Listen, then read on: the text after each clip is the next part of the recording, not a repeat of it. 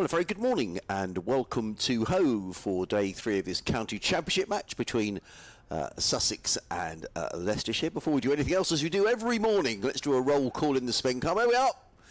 There is Julian in the top tier doffing his white floppy sun hat, which is definitely needed because it's another glorious day down on the south coast. I'm Adrian Harms, joined by Richard Ray. Good morning to you, Richard. Good morning. You're looking suitably sporty. I don't know why. Glorious day, isn't it? Again here, and well, will it be the last day of the game? It's a possibility.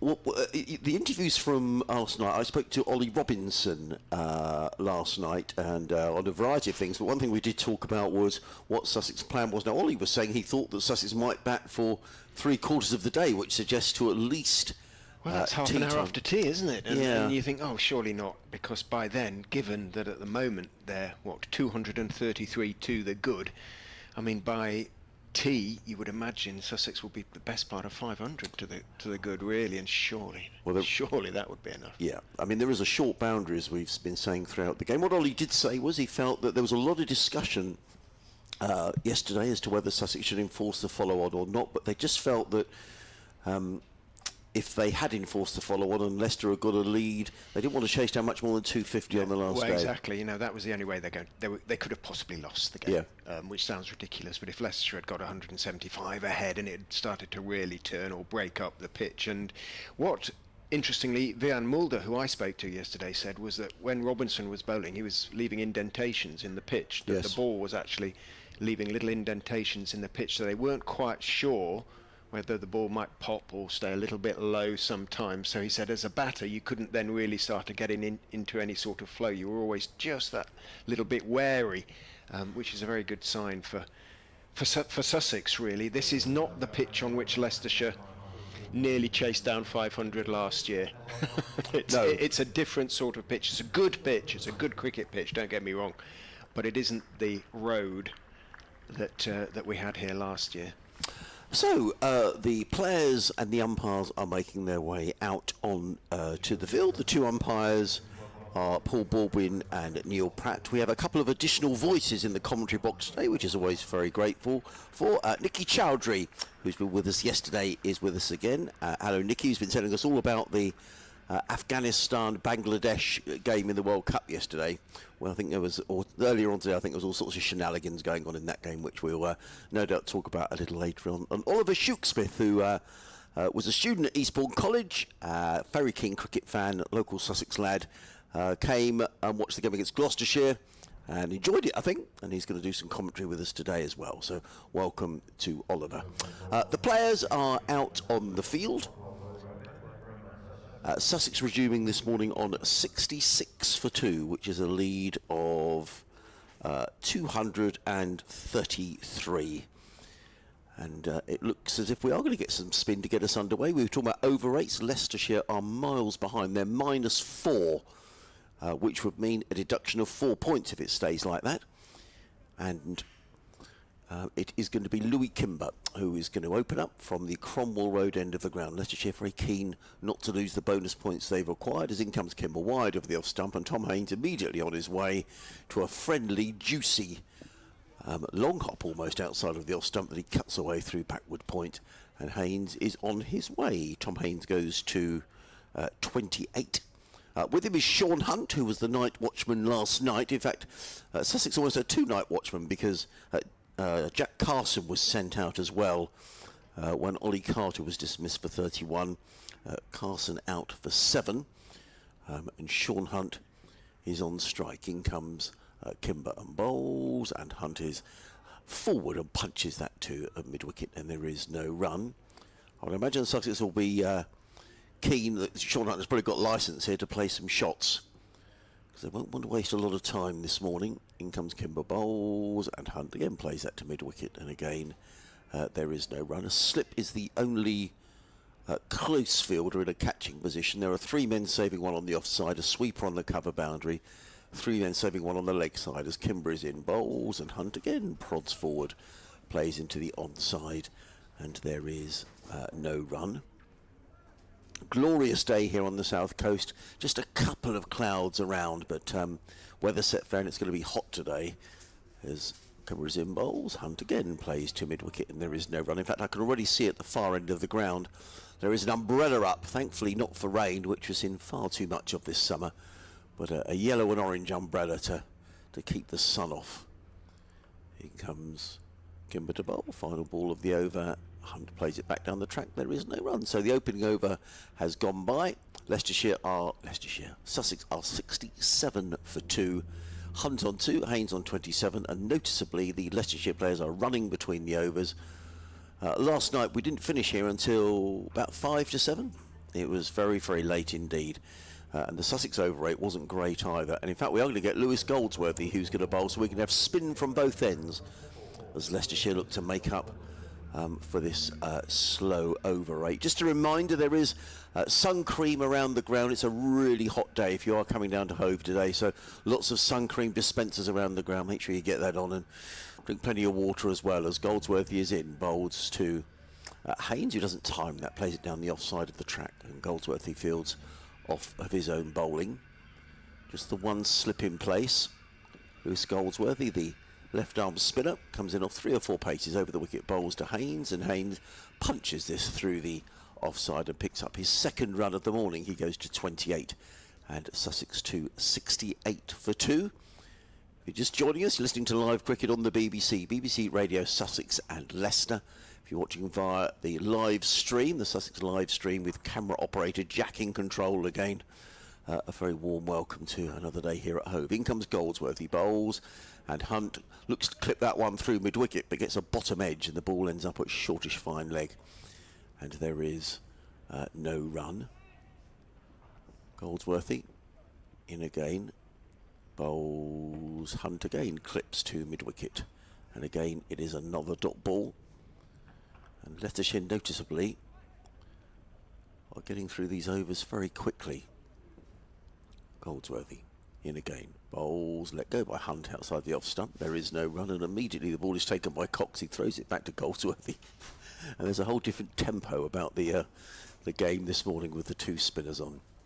Goldsworthy in, bowls, and Hunt again clips to mid-wicket. Tom Haynes is after a single, but they decided not to take it. It's the end of the over. Just 2 runs have come this morning off of the opening 2 overs. Sussex are 68 for 2. Interesting last night talking to Ollie Roberts, and he was saying that the pitch had started to spin. Certainly one that we saw from Jack Carson bowling from this end. The sea end did turn quite sharply. And that was a factor, very much a factor in Sussex deciding not to enforce the follow-on. Kimber in from the Cromwell Road end, lobs it up, forward goes Haynes, pushes the ball back up the pitch to the Leicestershire off-spinning all-rounder.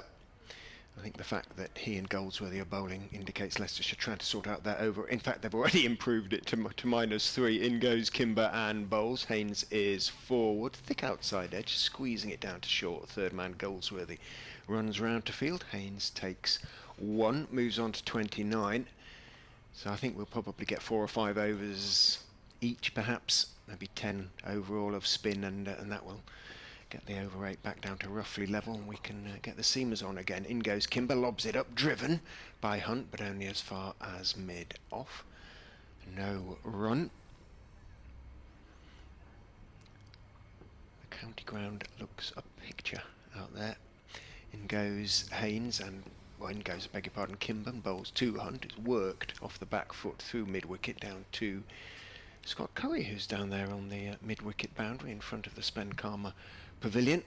Because miserable, although all the rain we've had in the first part of the season has been, it's left the outfields in beautiful condition. In goes Kimber, bowls. Haynes is forward. We're still pushing the ball back up the pitch to Louis Kimber. He's got a man out sweeping on both sides of the wicket, plus a deep backwards square / long leg. Kimber outside off stump. Haynes goes back, chops it out towards backward point. Goldsworthy slides to his left of field and then keeps hold of the ball because he's going to bowl again, and as he's right next to umpire Pratt, he hands him his cap and heads for the crease. I saw the umpires as I walked down to the coffee shop this morning, walking back up towards the ground, both dressed identically as they are at the moment, but they had these sort of pale blue, ECB polo shirts, yeah. Yes, and they little and large. I said how smart they looked. They had the grace to look slightly embarrassed. Lewis Goldsworthy is in. Over the wicket bowls to Haynes, who defends into the offside no run. And already the effect of these two spinners been on is that the over rate has come down from -4 to -3. Straight away. So it just goes to show. Goldsworthy again. Bowls and Haynes strokes nicely through the offside and picks up a single to the sweeper on the cover boundary. One more to Tom Haynes. He goes to 30, the total to 71 for 2. Goldsworthy is already back, ball in hand, in and bowls to Hunt, who plays his to mid-wicket. They think about a single, it isn't there. I don't think Tom Haynes is too impressed with Sean Hunt's calling this morning. That's the second time that Sean Hunt has played the ball onto the onside and sort of set off. And he's been sent back by Haynes. Goldsworthy again, and Hunt with a big yahoo at that one. He gets a big bottom edge. The ball ends up at deep mid-wicket. That was a swipe, wasn't it? It was. Hunt goes to 4, 73 for 2. I mean, he's probably conscious here, Sean Hunt, that you know, the reality is he's in the side for his bowling and not his batting. And he'll know there are players down the order itching to get out there as Goldsworthy is in. Haynes plays to mid-wicket, and again there is no run. Yes, he doesn't want to be sort of hanging around for 10 off 10 overs or something like that, does he? He wants to hit out or get out, as they say. A little bit, yeah. Goldsworthy in bowls. Haynes is forward, plays into the offside. There is no run. End of another over. So 4 very speedy overs this morning. Sussex 73 for 2. Have added 7 runs to their overnight score. Haynes and Hunt have a little natter in the middle of the pitch. I noticed Ben Cox was running down the wicket as soon as the last ball had been bowled. He's in position. The field is in position. And Leicestershire, as I say, looking to wipe out these arrears and protect those hard-earned bonus points that they've already got in the bag. Cox directing traffic a bit, just changing the field for the swipe. I think basically Kimber goes over the wicket, bowls to Hunt, who just pushes the ball back down the pitch to Louis Kimber. Got himself in yesterday. Kimber got up to 30, looked in good touch and missed a straight one, really. A leg before wicket, in he goes, bowls to Hunt, who's solidly forward on off stump. Perhaps he's thinking, look, my first class best is, I don't know, what was it, 20, something like that? I'll check that in a moment. Yeah, 22, I think you said. 22, so could have a first class best here if he hangs around. In he goes, and Kimber, that is, bowls, and sort of half driven by Hunt, slightly unconvincingly out towards extra cover. I think that's Ben Mike in the field. Kimber is in, bowls, that bounces a little bit on Hunt, who takes his bottom hand off the bat, but had it all covered, outside off stump, no appeal from anybody.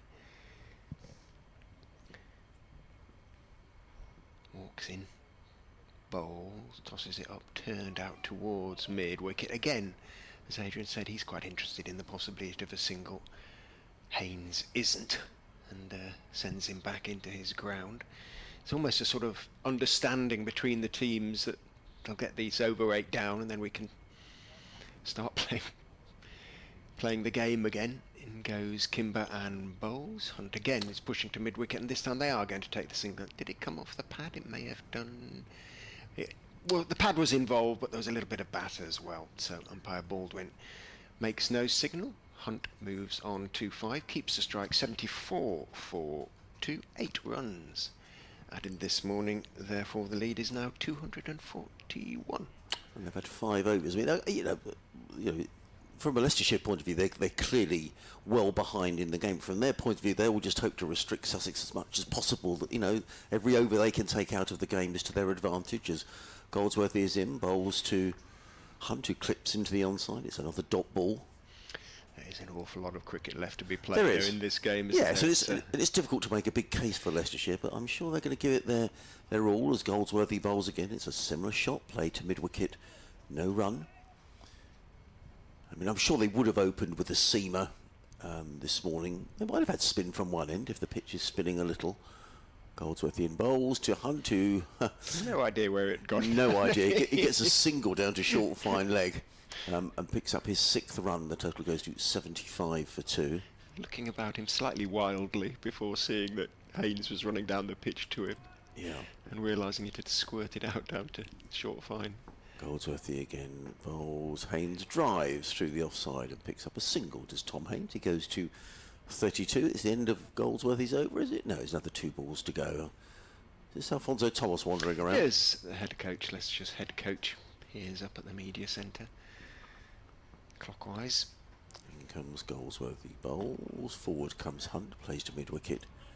No run. We had a very good of Tamal Mills to pop round yesterday for half an hour or so and have a natter about the season so far. A lot of interesting things to say as Goldsworthy is in. Bowls. Played by Hunt into the offside. Again, it's well, they do go through for a single belatedly, which I don't think Leicestershire will be too bothered about because it means that Sean Hunt will retain the strike. He goes to 7, the total to 77 for 2. And we've already this morning had 6 overs. What was interesting with Tamal last night, he was talking about his planning for the T20 and how he got the skip. He knew he was going to be skipper in November, and he spent a lot of time in January and February when he was away, zooming the players, talking about what their aspirations were for the T20 this season. Did players want to bat in certain positions? So it was a lot of research went into the campaign this season. Kimber bowls to Hunt, who looks to drive, doesn't time it at all, and it rather bobbles back down the pitch towards Louis Kimber. I can see Alfonso Thomas muttering to himself. He's not been happy in this game with the way Leicestershire have performed. Kimber is in, tosses it right up, and Hunt drives straight out to Hill, who's quite deep at mid-off and pretty much giving Hunt the single. He moves on to 8, 78 for 2.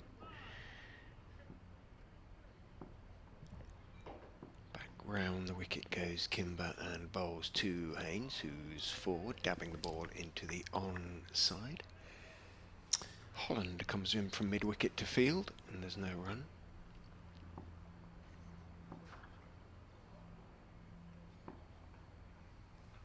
Kimber bowls, tosses it up again, back goes Haynes, just works it wide of Mike into the covers. He has to run back and across from extra cover to field. Haynes takes 1. 79 for 2. Add 167 to the score to get the Sussex lead. Kimber is in. Hunt is back. Thickish outside edge along the ground through gully towards backward point, where the giant figure of Josh Hull, well, you wouldn't say lurks.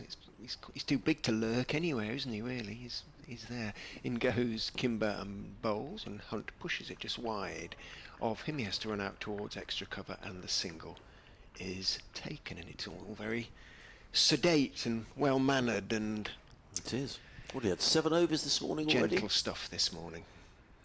Yeah, 15 overs last night.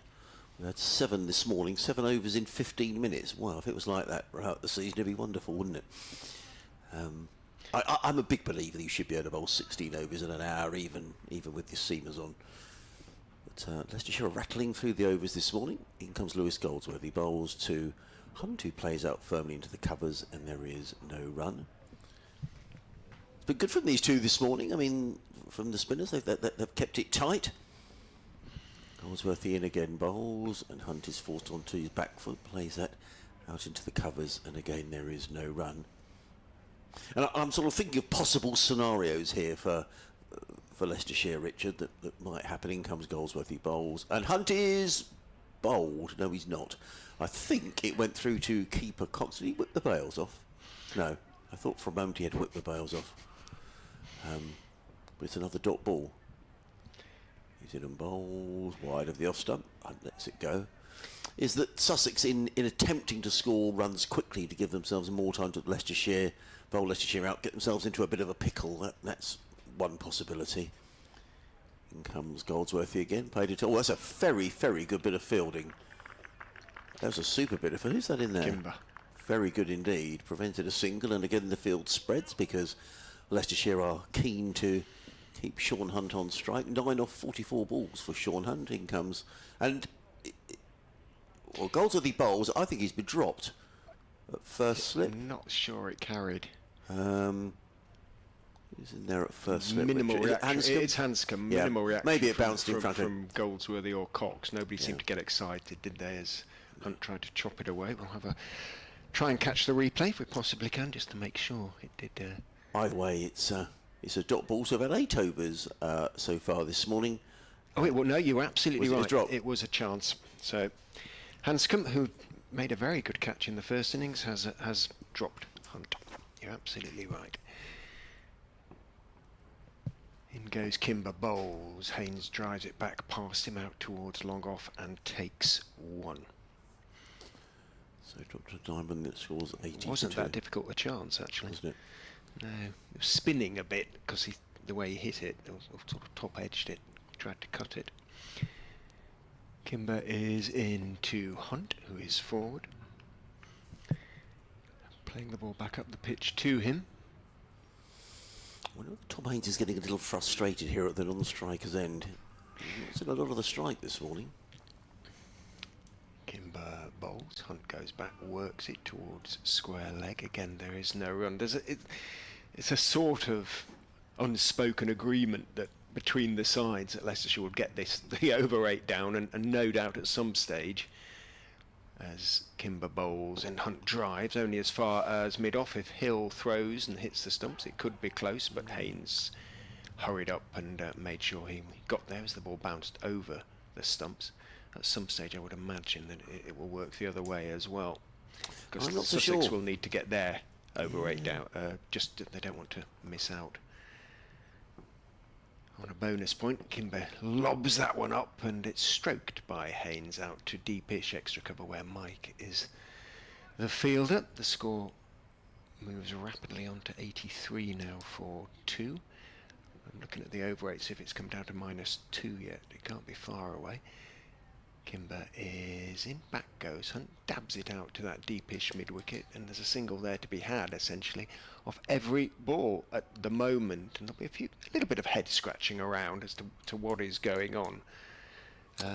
I don't think It's about getting the over 8 down. Yeah, but I don't think there have been any chat between the sides on that. I think they'd have let them paddle their own canoe on that. I don't think chat, but it's a sort of unspoken. Do you know if that makes sense? One of those little sort of strange, unspoken conventions in county cricket, I suspect. What we do know is that Lewis Goldsworthy is going to carry on, and this is the 10th over of the morning, coming into bowl to Sean Hunt, and Hunt is forward, plays it down the onside of the track. In less than 18 minutes. Incredible. It just shows, doesn't it? It just goes to show, doesn't it? But if this carries on, we might well get sort of 20 overs in an hour. In comes Goldsworthy, bowls. In fact, we will get 20 in an hour. We get more than that. But Hunt plays to mid on the. At this rate, we could almost get 30. That'd be great, wouldn't it? We could all go home. Goldsworthy in again, bowls. Hunt forward, plays down the onside of the track, and there is no run. Might mean we finish on time. Well, yes, because First time this season. If the 96 overs are bowled by 6 o'clock, you still play to 6 o'clock, don't you? Absolutely, yes. Yeah. Goldsworthy in again, bowls, Hunt forward, plays down the track. Again, there is no run. What I guarantee to you now is that there won't be more than 96. No, there won't. They will. Yes, they'll make sure. Take their time. Yes, they will. Either side.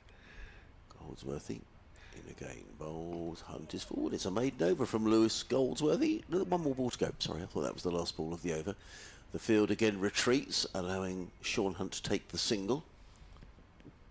84 for 2. In comes Goldsworthy, bowls. Hunt plays defensively down in front of him. There is no run, and immediately you see Ben Cox running down the wicket. Come on, he says, let's get on with it. And Lewis Hill is sort of sprinting down to the far end of the ground.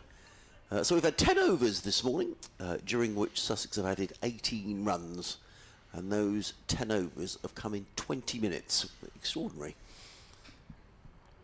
And Louis Kimber's going to carry on. Yes, because the over 8 is still -3. It can't be far from -2 now, you wouldn't have thought. No. Long on and long off go back. Kimber round the wicket to Haynes, who goes back and cuts down towards short. Third, moving across to his right, is Goldsworthy, stopping the ball with his right hand, not cleanly. He is left-handed. It also shows, Richard, when the ball isn't being chased to the boundary, it has to be retrieved, how much time that uses up as well, or hasn't this morning, as the case may be. Kimber bowls, Hunt forward. Back up the pitch goes the ball. Oh, here comes Alfonso Thomas again. He's done a lap. Yes. He's prowling around the outfield, isn't he? As I say, he's not been happy all the way through the game, really. In goes Kimber, pushed at with hard hands by Hunt, thick inside edge, and the ball lobs out through mid-wicket towards Ben Mike, who's sort of on the edge of the square. It's not a big square at Hove, not compared to some. In goes Kimber and bowls. Back goes Hunt, pushes the ball back up the pitch to Kimber. Some of the grounds, the sort of square extends pretty much from boundary to boundary.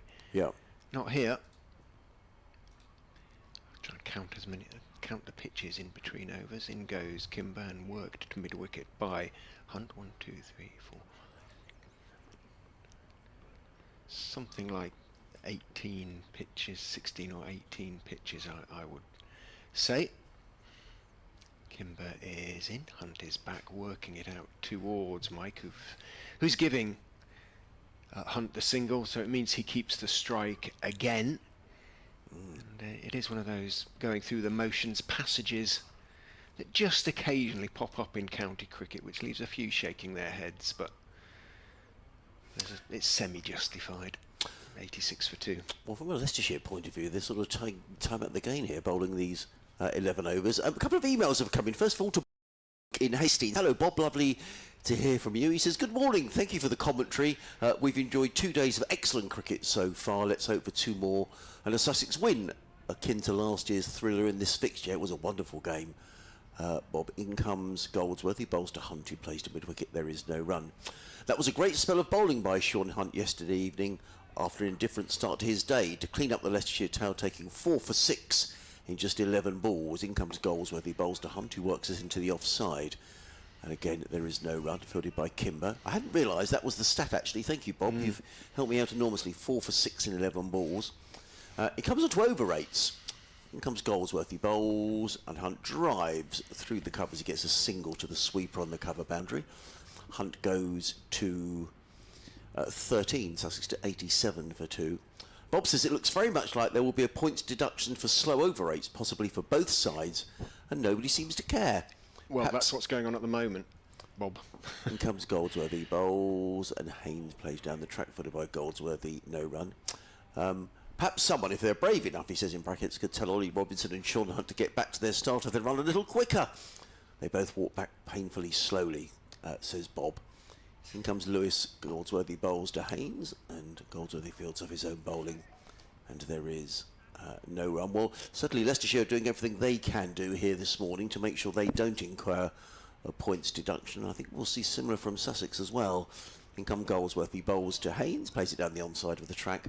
There is no run. This is extraordinary. We've had 12 overs this morning. Sussex have added 21 runs, and we've only been playing, according to the digital clock, for 24 minutes. 11 overs in 24 minutes. So what's that? Well, it's exactly 2 minutes and over, isn't it? A little bit more. 2 minutes, 11 twos. Come on, Adrian. 22. Have we had 11 overs? Was that 12? That's 12. We've had 12 overs this morning. 84 remain, so we've had 12 overs. Yeah, so it's exactly 2 minutes and over. It is exactly 2 minutes and Exactly. over. So 30 overs an hour. New rule in county cricket. Kimber is in from the Cromwell Road end and bowls. Hunt goes back, works it off his stumps to square leg, picked up by Goldsworthy. No run. But over 8 is still -3. I would have sworn it'd be -2 by now. Kimber in, bowls, Hunt forward. Slightly angled bat in defence. Out towards a sort of short mid-wicket area. Thomas continues to, well, not pace round, he jogged round there to make sure he wasn't behind the bowler's arm. Kimber is in, Hunt is back, turning it to Goldsworthy at square leg again. Haynes took a few steps down, though he may now beginning to get a bit frustrated. And he's jogging down to have a word with Hunt. Look, just hit it in the gap. Yeah. And Hunt's probably saying, look, I'm number 11. I'm the night watchman here. I'm approaching my first class best. Well, it's all taking time out the game. It is, but yeah. Kimber is in, bowls, Hunt goes back, and no change, basically. Whatever Haynes said to him didn't work, because he just again went back and worked it to backward a square towards Goldsworthy. Kimber is bowling. Hunt is driving, but only as far as Hill. It bounces quickly out to the Leicestershire skipper, who, having fielded the ball and thrown it back to Kimber, retreats from deepish mid-off to long off and sends every player back as well, basically to give Hunt the single. I mean, if this goes on all day, it's going to be a long old day, folks. Forward goes Hunt to Kimber, and doesn't take the opportunity to take the single. It means that Haynes will be on strike at the end of the 13th over of the morning, and we are still only sort of, 25, 26 minutes past the hour. 87 for 2, which means that Sussex have added 21 in those 13 overs, and they lead by 254 as a consequence. Martin Weish has been in touch. He says it's a stunning day here in Twickenham. Hope it's the same for you. Indeed it is, Martin. We have got a bit of cloud around, but it's high level. Cotton wool. Goldsworthy in, bowls to Haynes, who defends down the onside of the track, no run. Martin goes on to say, with Gloucestershire struggling against Yorkshire, it looks as if Sussex have a great chance to put some distance between themselves and the chasing pack in the promotion race. The dark days are receding into the wing mirrors of time. In come Goldsworthy, bowls to Haynes, works out to backward point, there is no run. He's hoping for a great day's play. He says, silly me, bought tickets to see Mavis Staples tonight in London without consulting the sporting calendar. So I'm lifting the football curse at last. Let's look to the young people behind us to find out who Mavis Staples might be. Nobody knows. Nobody knows. There's 4 of us here, Martin, and we're all looking at each other saying, Mavis Staples. She sounds like a psychic, doesn't she? A seaside psychic. Something like that. Someone will look that up. 88 for 2. In comes Goldsworthy. Bowls to Hunt, who expansively hits the first boundary of the morning.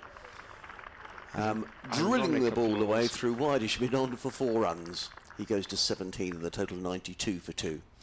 But thank you for your email, Martin. Julian has been in touch, who was waving his cap frantically this morning. In comes Goldsworthy, bowls, and Hunt's at it again, and this time he's gone for 6. Well, there we go. Sean Hunt has clearly decided at the time it's time to put the foot to the pedal. He goes to 23, which I believe, and I'll consult my book of words in a minute, is his highest score in first-class cricket. Previously, it was 22. So we enjoyed that. So 6 and a 4. Well, it was going to come sooner or later. Sussex weren't going to, I think probably a feeling that they were going a little too slowly. 11 off the over, and immediately the field has been set back. Goldsworthy in bowls, and Hunt works this into the offside, picks up a single. He goes to 24. So Sean Hunt has had a good couple of hours in terms of cricket, hasn't he? 4 for 6 and first-class career best batting. Julian says, good morning, gentlemen, from the top of a very hot pavilion. Makes a change from hypothermia in April. There are even people sitting on the top balcony of the flats above your commentary box. And he talks about the interview with Ollie Robinson. He says, by the way, the scoreboard of Mummy isn't working due to an electrical fault. Well spotted, I hadn't noticed that. No, thank you, Julian. It's working in parts. Yeah. Electrical fault sounds like Manchester Airport, doesn't it? Kimber is in to Hunt, who's attempting a little paddle sweep, and he rather sold Goldsworthy, who's at square leg, a dummy there. Goldsworthy moved to his right. It didn't certainly come out of the middle, but he's going to pick up a single because it went to Goldsworthy's left rather than his right, and he had to reverse direction quickly. Hunt moves on to 25 and brings up the Sussex second innings 100. In goes Kimber, worked by Haynes down towards fine leg, and that's going to go for 4. So the run's beginning to flow now, and it sounds like Adrian has an update coming up. Yes. Thank you, Richard. Yes, we'll do that, and then I'll make way for Nikki Chowdhury, who'll come and join Richard for the next half hour. We've got some travel, first of all. 104 for 2. Shall I keep going? Yeah, you keep going. Kimber round the wicket to Haynes, who's forward, pushing the ball back. Down the wicket on the offside, Kimber fields to his right. Lead over 270 now. Kimber is in, tosses it up. Haynes goes back nonetheless and cuts. Doesn't quite get it all, and reasonably comfortable stop for Goldsworthy at backward point. Haynes 41 now. Hunt 25. In goes Kimber, bowls. Haynes blocks it out into the offside. 63 when they came together, these two. So 41 the partnership is now worth for the third wicket. Here's Adrian's update. Cricket update. Oh, it's the perfect cricket weather. And have we got some perfect cricket to go with it? Let's find out from Adrian Harms. Yes, thank you, Sarah. In fact, momentarily, the sun has gone in behind a bit of cloud that's drifting around Hove, but it's still a glorious day, and Sussex making very good progress. They're 105 for 2 in their second innings. Tom Haynes is on 42. Sean Hunt is on 25. It therefore means the Sussex lead is now 277 on this third day. Meanwhile, down at Worcester, Surrey continuing to make inroads into the Worcestershire batting. Worcestershire 166 for 8 in reply to the Surrey total yesterday of 490. And of course, we'll bring you more cricket throughout the day. The weather, brilliant for that. Thank you. So there we are. So I'll just do this Goldsworthy over, and then I'll nip off as Goldsworthy bowls to Haynes, plays into the offside no run, just so I can get through these overs. Phil Tibbs is listening to us, Richard, on a beach basking in the Isle of Wight. Yeah. And he sent me a photograph. It looks like a pebbly beach, but it looks a bit like me to Bembridge or somewhere like that, Phil. Perhaps you could let us know. But a lovely day for sitting on the beach. And Jason's been in touch. In comes Goldsworthy, bowls to Hunt, who hammers that one away through the offside. He's getting more confident here, Sean Hunt, having got his personal best score in first-class cricket. He goes to 26, 107 for 2. Alfonso Thomas makes his way round, doing his umpteenth lap of the ground this morning. Goldsworthy in again, bowls. Haynes defends down the onside, no run. Jason says, will it be free admission after tea today? Can you find out, please? So there's a message for the lads in the media team. Goldsworthy in bowls. Haynes clips the ball down the ground to long on, picks up a single. We're all going to be embarrassed now as the throw comes in from the boundary edge. One more to the total. Haynes to 44, 108 for 2. Richard Ross has been in touch. Hello, Richard. In comes Goldsworthy bowls, clipped away by Hunt through mid-wicket and picks up a single, 109 for 2. Richard Ross says that Mavis Sharples is one of the greatest soul blues or gospel singers there's ever been. She was part of her family group, the Staple Singers. In comes Goldsworthy bowls to Haynes, who plays on the onside. There is no run. End of the over. I will go in a minute. 109 for 2. She was part of her family group, the Staple Singers, and has been very vocal on civil rights and social issues in the US. We saw her at the Glastonbury Festival 2 to 3 years ago. She was phenomenal. She's 84 and still touring. So there we are. That's Mavis Sharples. I'm embarrassed now. We should have known that, shouldn't we? Yeah, and Martin's back in touch. He said she's found fame as a member of the Staple Singers. Best known hit is "I'll Take You There" or "Respect Yourself" in the gospel R&B genre. Bob Dylan once proposed to her. The things you find out in cricket commentary. I've got a Bob Dylan story.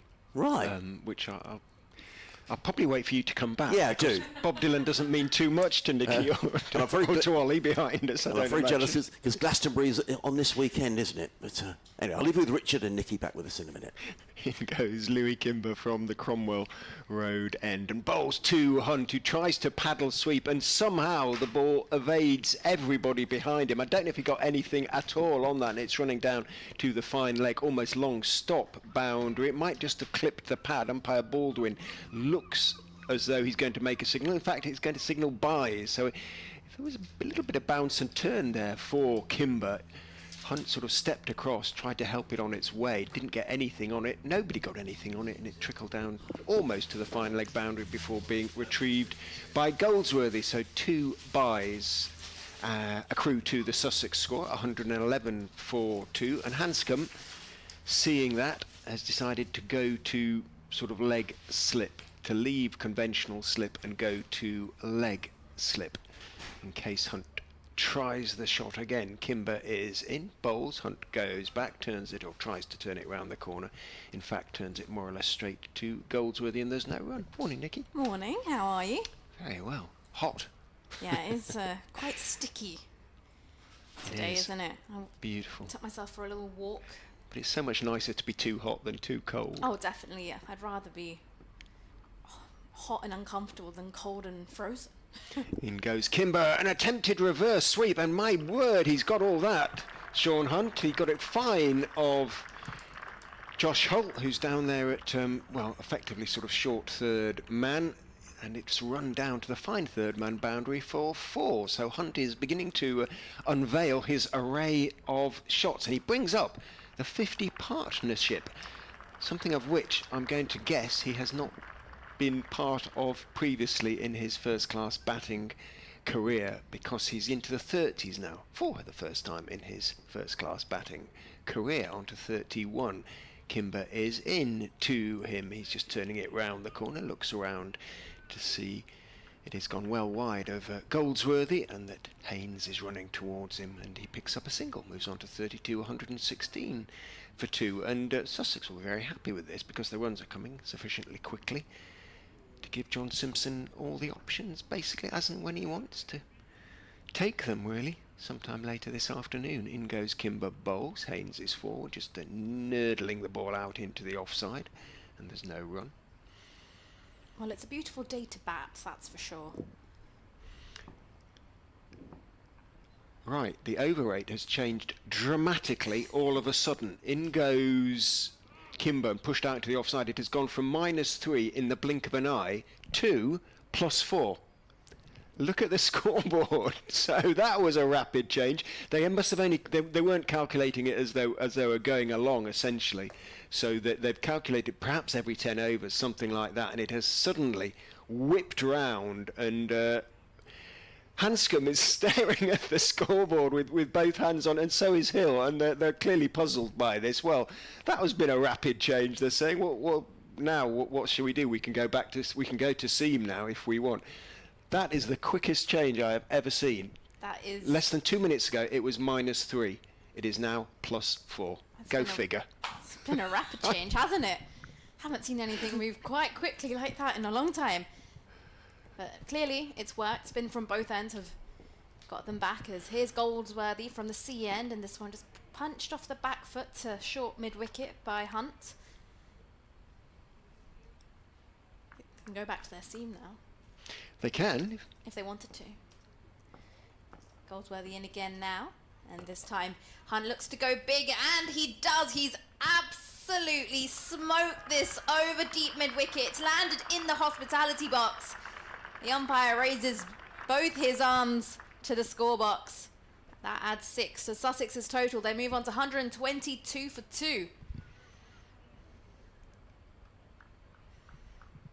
Sannon's making an appearance again. It's stopped hiding behind the clouds as in comes Goldsworthy. And Hunt, off the back foot, looks to turn it into the leg side. This gets him on the thigh pad. I think the player's just as puzzled as we are, really. Rich? It was just the speed of the change. Goldsworthy in again, and Hunt looks to go big again. He just gets a bottom edge, and slip is very quick to do the fielding there as it trickles down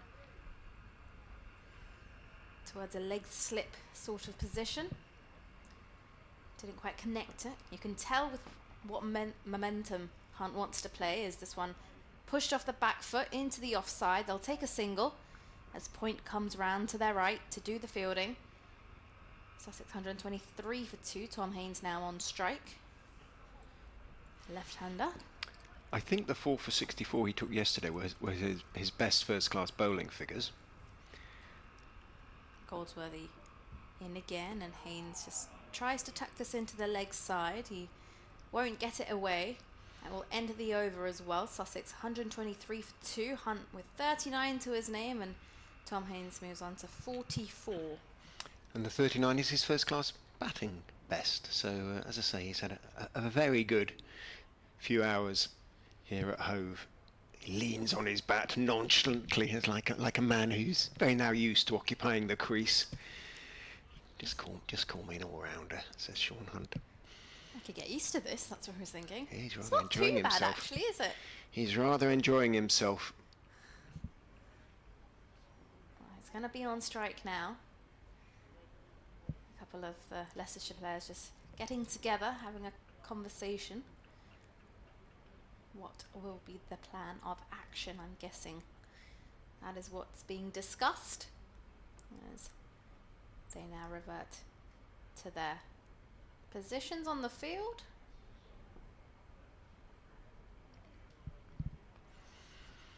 Well, we're going to stay with the spin, Leicestershire, and Louis Kimber. So Kimber in from the Cromwell Road end. Back goes Hunt, clips it away towards backward square. Goldsworthy athletically dives to his right, makes the stop. He almost overran that one, Goldsworthy. He went to his left, and then the ball actually, I think he nearly misjudged it, and then he managed to bring himself back. Otherwise, that may have just passed him had he taken an extra step. Kimber bowls, Hunt goes back, works it into the gap. This time Goldsworthy does have to run across to his left, and having done so, flicks the ball to Ben Mike at mid-wicket. Hunt takes one, moves into the 40s for the first time. Has almost caught Haynes, who is on 44, but hasn't seen much of the strike. Round the wicket goes Kimber, bowls to Haynes, who just pushes the ball back up the pitch. The thing is, a sort of Haynes doesn't want to give it away. His average, or his record, his batting record, in goes Kimber, back goes Haynes and defends. It's kind of what keeps him in a job. That sounds ridiculous, whereas for Hunt, he's obviously primarily a bowler, so this is all a wonderful little bonus for him, but it's a serious business for Tom Haynes, and he doesn't want to give his wicket away. In goes Kimber, bowls to him, foolish, and he drives it, waited for the ball, drives it out to long on, takes one. But, well, I'm now sort of scratching my head a little bit about what the strategy is from Leicestershire's point of view. They've done the job, and more than done the job, in terms of massively improving their over rate, so they're not going to lose one of their bonus points. Kimber over the wicket to Hunt, who edges straight through slip where Hanscom isn't. Hanscom has to chase the ball, back dives and rolls and hit his shoulder there. We heard him hit the advertising hoardings, and he's holding his right shoulder, and he's bending down in front of us and picks up his sun hat. I think he's all right, but his right hand went straight to his right shoulder. You might just heard the thump as he sort of rolled into the advertising hoardings just down in front of us. I think he's okay, the Aussie. Seems to be, but he's still just, his left hand is going to his right shoulder once or twice. He's not making a fuss though. Right, discussions now between Cox, Hill, Goldsworthy. Everybody's got something to say as far as Leicestershire are concerned. And the umpires, umpire Pratt having a word with Peter Hanscom. It's all gone a little bit head scratchy out there. 42 to Hunt, 45 to Haynes, 127 for 2. Add 167 to that, and you get a very horrible sum. 294, the lead. I'm hoping you got your calculator. I don't. I can get it out for it's you. All right. 127 and 167 is 194. Sorry, it's 294. So lead now approaching 300, and all the time in the world for Sussex. There are some who'd say that's already enough. Obviously, John Simpson wouldn't be among that number. He's going to want 480, 500, I would think. But at this rate, they're going to get it not long after lunch. Yeah, if they continue with this momentum, then definitely after lunch we may see a change.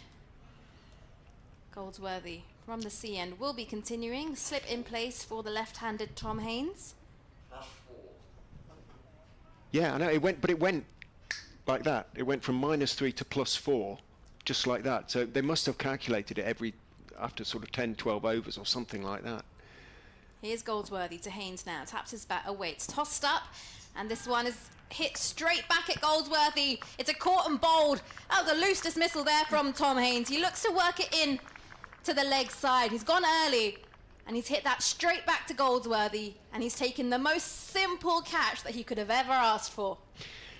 That was extraordinary.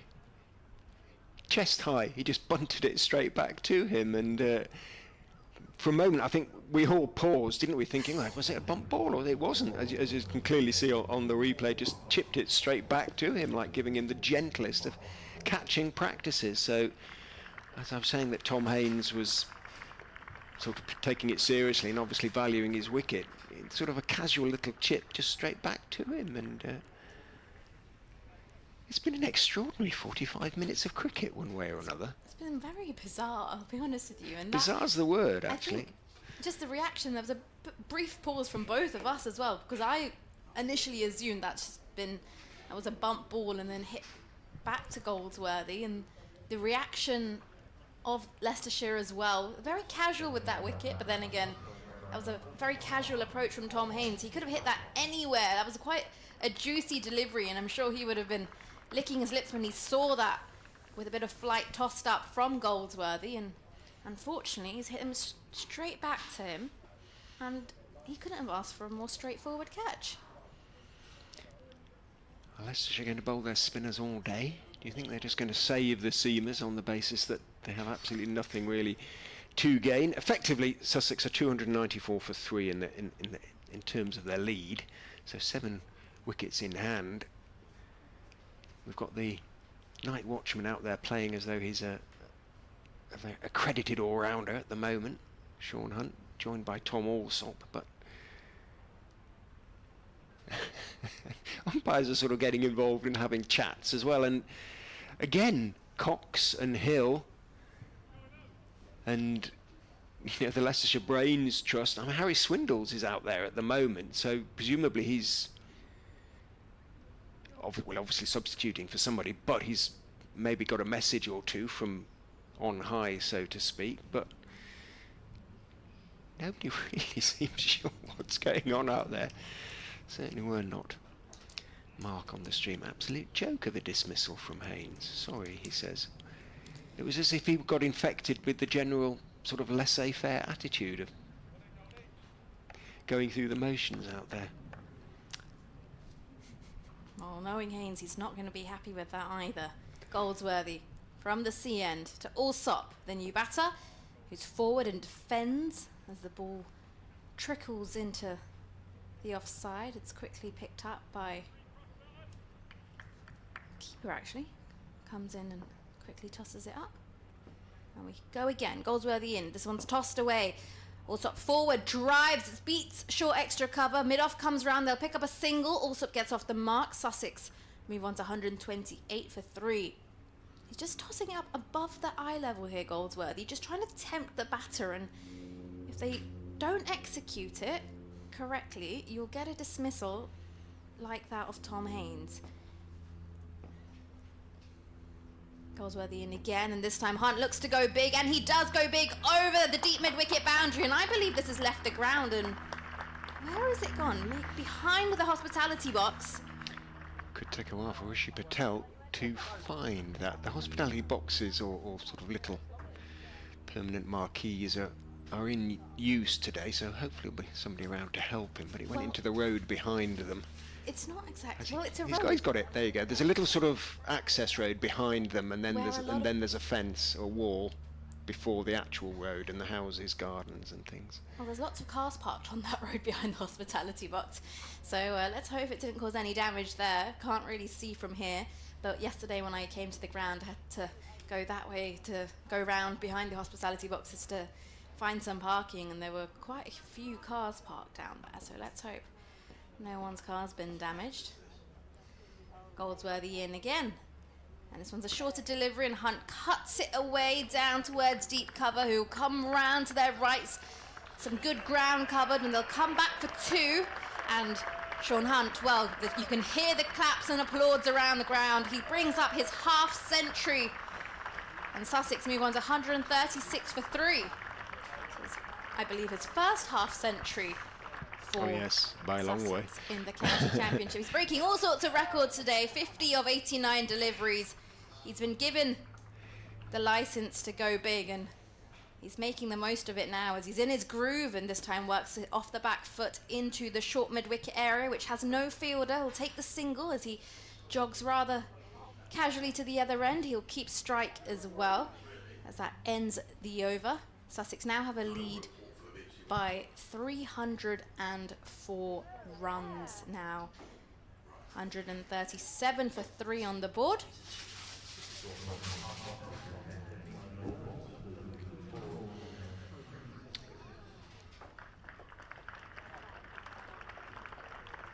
Applause for Hunt as his figures are read out across the PA.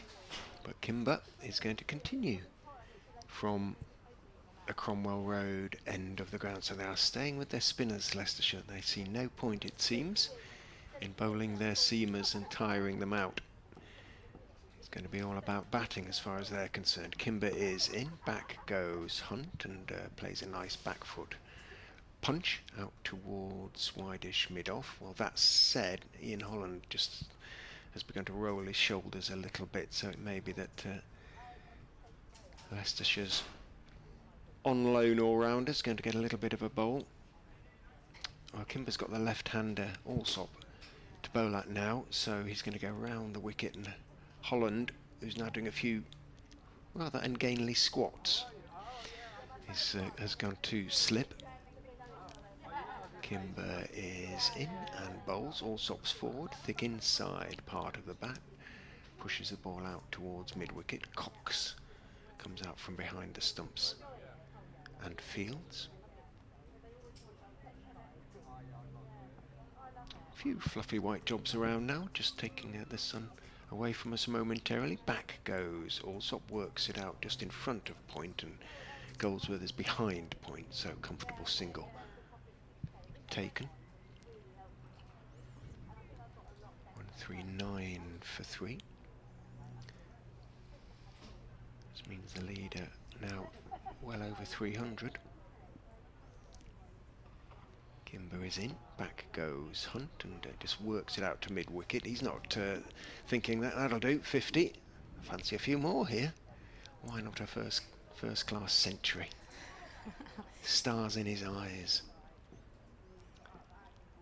Kimber is in and bowls. Hunt goes back, works it away to mid-wicket. Mike feels the fact he's able to go back means to pretty much most of the deliveries may be a little bit of turn, but it's relatively slow turn. Not really threatening.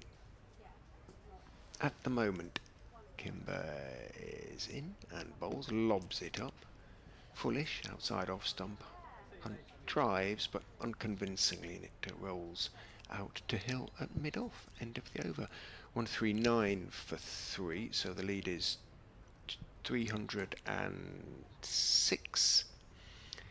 7 second innings wickets in hand, and many overs. Still 75 to be bowled today, but they've cracked on this morning.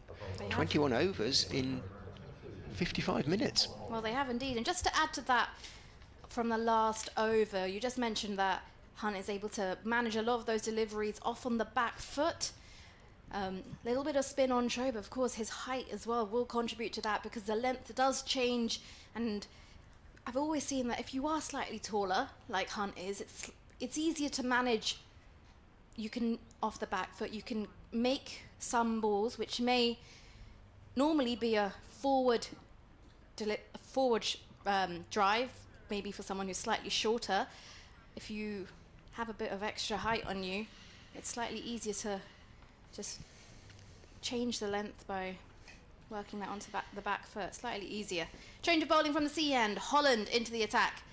To Allsop, who's forward and drives uppishly to mid-on. Just pushes up that a little early, a bit hard with his hands there. Allsop. Rich, in your eyes, when do you think we may have a declaration from Sussex? I think an hour before tea, sort of halfway through the afternoon. He may go a little bit later than that, but by that stage they should be close to 500 ahead. Here's Holland in again, runs away from us, Allsop's forward, closes the face of the bat as he turns it to short mid-wicket. Just the angle Holland's coming in at, just has the ball coming into It may be the pitch is sort of dying a bit in the sun and the effect. I hate the heavy rollers, to be quite honest, and I think it's been a really regressive move to have it used. Both sides can use it twice in a game this season, twice in the game, and it's just a dreadful thing, absolute pitch killer. Slip in place, Holland in again. Allsop forward, full face of the bat this time as he softly defends this to short mid-wicket.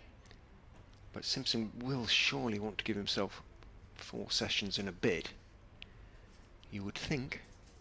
to bowl Leicestershire out for a second time.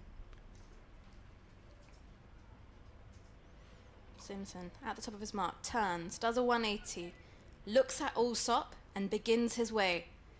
Runs away from us as his orange soles shine back, and Allsop is forward, defends straight back to Holland, will do the fielding off his own bowling.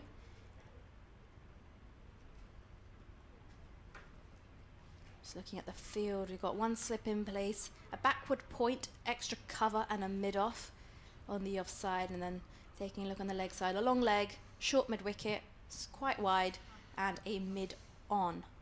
And just as I mentioned that, we had a change in the field. Slip comes out, by the looks of it, or is he just coming to have a discussion? No, he's been told to go to silly, sort of short mid-wicket, really. Very Almost silly mid-on, in fact. Oh, takes a step to his left.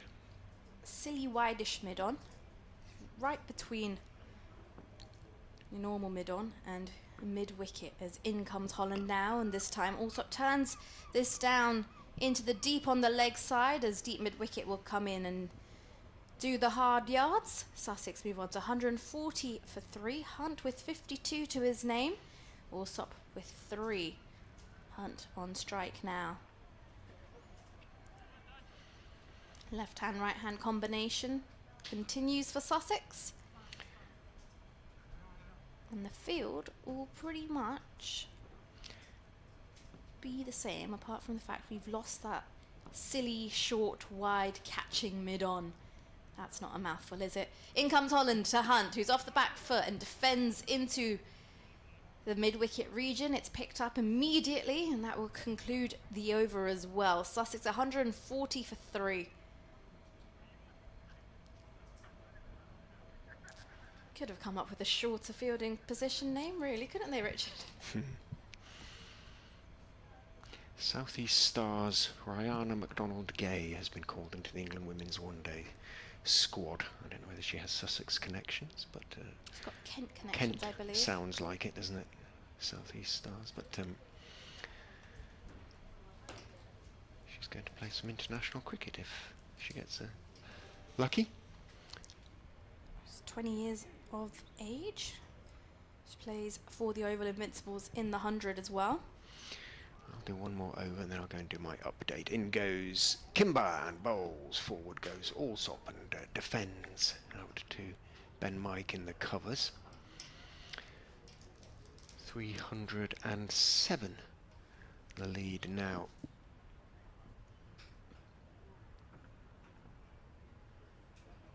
Kimber steps in and bowls very slowly. Allsop pokes forward, misses the ball.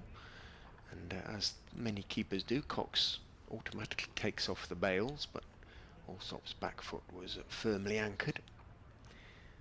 He does the repairs himself, Ben Cox that is, saves Neil Pratt the walk up from square leg. Kimber is in, reverse sweep by Allsop, and he's got that one away, and that could run down the slope. Goldsworthy puts in a big slide and drags it back about a yard inside the ropes. Hunt would like a third. Allsop thinks not. Moves on to 5. McDonald-Gay also went to St Bede's School down in Sussex. Oh, so Where Finn Hudson Prentice, I believe. Did he? I think he was at Bede's for a couple of years.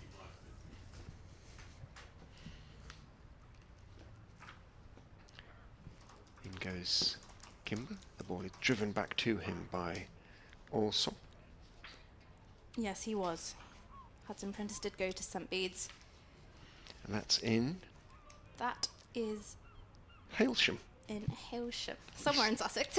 East Sussex, apparently, and forward goes Allsop to block that one. Not far from Eastbourne.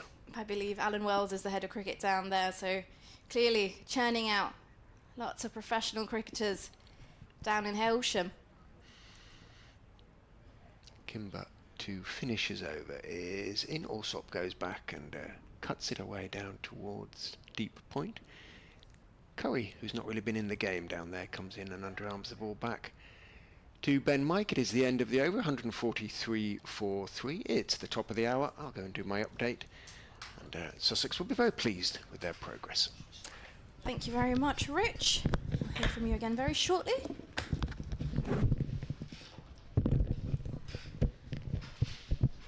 And we're going to have Adrian Arms back joining me for the next half an hour or so. Just amazing, really, that Leicestershire bowled 23 overs in the hour, which you don't see very often. And incredible, really. I had a note through from Julian who said, how do you go from -3 to +4 in just a flick of a switch? They must have been slowly making up that time, Leicestershire.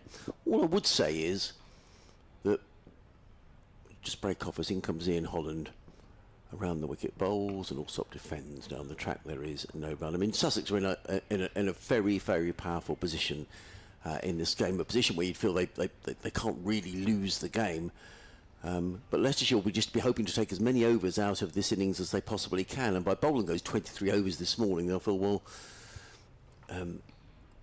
the less time they have to bat in the game, the more chance they've got of saving it, which is why I think Sussex have... Certainly Sean Hunt stepping on the accelerator. Holland in, bowls to Allsop, who works this beautifully down to third man. No need for Ben Mike to chase that. That's raced away for 4 runs. And Tom Allsop goes to 6. Sussex to 147 for 3. I made a real Horlicks of talking about Mavis Staples. Her name isn't Sharples. I think I said it was Staples, which is me reading things completely incorrectly. And that's where... Martin is going this evening. I wonder whereabouts you're watching Mavis Staples this evening. And Martin says he's looking forward to hearing the Bob Dylan story, which Richard's got a Bob Dylan story, so we'll hear that after 12:30. In comes Holland, bowls to Allsop, who works this to mid-wicket, and there is no run. Yeah, I forgot it's Glastonbury this weekend. Have you been? I've never been to a festival. No. I don't know if I'm the sort of person who can... I don't like camping, okay? Camping is not my sort of thing. I'd much prefer glamping. Oh no, you got to camp when you go to Glastonbury. I'd maybe consider going for a day. In comes Holland round the wicket, bowls to Allsop, who works this to backward point. I mean, tickets for Glastonbury are like hen's teeth. And you have to really be on the ball. We have to pre-register and all sorts of things to get a chance. I went last year, but always apply, but didn't get lucky this year. But it's half the fun is camping, Nikki. And I'm not sure if that's for me, you know. I just don't think it is. I like my bed too much. Although there's one festival that I would love to go to, and I would put up with camping just for it. in comes Holland, bowls, and Allsop forward, plays to mid on. There is no run. I'd love to go to Coachella. Well, what's that? Coachella's another festival, but it's in LA and it looks really cool. It's a bit out my price bracket, I think.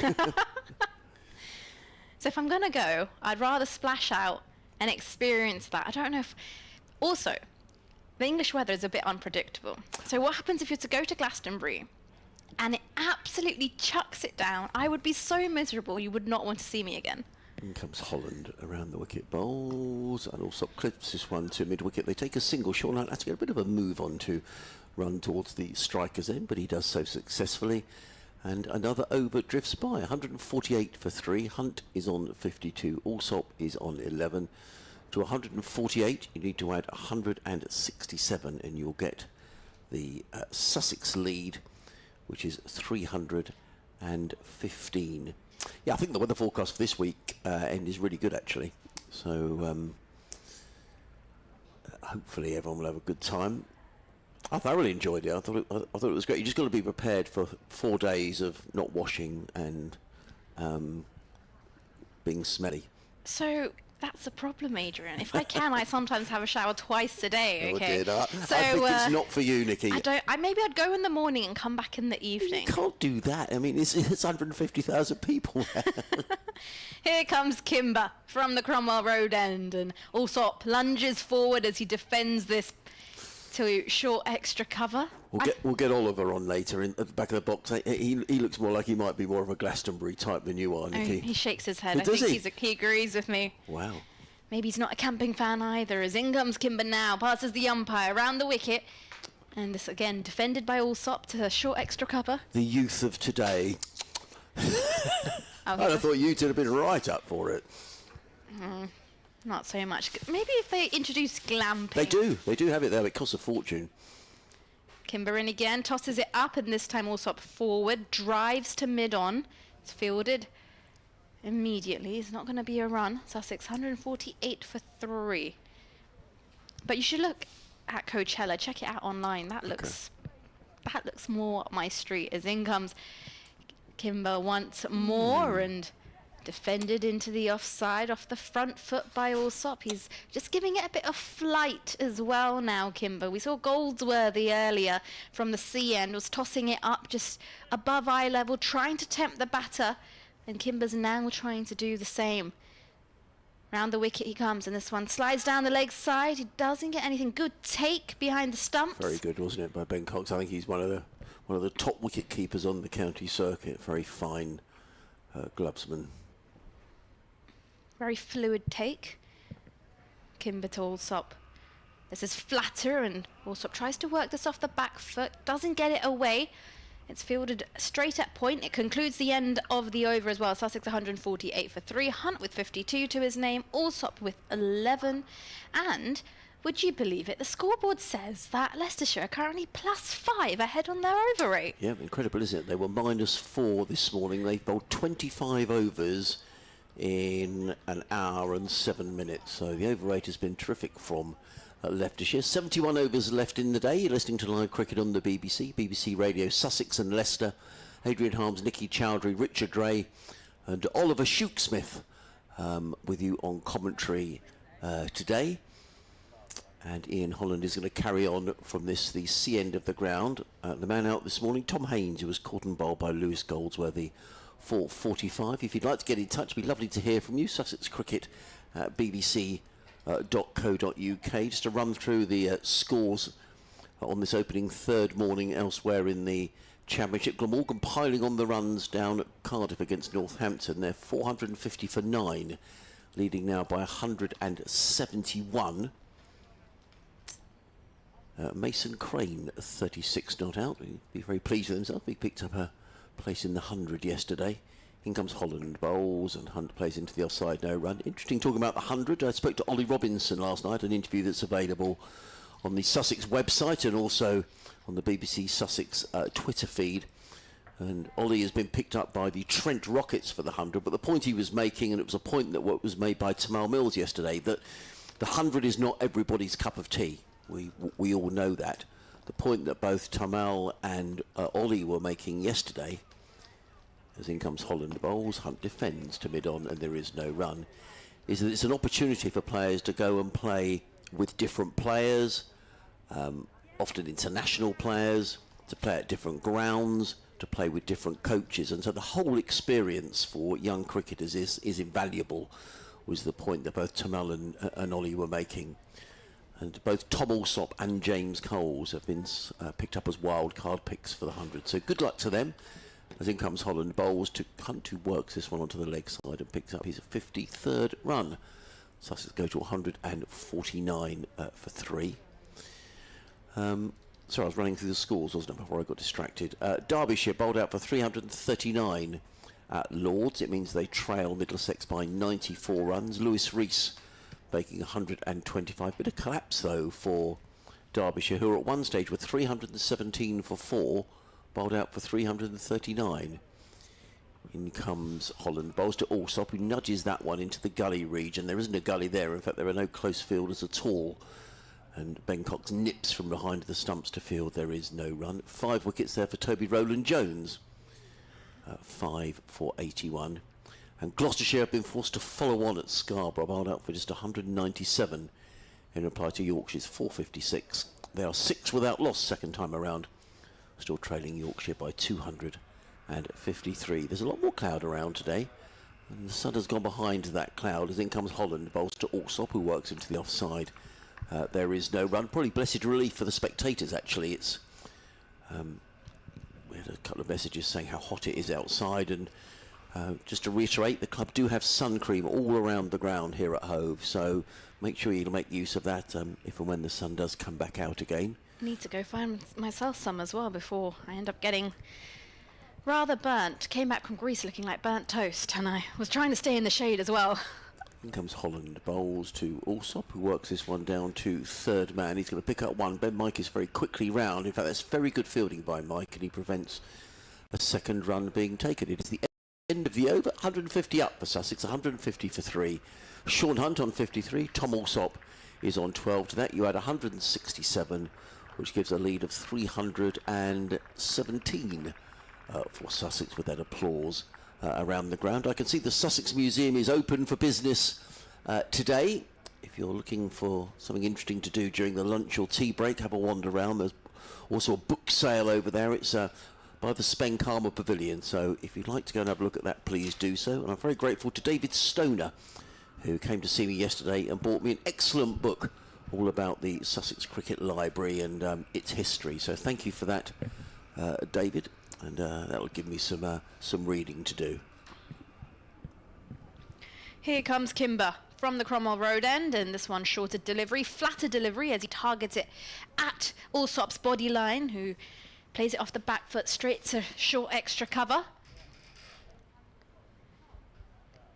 Kimber ready to go again. Very short run up, just a couple of steps as he's in again, this time flighted. Alsop leans into this slowly, drops us into the offside, and they'll come in for a single. Hunt at the non-striker's end does a good bit of backing up, and Sussex add one to the score, 151 for 3. Kimber to Hunt now. Sorry, I'll discuss declarations at the end of the over. I mean, it's still some way away, to be honest. Kimber over the wicket as Hunt is forward and drives to mid-off. I feel like he must seem to get tempted at some point, Sean Hunt. He'll want to go for it as this one slightly slides down the leg side. Hunt gets a bit of bat on it, runs down towards backwards square leg, and they'll pick up a single. Alsop comes on to strike. Sussex 152 for 3. A few more cotton can. Did you say cotton candy? Cotton wool clouds. Cotton wool clouds. As Kimber comes in round the wicket, shorter cutaway straight to point by Alsop. Cotton wool clouds, although it's probably nicer because it's quite humid outside, so maybe No, I agree. not to have the direct sunlight on you as though you were probably on a sunbed. It's a bit of a relief. Kimber in now, and this one angles in towards Alsop on middle leg line. He's forward, defends straight back down the line, and that will conclude the over. Sussex 152 for 3, Hunt with 54 to his name, Alsop with 13, and drinks are currently being run out for the players as they are very well deserved.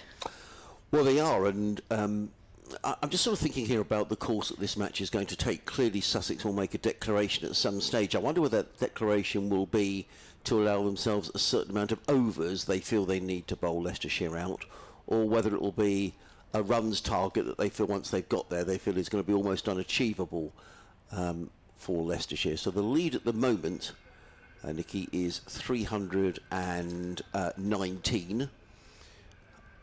So they're clearly going to want more runs than that. There are 69 overs left in the day. I would have thought Sussex would want to allow themselves.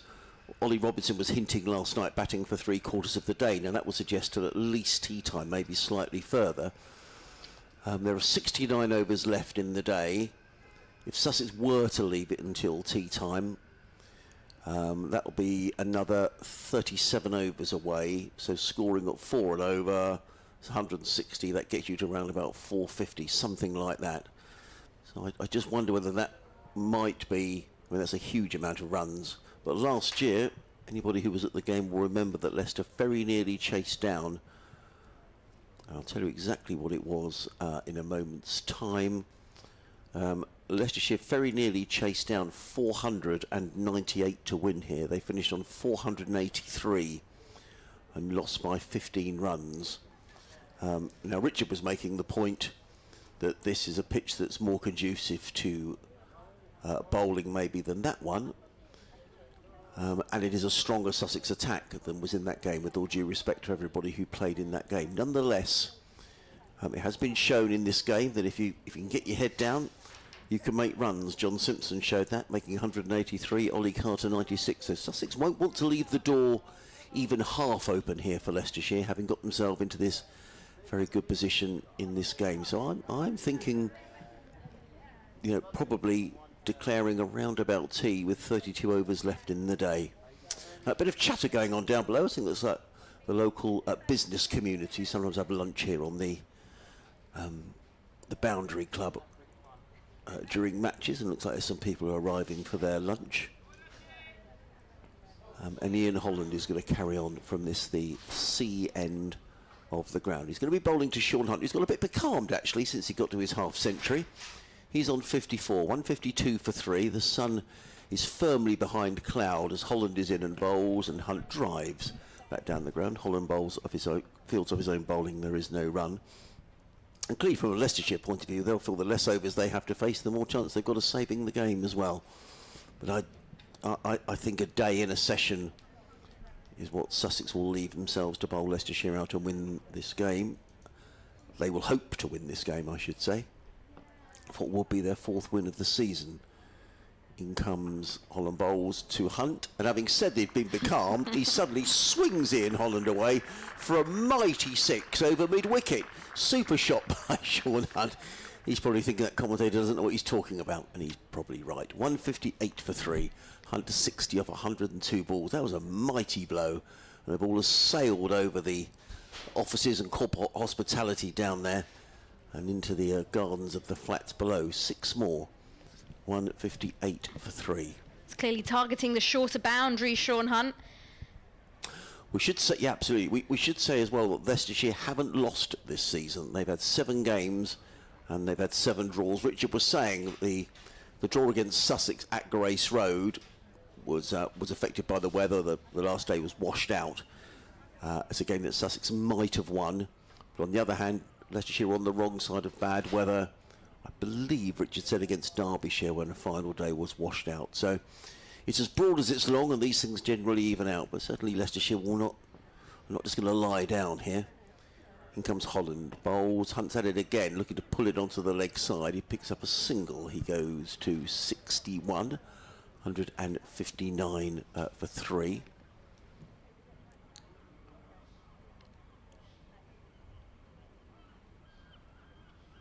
Seagulls. Lovely sound, isn't it? Unless you're on the beach and you're about to eat something, you might be a bit, a bit worried. Eat your fish and chips or something. Holland is coming around the wicket. There is no slip in place, but there's a silly bit on as Holland is in. The sun is back with the bowls to Alsop, who punches this to mid-off, and there is no run. Tom Alsop on 13. He's placed 35 balls, so he's not found it easy to get on with things. 159 for 3.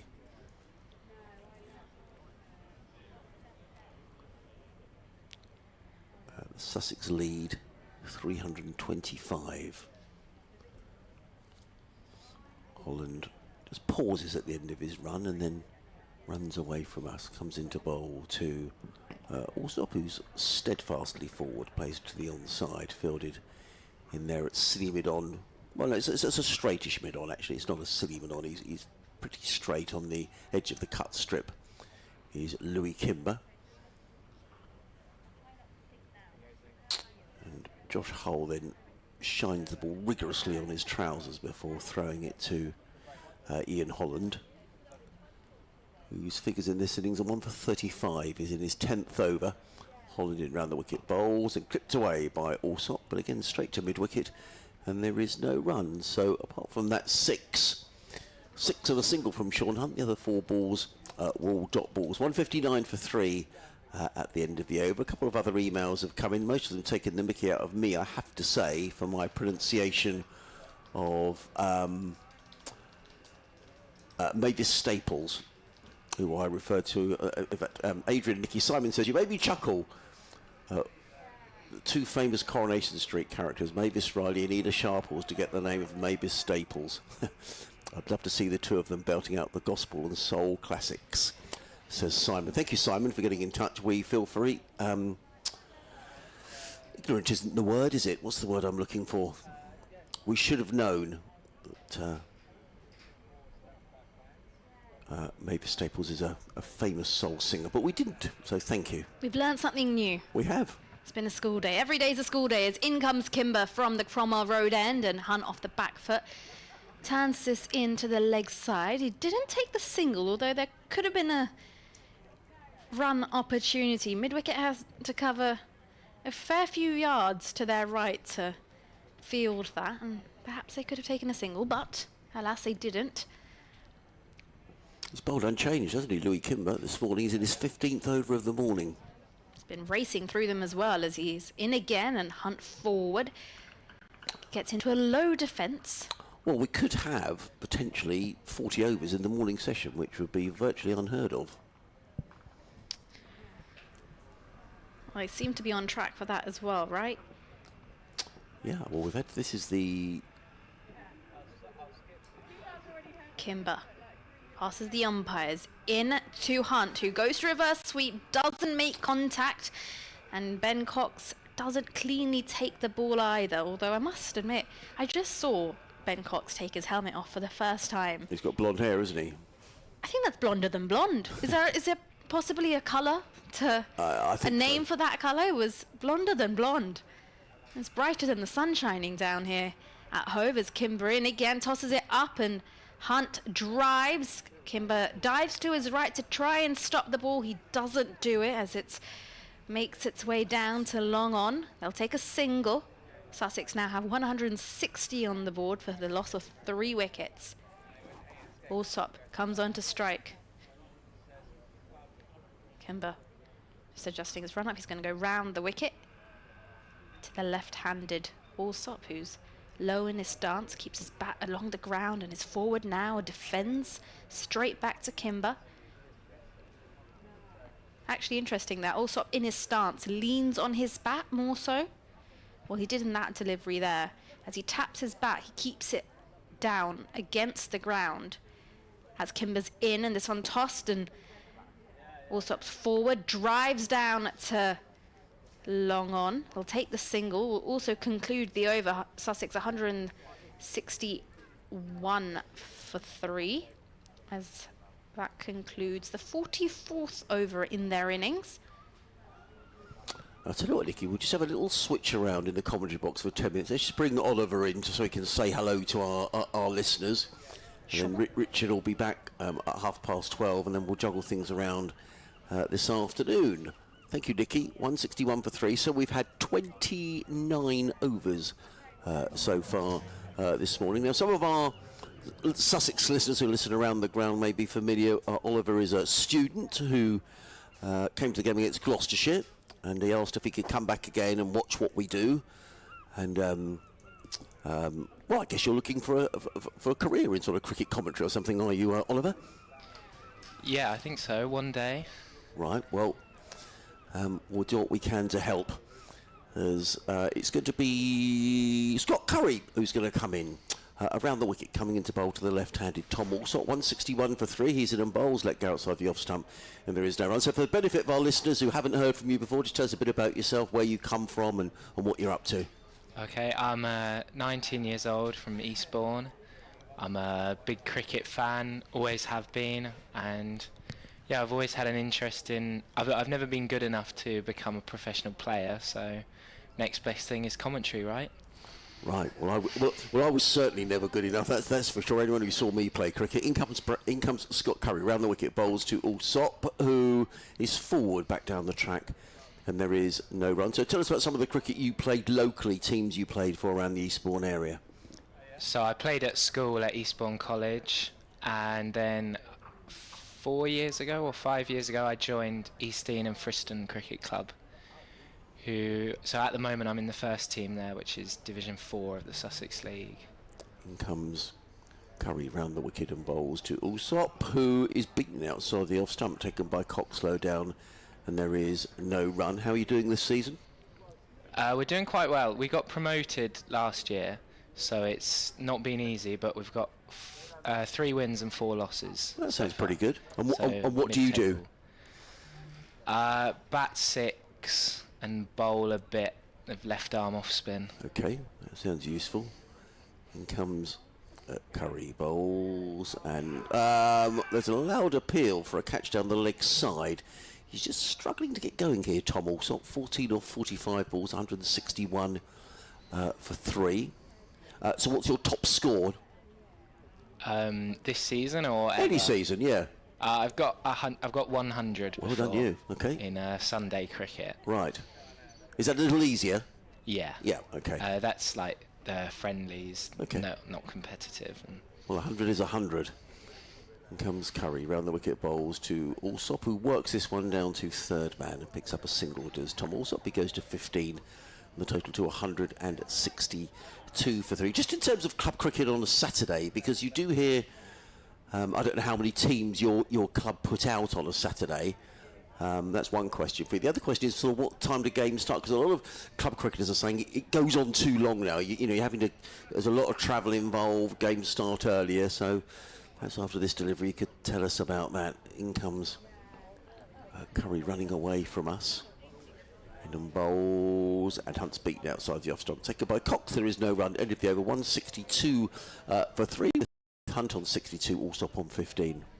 so we have 2 teams, and our first team start at 12:30. Okay. Because we play 45 overs. Right. But every league below that, so that's new this year. Every league below that plays 40 overs and starts at 1 o'clock. And are most of the games local to Eastbourne, or is there quite a lot of travelling around Sussex? So as you get higher up, there's fewer splits within Sussex. So at the very bottom leagues, all the games will be really close because it's split to north, west, east and south. Okay. But then as you go higher up, you have to go a bit further. So we have to go to East Grinstead. That's our furthest away day, which is about 45 minutes. Okay, so not too bad. Louis Kimber's going to carry on. He's bowled throughout the morning. He's into his 16th over. He bowls to Tom Alsop, who works that to mid-wicket. And there is no run. So he's finished college, and what are you up to now? What's the next stage of your career? I'm going to go to Nottingham University starting this September. Well, that's exciting. In comes Kimber and bowls, and Alsop drives firmly into covers. Good bit of fielding, though. Certainly prevented a couple of runs. I think, is that Ben Mike in there? Was a very... No, it's not. I vote for him to turn around to see his numbers. A very fine bit of fielding, though. Whoever it is went to throw the ball back to the bowler and threw it straight up in the air and caught it himself again. I think it might have been Peter Hanscom. In comes Kimber again. Bowls, and Alsop cuts firmly through backward point. Runs here for Tom Alsop. At least a couple of runs. Fielded way out in the deep by Via Mulder. 2 more to the total. Alsop goes to 17. Sussex to 164 for 3. Was that your first choice at university? Yes, it was. Okay. In comes Kimber again. Bowls to Alsop, who's forward. The ball goes down the offside of the track. There is no run. The entry requirements for the course I picked weren't particularly high. So Right, okay, but that's dependent on your... right, okay. But you're waiting for your results, are you? Or have you got those... No, I finished last year. Right, okay. So what have you been doing for a year? I've been travelling a bit. Good for you. Around Europe. Right. In comes Kimber and bowls, and forward comes Alsop, plays into the onside, and there is no run. And then working in a supermarket in between. Oh, good. Okay, well done. To get the money. Well done. Yeah. Okay. 164 for 3. 62 to Hunt, 17 for Alsop.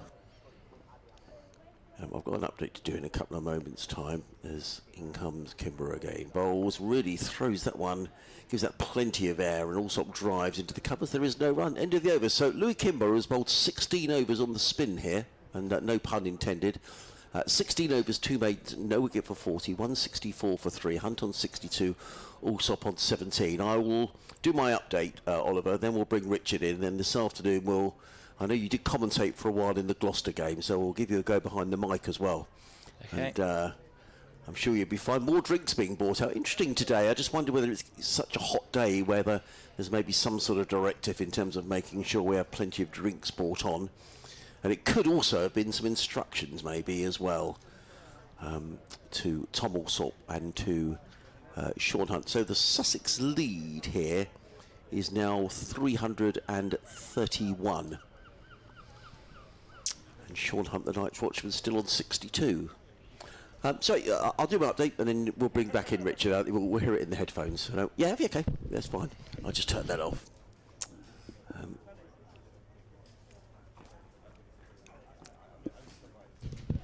So Oliver can learn from Richard this afternoon as in comes Curry bowls to Sean Hunt, who plays onto the onside. Just to say, I don't know if you noticed that Peter Hanscom has went off the field quite a while ago. Oh, that's my fault. I thought that was him who fielded the ball. No, Hill went out there.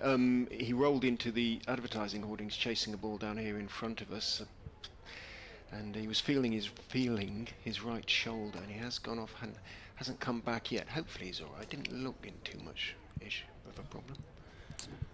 Curry in bowls, Hunt defends to mid-on, and there is no run. I said in the previous over, Richard, that Sean Hunt looked like he got a bit becalmed, and with that he hit a big 6. And I was speculating with Nicky as to whether Sussex will say they want a day and 32 overs to try and bowl Leicestershire out, or whether they will say we want 450 runs. There's 64 overs left today, because Leicestershire really rattled through their overs. In comes Curry, bowls, Hunt drives, but without timing, and Curry fields off his own bowling. There is no run. I was talking about the pitch a bit and complaining, as I tend to do, about the double use of the heavy rollers, because I do think they kill the pitches, and it has played pretty comfortably for these for all three batters this morning. It might say something about the bowling. Curry in again, bowls. Hunt looks to work that one on the legs. I think that came off the pad. We'll wait for umpire's Pratt's signal, and it must have come off the bat because he didn't signal a leg by. But because of that, I do feel that Simpson will want to give himself a minimum of 4 sessions. Here comes your update. That's right, we've got a bit of travel, so you keep going, Richard, for a bit. That's okay. You know, my guess is half an hour before tea, something like that. Curry in bowls. Allsop is beaten outside of the off stump, and there is no run. By which time the lead should be close to 500. Yeah. But I agree with you. It will be on John Simpson and Paul Farbrace's mind that the number 11, Sean Hunt is here on 63. And so maybe batting is becoming easier as the match goes on. Curry in, but that's a full toss, all crumbs, and that's going to be called a no ball, and that will probably be a warning, I think, for Scott Curry. Clearly didn't mean it, it slipped out, but it was a full ball. These two would know each other, actually, Scott Curry and Tom Allsop, from days at Hampshire, and I'm fairly certain that that's a warning. It is. Oh, here we go. Cricket update. And in the glorious sunshine with the cricket, here's Adrian Hahn. Yes, thank you, Sarah. Sussex piling on the runs here at Hove this morning. They're 168 for 3, which means their lead here over Leicestershire is 335. And really the story of the morning has been Sean Hunt, who's the number 11 batter for Sussex. He came in last night as a night watchman. His highest previous score was 22, but looking at the scoreboard now, he's very proudly 64 not out. So Sussex piling on the runs, and we expect a declaration at some stage this afternoon. Frustration for Surrey so far today down at Worcester. Surrey making 490 yesterday, but Worcestershire are hanging on in their first innings. They're 198 for 9, but still trailing Surrey by 292.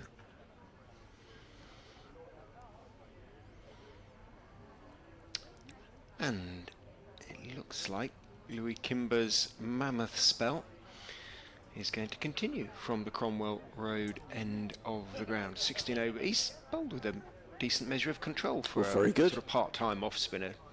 Well, 2.5 and over, Rich. It's he's done very well. He's saving his seamer's legs. Yep. Hasn't looked particularly threatening, it's got to be said, but hasn't given too much away either. over the wicket he comes and bowls to Hunt, who's working the ball firmly back down the pitch in defence. Kimber fields off his own bowling, away to his right. It's being pointed out to us on the stream that St Bede's is not actually too close to Hailsham. In goes Kimber, worked out to square leg, and Hunt takes one. And I'm going to take take my life in my hands and read out this. It's in somewhere called Lower Dicker, apparently, and the residents of said place would not be happy to be branded as from Hailsham. Oh dear. So does that ring any? Well, I don't know. That's more Sussex types? Well, it's more sort of Oliver's neck of the woods, really. Does it exist as a place? Lower Dicker. Somebody's not taking the mickey out of us? No, Lower Dicker and Hailsham do exist. Hailsham, I believe, but it's the other one that I was a bit concerned about. That's wide and a little bit short from Kimber, and is chopped away towards deep extra cover. Good throw from Vian Mulder. Is that right, Oliver? Yes, there is a Lower Dicker. We get the nod of approval from the local man at the back of the box. 2 to Allsop. He moves on to 20. He's batted without any great degree of urgency. Yeah.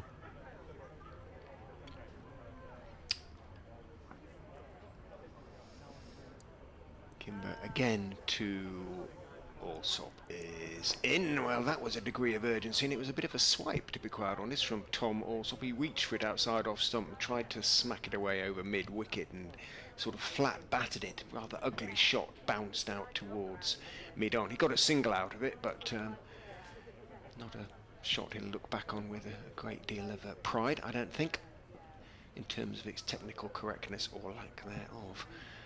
Kimber back over the wicket to Hunt, who definitely is eyeing up that maiden first-class century, I feel now. He's going to try a reverse sweep, and oh my goodness me, he misses it, and it misses the stumps by, well, not very much.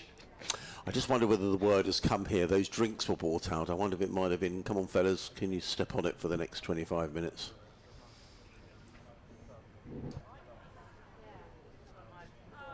Yeah, as I rather suspected, the name of that place. In goes Kimber, looking for the little sweep, a conventional sweep this time. Hunt gets a bit of a bottom edge, and it goes straight to backward square, where Holland is the fielder. It's now prompting lots of amused plays on words, so which we'll leave that to social media to have fun with. End of the over, 173 for 3. Add 167 to that, and the lead is what, 340 now. Yeah. And well, we're sort of past the point at which we'd normally be having lunch, but there's still good well, plenty of time, 20 minutes, 22 minutes or so. 33 overs we've had this morning, so we could well get to some, well, we probably won't get to 40, but we might get to sort of 38, 39, something like that. Scott Curry is going to carry on from this, the C end of the ground, bowling to his old Hampshire teammate Tom Allsop. He's in and bowls, and he beats Allsop outside the off stump. There's a half-hearted appeal, which is not upheld by umpire Neil Pratt. Earlier on today, Phil got in touch. He sent a photograph of the beach he's sitting on the Isle of Wight, listening to the cricket. And I said, was it at Bembridge? And he said, no, it's the other side. We're on St Helens Beach, which is nice and quiet, so I can hear the commentary. It's pretty lovely on the Isle of Wight today, as it is pretty much everywhere across the country. In comes Curry, bowls to Allsop, who forces us off the back foot down to deep backward point, picks up a single. He goes to 20. Crumbs, the scoreboard's quick today. 22, 174 for 3. I remember one camping trip to that part of the Isle of Wight. It was in May. It was a Maybank holiday, and there was a dreadful storm, but all our tents literally got blown away, and we had to find some accommodation on the campsite we were staying at that was inside. That's my memory of St Helens and Bembridge. In comes Curry, bowl short, pulled away by Hunt, and he's going to be caught at mid-off by Josh Hull. So Short Hunt's innings comes to an end. The night watchman will wander off for 65. I'm sure he'll get a good round of applause. It was short. He was looking to pull that one away over mid-wicket. Big top edge, and the ball skied to mid-off, where the catch was taken by Josh Hull. And I rather wondered if the call had gone out there for Allsop and Hunt just to maybe step on the accelerator with lunch approaching, and that was certainly seemed to be the case in the last over or so. So Sean Hunt has gone. The Sussex lead is 341. Well batted, Sean Hunt. It's been a splendid couple of sessions for that young man, and although he's leaving the pitch with his head down, I think inside he'll be quietly full of pride, and so he should be. He's getting a very warm round of applause from the Sussex faithful, having recorded first-class best bowling figures and then first-class best batting figures. Not a bad day, or not a bad, as you say, but the strange thing was yesterday that he was having a torrid time with the ball until he picked up those 4 really wickets. Struggling, and then Hanscom, wasn't it, just sort of donated the wicket, really.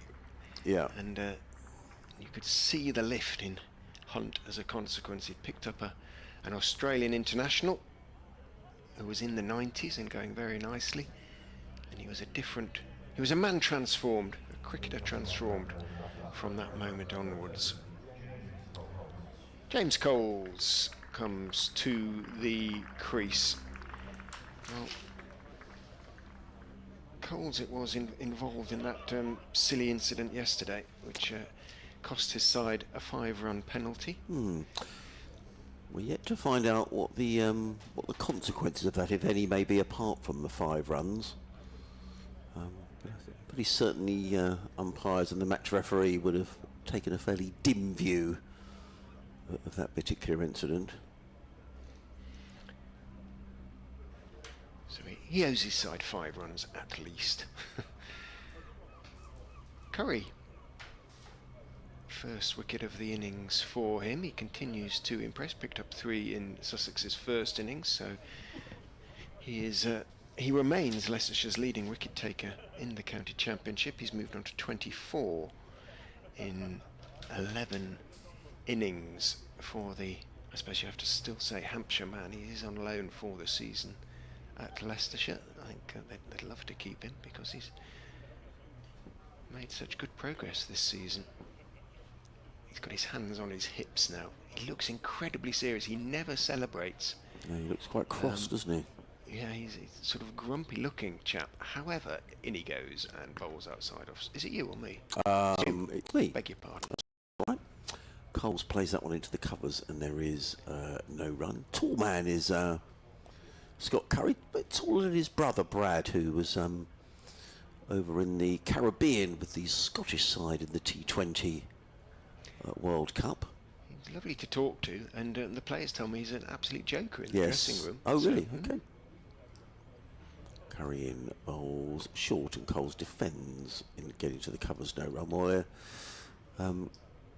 as we say many times, pretty much every cricketer you come across is a decent guy, and certainly Brad is comes into that category as well. He went viral on social media last year for an amazing catch in the T20. Right over by the clock tower scoreboard. He was virtually horizontal. It was sort of real goalkeeper style. It was a brilliant catch. There's his brother Scott comes in now, bowls short to James Coles, who helps himself to a single down to a fine leg. So Coles is on his way, 175 for 4 at the end of that Brad Curry over. He sort of takes his cap and marches off, doesn't he? He's sort of real, very sort of military in the way that he, no hanging around, No, off we go. It's a very serious business once he crosses the white line for Scott. He wants to make the most of his time in as a professional athlete. And, Good for him. Yeah. Applies himself accordingly. He bowled the ball of the season earlier this season at Derby, where he bowled the Derby skipper, the lad who used to be at Glamorgan, Lloyd, David Lloyd, with a sort of Franklin Stevenson style slower ball, which I think he was trying to bowl when he bowled that no ball a couple of overs ago, which looped in the air. Lloyd flung himself to the floor. It sort of looped down, went past him at sort of ankle height and into the stumps, with Lloyd lying flat on his back with his head pointing down the wicket. In goes Kimber and bowls, and it's worked by Coles out to mid-wicket, and there's no run. Do you remember Franklin Stevenson's sort of moon balls that a few batsmen in the early days used to fling themselves to the floor thinking it was a beamer and found themselves getting bowled?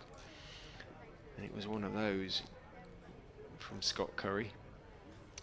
Kimber is in, bowls, over 18 for him, thick outside edge, no slip, it's going to run down to third man for 4, so fortunate for James Coles. Had there been a slip, had Hanscom still been out, well, there might not have been a slip anyway, because obviously there are still 11 fielders out there, or 11 men on the Leicestershire side, where Harry Swindles is at the moment.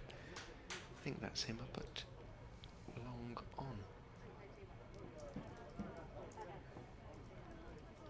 Kimber is in and bowls. Back goes Coles and thumps it off the back foot out towards extra cover. Curry runs up the rope and then underarms the ball back into Kimber. 3 men on the leg side boundary for the left-handed Allsop now. Kimber is going to go round the wicket, trying to make him sort of fetch it if he wants to hit over the leg side. In he goes, bowls, tosses it right up, driven. Oh, Kimber, by his standards, will be disappointed with that, because he sort of went away to his right and it would have backed him to stop that 19 times out of 20. Unfortunately for Louis Kimber, it was the 20th time, and it somehow sort of squeezed under his hand out towards Swindles at long off, and Allsop takes 1, moves on to 23, 181 for 4. Kimber back over the wicket to the right-handed Coles, bowls. Coles swings him out towards deep backward square. Ball races over the turf to Goldsworthy. I can see the museum door open now. So now I went yesterday thinking that the book sale would be on, but they said they were slightly understaffed. So, but they hoped today it would be on. So I shall pay them another visit. Oh, well done.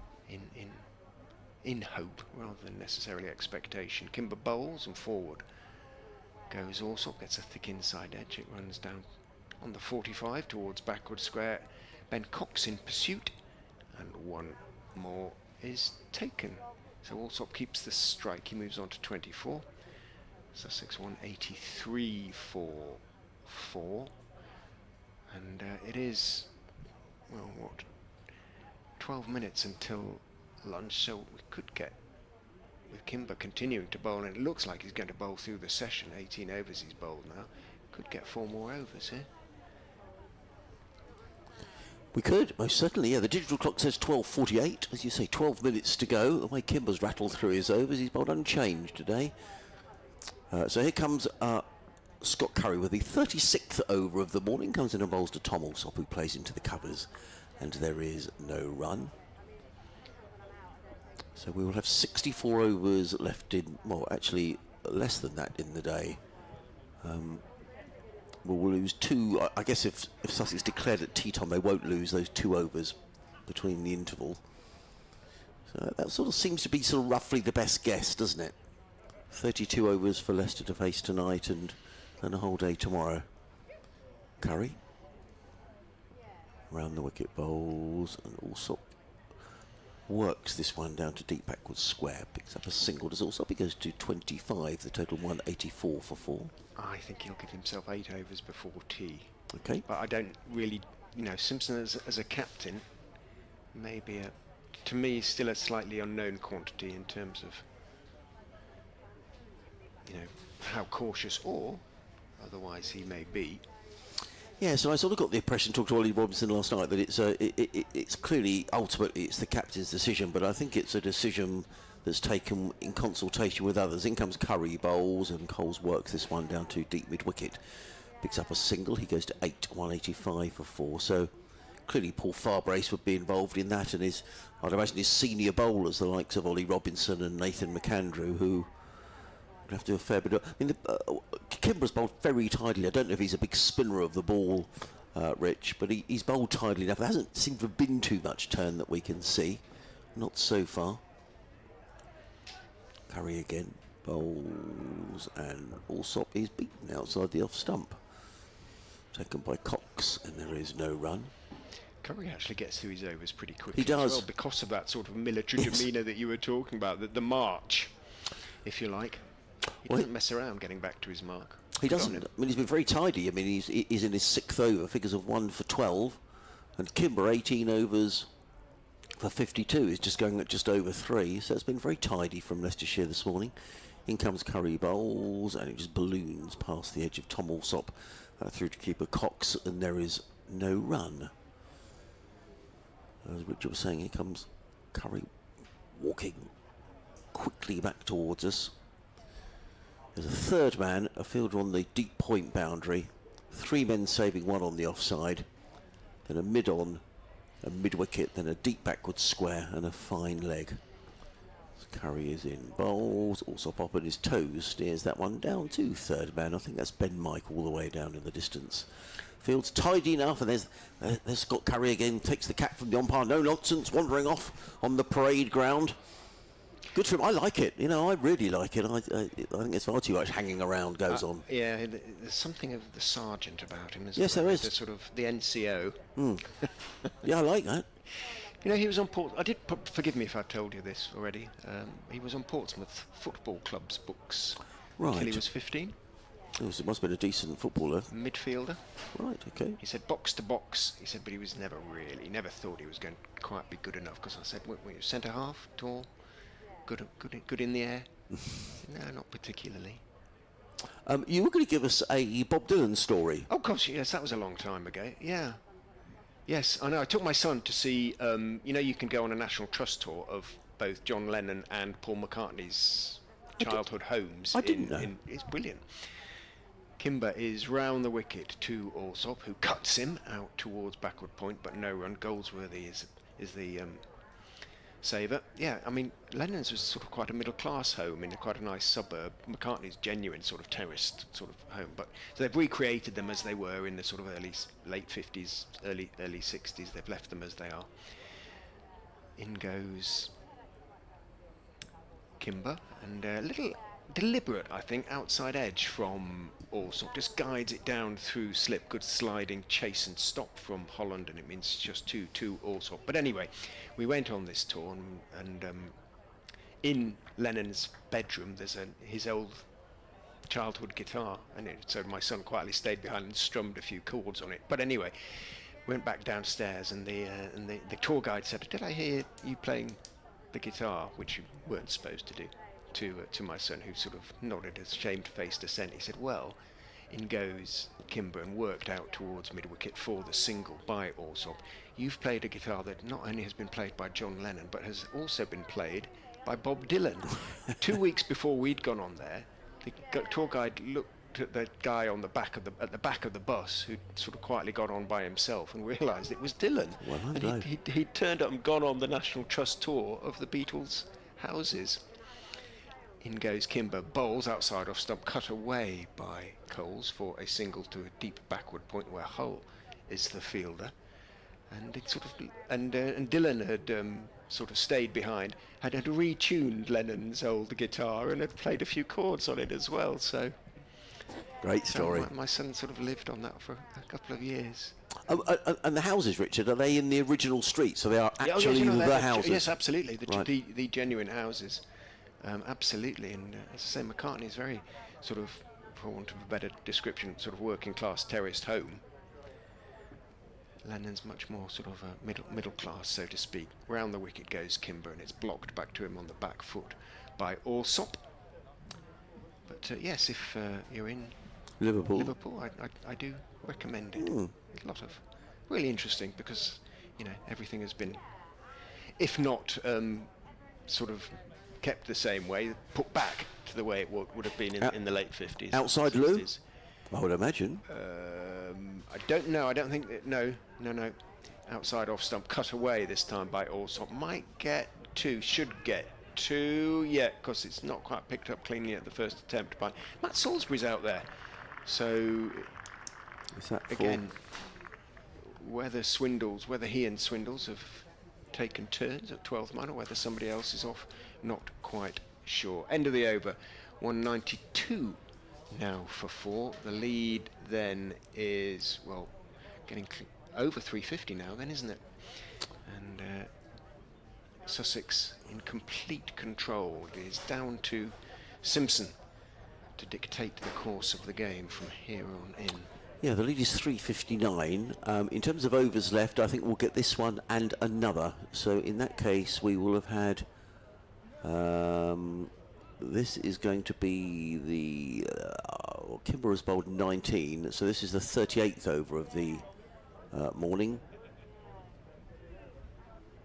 So we could well have 39 overs in a session, which I suspect we won't see too often this season, or indeed ever really, because that's a lot of, well, it will happen elsewhere, but that's a lot of overs in a session. Apparently our comments are now about 2 seconds ahead of the stream. Are they? So we'll Right. try and sort that out during the interval.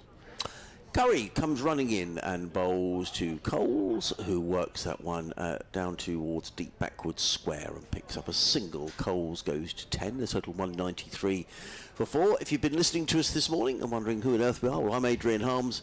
Richard Ray from BBC Radio Leicester is my colleague. Also, Nikki Chowdhury will be back after lunch, and also Oliver Shooksmith, who's here to watch what we do, and we'll let him loose on the microphone for 10 or 15 minutes this afternoon as well. Aspiring cricket commentator will guide you through the day on a lovely sunny day at home. A bit more cloud around today than there has been certainly yesterday, which is probably making it more pleasant for spectators, but there's barely a breath of wind. The flags on the Clocktail scoreboard are absolutely limp to the mast. He's taking his time here, Scott Curry. I wonder whether he's hoping this is going to be the last over before lunch. He's in around the wicket, bowls to Allsop defends and to the onside, and there is no run. The morning's play really dominated by Sean Hunt, the young Sussex seamer. Yeah, I think Curry has decided this is going to be the last over before lunch, because his normal military medium pace, as he's certainly taking his time. Yeah, Sean Hunt, previous best score 22, scored 65, including 4 sixes.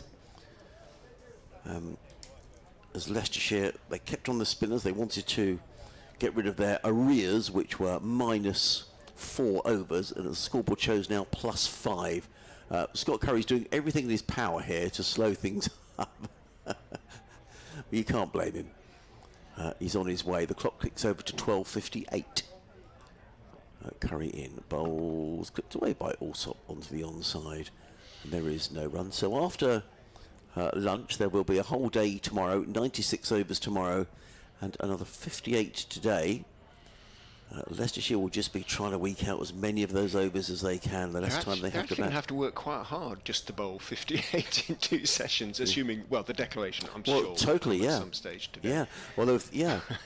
But they've got so far ahead, over 8's +5 at the moment, that they really are going to have to be dilatory. They can't be accused of slowing things down this morning. No, they Foxes. can't. No, they're quite within their rights to do this. So we are going to get 38 overs in the session, and Leicestershire at least will avoid any penalties. In comes Curry, bowls, also defence down the offside. Richard's going to go to his update to listeners on BBC Radio Leicester, so I'll just finish off the last couple of balls of the session. The other man out for Sussex was Tom Haynes, who was caught and bowled by Lewis Goldsworthy. That was the first wicket to go down this morning. So the bowling figures for Leicestershire: Ian Holland, 10 overs, 1 maiden, 1 for 35. Josh Hull, 3 overs, 0 for 22, hasn't bowled today. Nor has VM Moulder, 4 overs, 1 for 22. Scott Curry is in his 7th over at the moment, figures of 1 for 14. Louis Kimber, 19 overs, 2 maidens, 0 for 58, has bowled throughout the entire session. As in comes Curry, bowls down the leg side, taken by Cox, and there is no run. And Lewis Goldsworthy, 10 overs, 2 maidens, 1 for 40. Sussex in a very healthy position here at Hove, leading by 360 runs. You really feel it's just a case of how many runs John Simpson and the Sussex dressing room feel they need, or how much time they feel they need. But we have to reiterate that Leicester very nearly chased down the best part of 500 runs to win here last season, and they are unbeaten so far this season as well, so they will be battling away. This is the final ball before lunch. Curry in. Oh, it's another full toss that is played by Allsop down to mid-on. So the end of the morning session as the digital clock clicks over to 1 o'clock. Sussex 193 for 4. Coles on 10, Allsop on 31.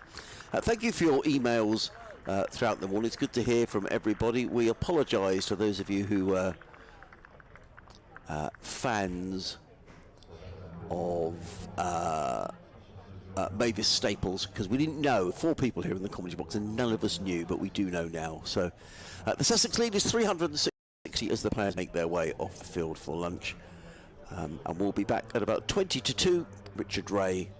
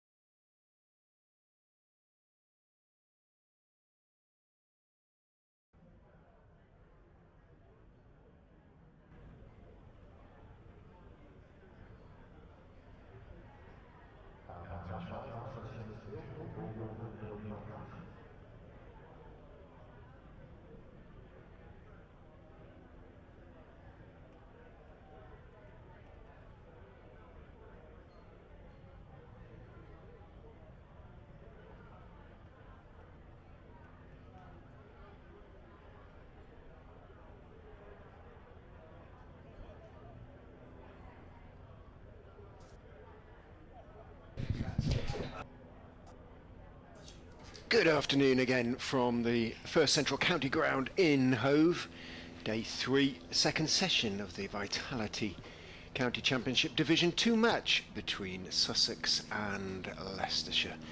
It is safe to say that Sussex are very firmly on top as they are about to resume their second innings on 193 for 4, which means they lead now by 360 with those 6 second innings wickets in hand. The two not out batsmen are James Coles, who's on 10 from 10, and Tom Alsop, 31 from 73. We confidently expect here in the commentary box that there'll be something of an acceleration from the Sussex batsmen in this session. And various predictions are that the minimum lead that Sussex, with which Sussex will call it a day, will declare, is 450. And there are various suggestions up to and including 500 sometime before tea.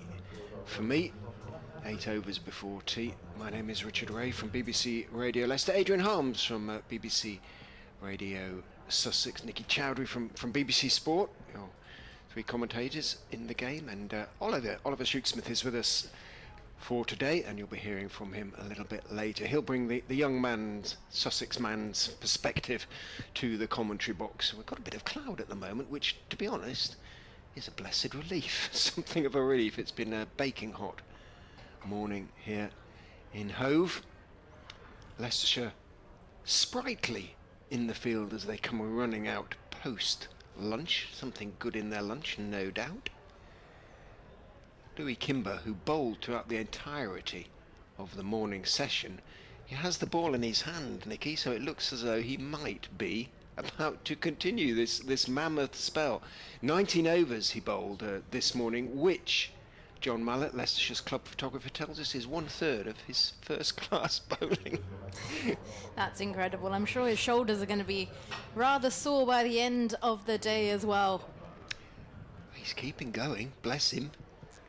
19 overs, 2 maidens, no wickets for 58. So that's good control, albeit not many chances created. And by not many, I mean none.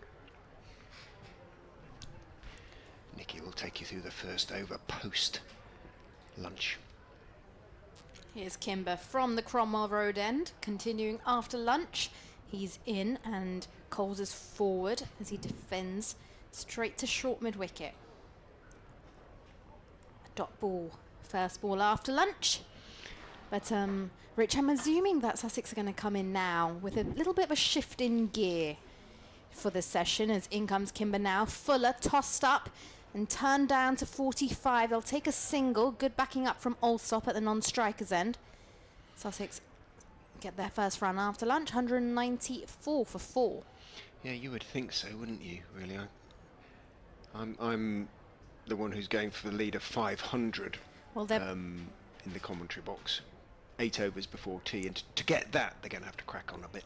Well, they are prepping for that, Leicestershire. They've just sent another man out onto the boundary on the leg side, the shorter leg side for Alsop, the left-hander, who's about to face Kimber now, and this one's cut away straight to point, who long barriers and takes the ball cleanly. Oliver's getting some love on the stream. An excellent young spin bowler batsman who plays for East Dean.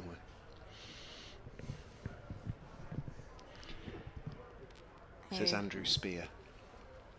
Here we go, Kimber in again now to Alsop, round the wicket, tosses it up, and Alsop's forward, drives down to mid-on, and they'll take a single.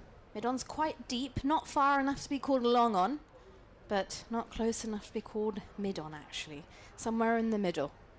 But happy to give the one at the moment by the looks of it. Leicestershire, as Coles on strike now, the right-hander. Deep cover out on the boundary, protecting the offside for him. This one's tossed up by Kimber, and it's driven down the ground, beats Kimber.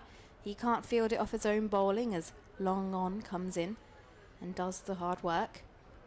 A single for Sussex, 196 for 4, the score. Kimber just Gives the ball a bit of a rub against his t-shirt, and he's ready to go again now. Round the wicket to Alsop. Flatter. Alsop's forward and lets this one go outside the off stump. And it's going to conclude at the end of the first over after lunch. Sussex 196 for 4, Coles with 12, Alsop with 32. And we've placed some bets up here in the comments box, haven't we, about when we think there may be a declaration. But I'm pretty sure we're all going to get it wrong at some point. No one's going to be bang on the money, so...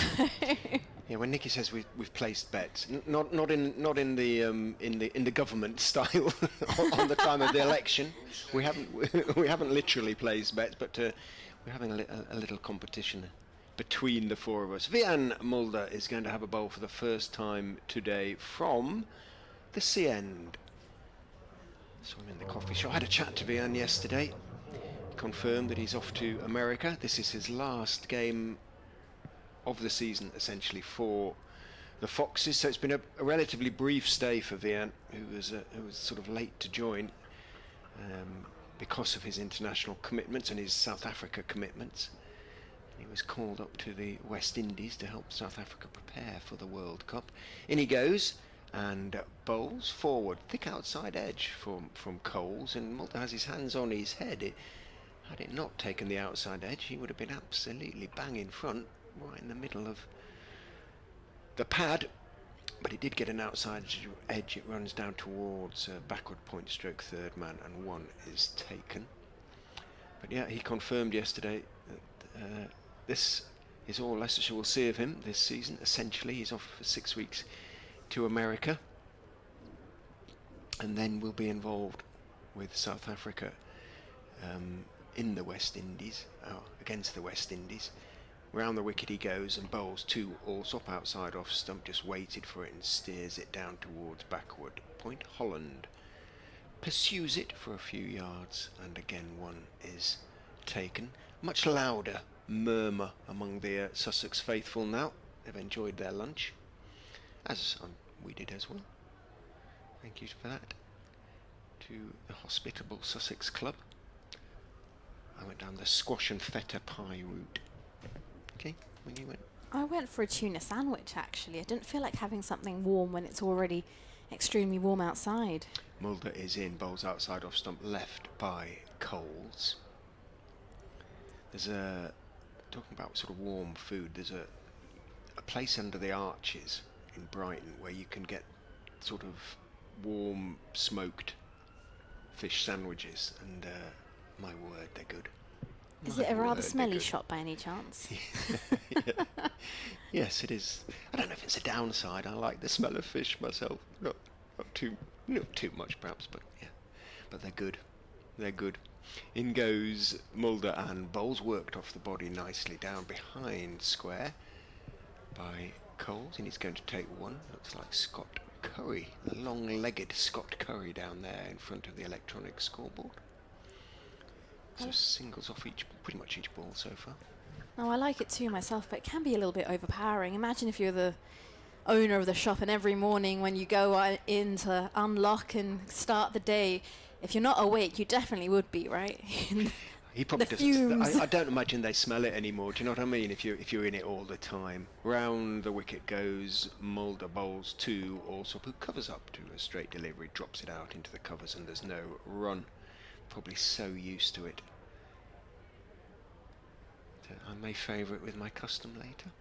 Assuming the game goes into tomorrow, as it kind of looked, Leicestershire will be very disappointed if it doesn't, because it essentially will mean that they've been bowled out in not much more than a session, if that.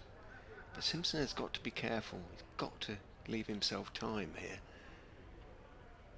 Sussex will be very frustrated not to enforce the win. Mulder is in. Walking across his wicket is Alsop, and then Mulder goes outside off stump, and Alsop is in a good position to steer it down to third man, take the single that brings up the Sussex 200. The over rate now is +6. Leicestershire in no danger of losing any of their 4 bonus points, but at the moment they are in danger of that being all that they're going to take from the game. 200 for 4. Sussex, they lead then by 367. And Kimber will still be continuing after lunch, as he Just rubs his hand across the soil on the wicket. Rich, I've actually got something I want to have a discussion with you about, actually. I'm not sure if you've been following the women's game at the international level, but recently on the back end of England women's series against Pakistan, John Lewis, the head coach, had a conversation, and he actually revealed that they've been using AI, artificial intelligence, for team selections. Right. I'll come into that in a little bit more detail after this ball from Kimber, who's round the wicket now to Alsop, who's forward and lunges into a defence, a dot ball. So they apparently have been using AI for team selections, analysing performance, fine-tuning training schedules as well. What are your thoughts on that? Depends on the definition of AI, doesn't it, really, to a certain extent. Kimber tosses this one up, Alsop's forward and takes full heed of this as he drives it down to deep cover. Only the one run. Where is the line between sort of computer analysis and artificial intelligence analysing the sort of computer data? I'm readily admit to being somewhat foggy on that. I mean, data analysis has been going for a while. Kimber now over the wicket to Coles, who's forward and defends into the offside. Yeah, it's interesting because he actually gives a lot of credit to AI for England's performance in the Ashes series against Australia last year that helped the women come to a draw. But surely AI over normal human judgment, as in comes Kimber now, and again this one's defended by Coles as he opens the face of the bat. It runs down to third, short third, but no run. I mean, presumably AI doesn't take into account certain aspects of the stats to the effect that, you know, what were the circumstances? Perhaps somebody was being required to hit out when they got out, or try and accelerate the scoring rate, or... Kimber in flatter, straighter delivery as Alsop turns us into short mid-wicket. So apparently he mentioned that the AI helps produce multiple different lineups, and then it can create a roughly 250,000 simulations per team, so different sort of alternatives and different situations, as well as Kimber's in once more, and this time reverse swept by Coles, and he gets everything on it. It beats the fielder, and it's going to go all the way down towards the boundary at third, towards the hospitality boxes here at Hove, and that will conclude the over. It was going well so far for Leicestershire, and they just gave away a boundary on the last ball. 205 for 4. Alsop moves on to 35. Coles with 18. So to sum up, I'd kind of need to know a bit more about the AI side of it before venturing an opinion on its efficacy in terms of computer analysis. I must admit, at the moment, I'm a little bit foggy on the whole concept. We're talking about people watching from beaches. Good afternoon to Springsteen Cricket. Round the wicket goes Mulder, bowls to Alsop outside off stump. He lets it go through. Who's watching from Bahia Verde? Anyone know where that might be? Bahia Verde. Is it near Cape Verde by any chance? Sounds like it should be. It should be. It's probably not. It's probably on the opposite side. It tends to be in Italy somewhere, but whether it's there, but I'm not sure. 500, he says, question mark, 300 is plenty. Well, they've already got more than 300 and, 72 is the lead at the moment as Mulder runs away from us and bowls outside off stump to Alsop, who sort of props forward at the ball and just doesn't connect, and it goes through low to Cox behind the stumps. Alsop very much playing within himself. He's 35 off 83, leaving it to Coles to take the initiative. Perhaps that's the sort of strategy from Sussex's point of view. Somebody plays a normal game and somebody comes in and goes hard, and those are the roles that Alsop and Coles are playing respectively at the moment. Mulder is in, bowls, and Alsop is genuinely beaten outside off stump. It's not taken cleanly by Cox, and Alsop, who steps a long way across his stumps, wanders forward a little nonplussed and scrapes his bat across The pitch didn't do too much. It might just have held its own. And Mulder's had something of a haircut, and he's had his cap on for a long time. He looks back at the media centre, a tad wearily, turns, runs away from us, and bowls, and also on off stump, outside off stump really. This business of stepping across means he plays at balls that he doesn't necessarily need to, but he defended that one competently enough out into the offside. So I had a chat to Vian yesterday. He just looked a bit underneath his cricketer's suntan. He just looked slightly weary to me. I said to him, you've got to be a bit careful, mate. I know, he said in his slightly South African accent. I'm going to have a break in October. It's a long time till October, mate. Make sure you get a break in America. Around the wicket he goes, and bowls. Allsop gets a straight delivery, covers up. Nice high right elbow, being a left-hander. Mulder fields in his follow through. But just going back to the AI conversation, it's apparently not the first time AI has actually been used in cricket, and with team selections as well. I was actually watching a video, and apparently a few years ago, this is when it was introduced, a lot of the teams in the IPL, a lot of franchises have actually used AI to help with their team selection as well. Mulder bowls outside off stump. Allsop leaves flamboyantly. Big lift of the bat over the line of the ball. End of the over. 205 for 4 is the score. But not so much for a performance, like mainly as in mainly for a performance point of view, but also from an injury perspective. So apparently all the data is inputted into the system, and previous injury data of individual players, and in simple terms it just churns out the maximum number of game thresholds a player can play before there is a likelihood that they could have an injury. Oh, okay, so it's more of a sort of a fitness so let's say, I don't know, for example, a Glenn Maxwell can go 6 games before he might have a bit of a niggle in his back. So for a from a team selection point of view, they might not push Maxwell to play those 6 games on a trot. So if he's not playing one game, that could be as a result of the data saying if he's rested after his 3rd game for one day, that will mean he can prolong the amount of matches he can play. So it's quite interesting how technology is being so influential. And Kimber will be continuing from the Cromwell Road end. Coles in his stance taps his bat and looks up and is forward now and defends to short mid-wicket. Just getting a bit of angle into the batter here is Kimber, to the right-hander. But yeah, I'm not sure in terms of just an overall team selection if I would trust AI. There must be some sort of credit for human ability, as this one's just driven straight back to Kimber off his own bowling. Another dot in the over. Some spectators in the stands to our far side as in comes Kimber once again. This one's punched off the back foot. It beats short mid-wicket, so I'll pick up the single because long on will have to come in and do the work. Sounds like Lewis may be in danger of talking himself out of not a job, but one of his roles if selection is starting to be dictated by a third party, a non-human third party. Physios have sort of had an increasing say in that respect, haven't they, in recent years?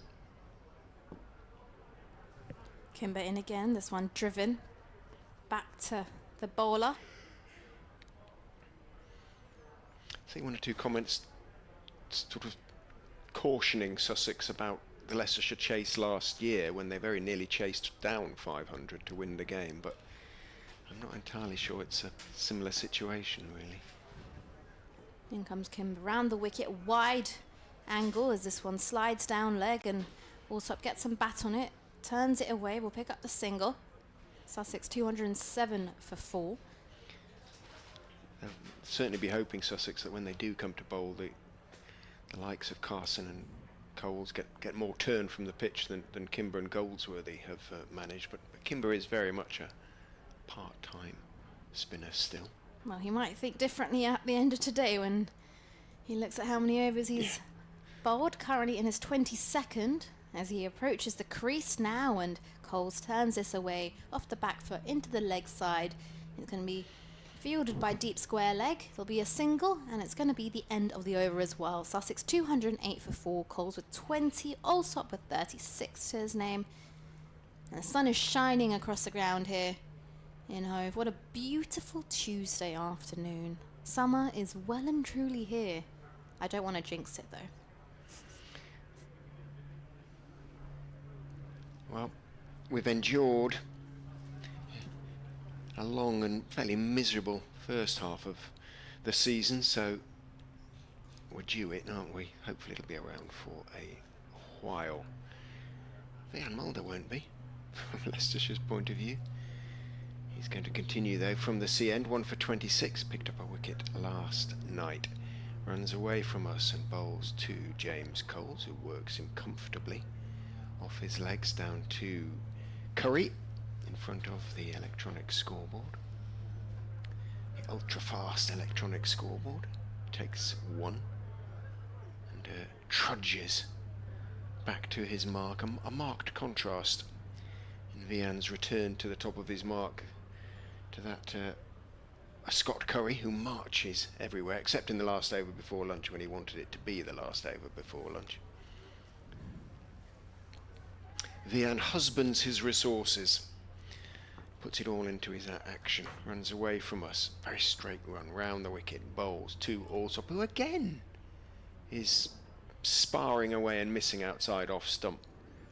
A little bit of shape away from him, but the ball really doesn't do too much. Allsop's just struggling at the moment, and he's probably not doing his side too many favours. 36 off 90 is not the sort of strike rate that Sussex want to see at the moment. They could do with it being a good bit quicker than that. 209 for 4. Mulder turns, runs in and bowls. Allsop, you could see all 3 stumps there. He steps so far across, and then he's playing the ball about a foot outside off stump, pushing it out towards point where Kimber is the fielder. And after the frenetic day we had yesterday, we had 15 wickets and lots of runs and all sorts of incident. It has been a very sedate old sort of day so far, really. Everybody feels, it looks as though everybody's kind of waiting for the game to get in a position where something serious can happen. In goes Mulder and bowls, turned off his legs by Allsop. And when I say turned off his legs, I mean turned off middle stump, essentially, because he's getting so far across. A quicker bowler and a quicker pitch, we're going to have him in trouble if he's going to bat like this. Yeah, I don't think he'd be able to get away with that if there was a bit more pace on the ball and off the wicket as well. But at the moment, he seems to be quite comfortable doing that against Mulder. It's clear that he's eyed up that little gap on the leg side, and he's trying his very best to get it away. Yeah, in fairness, we may have dialed down. Mulder is in outside off stump, reaching right out there is Allsop, steering it down to backward point. Kimber fields, and no run is therefore taken. We'll keep commentating because hopefully we're still on the stream, and now we're back with you if you're listening through other means. Apologies if we dropped out briefly. We are now back with you. We just lost the line momentarily.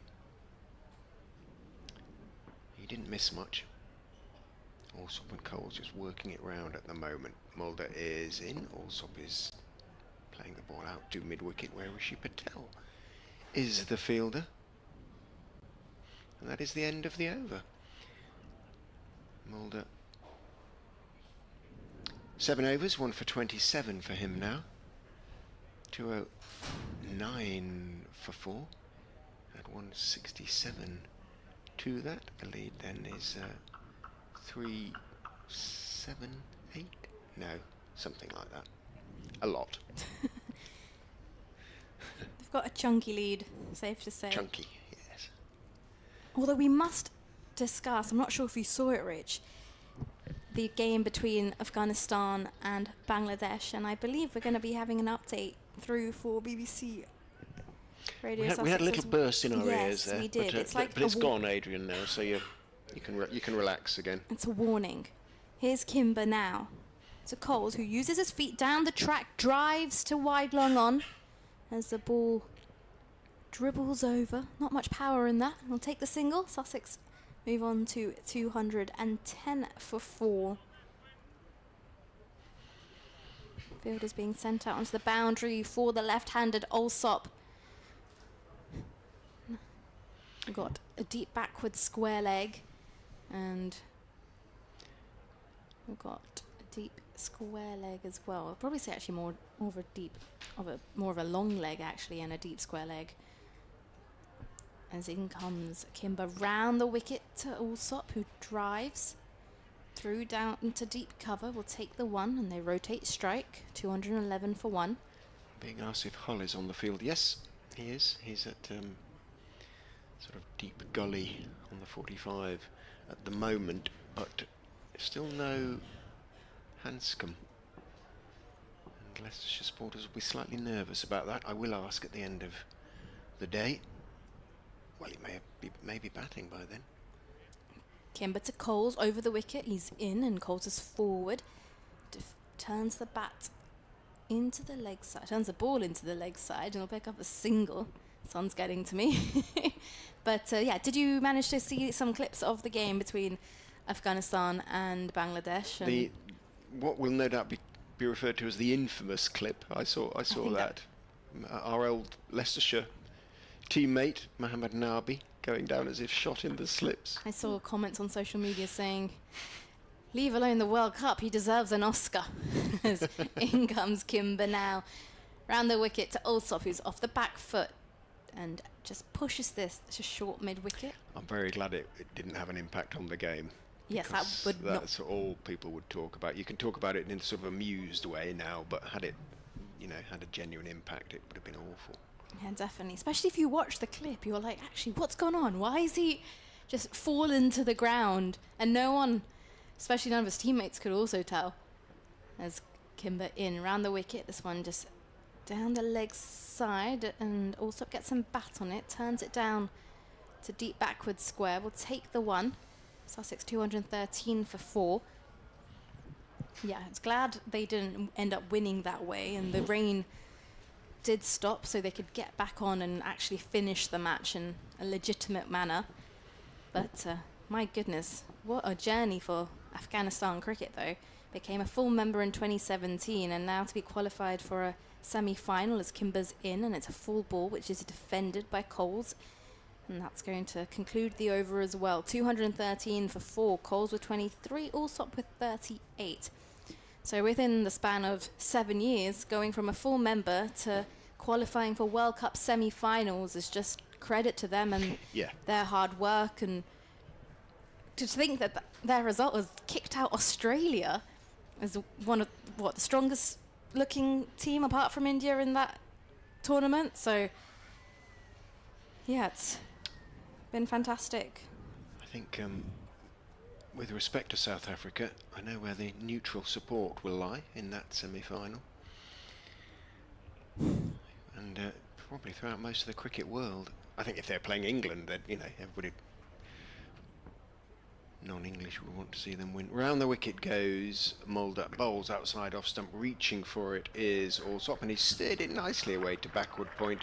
Curry dives across to his right, and having failed to cut out the ball, then bounces 4 times on his toes. Whether that's because he was cross with himself for not cutting out, he's actually fairly quick over the ground, is Curry, whether because he'd actually, well, he can't have hurt himself because those 4 bounces wouldn't have done him too much, but he's showing how fit he is anyway. He certainly isn't carrying any excess weight, Scott Curry. Beanpole, in goes Mulder and bowls, and again I could see pretty much all 3 stumps as he stepped across there, Allsop, before blocking the delivery out towards Hull. Adrian will no doubt talk about how it's been going for Tom Allsop this season, but he came into the game averaging 34 from 10 innings in the county championship, so 343 runs to his name, and he out for a duck in the first innings, so perhaps understandable that he's being very careful and trying to get his accumulate rather than attack. He steers that one away to backward point. There's a very slow reaction from Coles. There was clearly a run there as diving away to his right. Kimber got a good right hand to it, but the ball went a good 10 yards back, and there was momentary hesitation from Coles. Perhaps he couldn't see where the ball had gone because of Kimber's recumbent body. In the end, the run was completed safely. 2-1-8 for 4.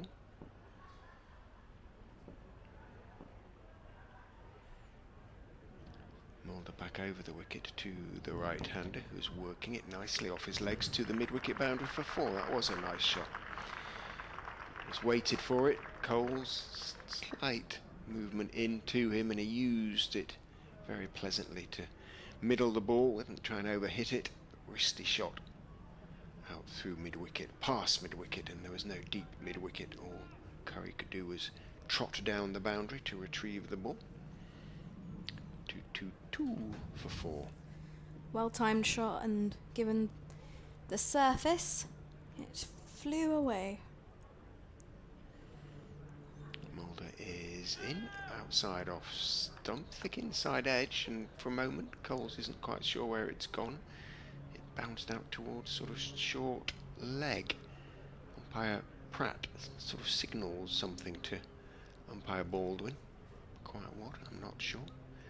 They were deep in animated conversation when I saw them in their sky blue ECB polos walking to the ground this morning. Polo shirts rather than sweaters.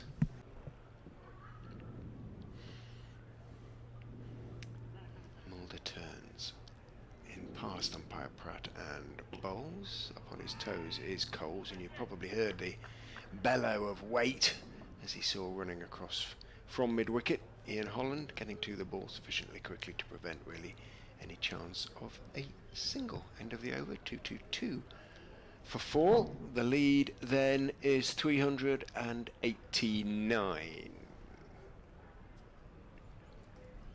Kimber will be continuing as I believe. I think so, but there's a quick discussion happening amongst 4 of the Leicestershire teammates.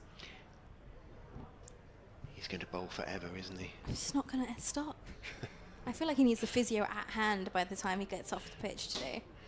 Kimber Louis is one of those young athletes who's sort of brilliant at everything. It's and the only time apparently he gets annoyed, and he's a really laid-back character, is when he's playing tennis. But because he plays that to a very high standard, he more or less plays golf off scratch as well, and sort of hits it for. Oh, he's not one of those, is he? That anything he actually tends to, it's anything just involving brilliant. a ball, yeah. Always quite envious of those. Extremely talented, as in comes Kimber now round the wicket to Alsop, and this one's a bit of width as it's cut away down to deep cover by Alsop, and he'll amble through for a single. Sussex 223 for 4 with a lead of, quick maths, Rich. 391, if that was... No, it's just the one, so 390. Kimber now over the wicket to Coles, who shuffles onto his leg stump and then tries to open the face of the bat, but actually misses it. It goes into the gloves of Cox. Moved around a fair bit for no reward there, Coles. Kimber in again, now tosses it up, and Coles goes to reverse sweep, and he gets everything on it as the ball races away down to the hospitality box. It bounces into the hospitality box, and a member kindly does a little bit of the fielding and tosses it back into the field, and that brings up a boundary for Sussex, and it brings up a partnership of 53 between Coles and Alsop. Sussex are 227 for 4.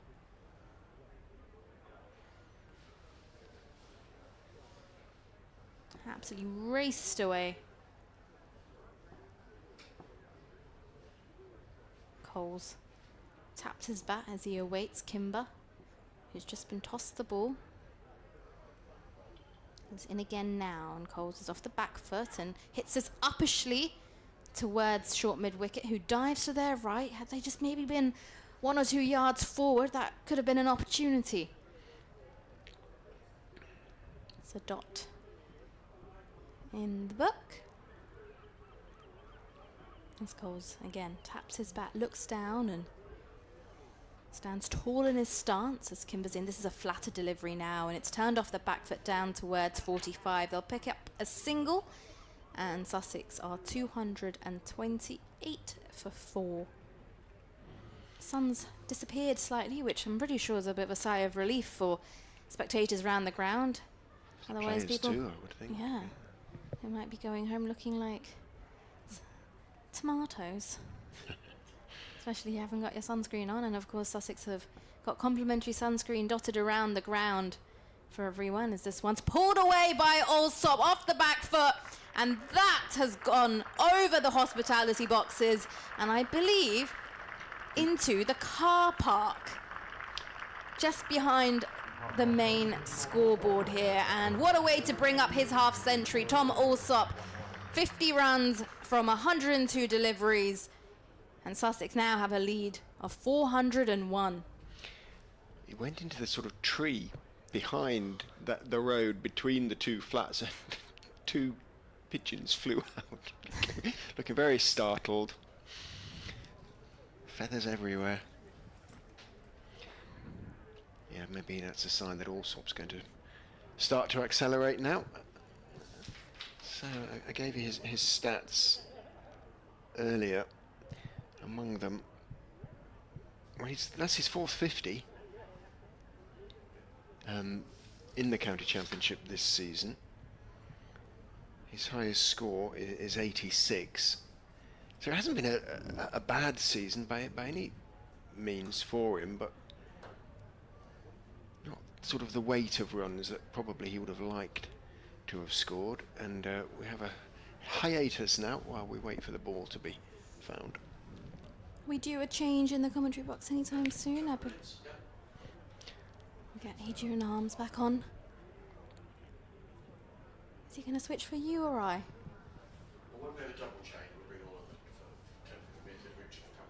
Oh, a double change. A double change.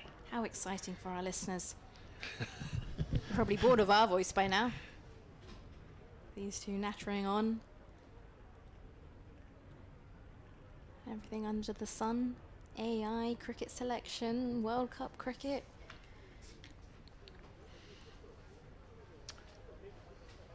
Mulder is going to continue then. I'll just see out this Mulder over. He comes in to bowl to James Coles, 132 outside off stump, dabbed by Coles, quite fine. Comes chasing, and he's going to take on the arm of Harry Swindles, who came running in from wide, 3rd man. And he took it on and won, because it wasn't the greatest throw from Swindles. Low and slightly wide of the stumps. Ben Cox had to clean it up, and by the time he'd done so, Coles had made his ground with time to spare. Good running. Put the fielder under a bit of pressure. Yeah, I'll talk a bit more about Tom Allsop actually when we get a tick. Mulder is in, bowls. Coles steps across and clubs it high and straight over long off for a 1 bounce 4. It was about a yard short of the ropes at long off, but a lovely clubbing off, lofted off drive from Coles, and perhaps the charge is on for Sussex. They want to accelerate from 400 to 500 quickly. 240 now for 4, the lead 407. Yeah. We're just looking at the overs left in the day. Rich, what's that? 47 after this? 48 after this? Yeah, loads and loads. Yeah. I think 8 before tea he'll want. Okay. I've put my flag in that particular place, outside off stump from Mulder. Very full, one of those sort of T20 Yorker length deliveries, a foot outside off stump, maybe a bit more than that actually, but reaching for it, Cole's not able to get anything on it, and it's stopped, not particularly cleanly by Cox. Well, they've got 8 fielders on the boundary. at the moment? Yes. Everybody is now on the boundary, with the exception of Kimber, who's he's marching back as well. Yeah. So yeah, I think the charge is on, and everybody's back on the boundary for the Foxes. In goes Mulder, bowls outside off stump, same a ball. This time Coles just about reaches it, dabs it down. He's going to take on the arm of Goldsworthy, and again, good running from Coles. He went charging back, and the Goldsworthy throw was a little bit high, a little bit wide. Cox had to run out from behind the stumps to take it, and once again, putting the fielder under pressure pays off for Sussex. Coles a runner ball 40, in fact just one ball better than that, 40 off 39, 242 for 4. Yes, I'm very pleased for Tom Alsop. He was, Tom L. Mills was explaining yesterday how he'd spoken to everybody about T20 and their expectations, and Tom had asked to bat a little down the order in T20. He bats at 3 in the championship. Mulder is into Coles, again wide, and he's got a little inside edge onto that. He's going to run down to fine leg between the wicketkeeper and the stumps, and good work running across the boundary down there by Ben. Mike manages to knock it back a long way as well, actually, and saves a couple of runs. 244 for 4, and suddenly the game has taken on a new urgency, which is good to see. Yes, absolutely. And he's played a couple of very good knocks. He played a match-winning knock, really, at the Oval. He made runs on Friday night down at the Ageas Bowl. So he's certainly turning himself into a multifaceted cricketer, and got picked up in the 100 yesterday as well. So, yeah, delighted for Tom. Mulder is in wide to Coles, reaches for it, dabs it down towards backward point. It only travels about 12-15 yards. Cox runs out from behind the stumps to field. Coles takes one, then examines the bottom of his bat critically and says, "Oh, need a new. Got a little bit of a crack in it." End of the over. 245 for 4. The lead is 412. He's also a very good hockey player. Is Tom Alsop, represented Wiltshire, I understand, and maybe England at junior level.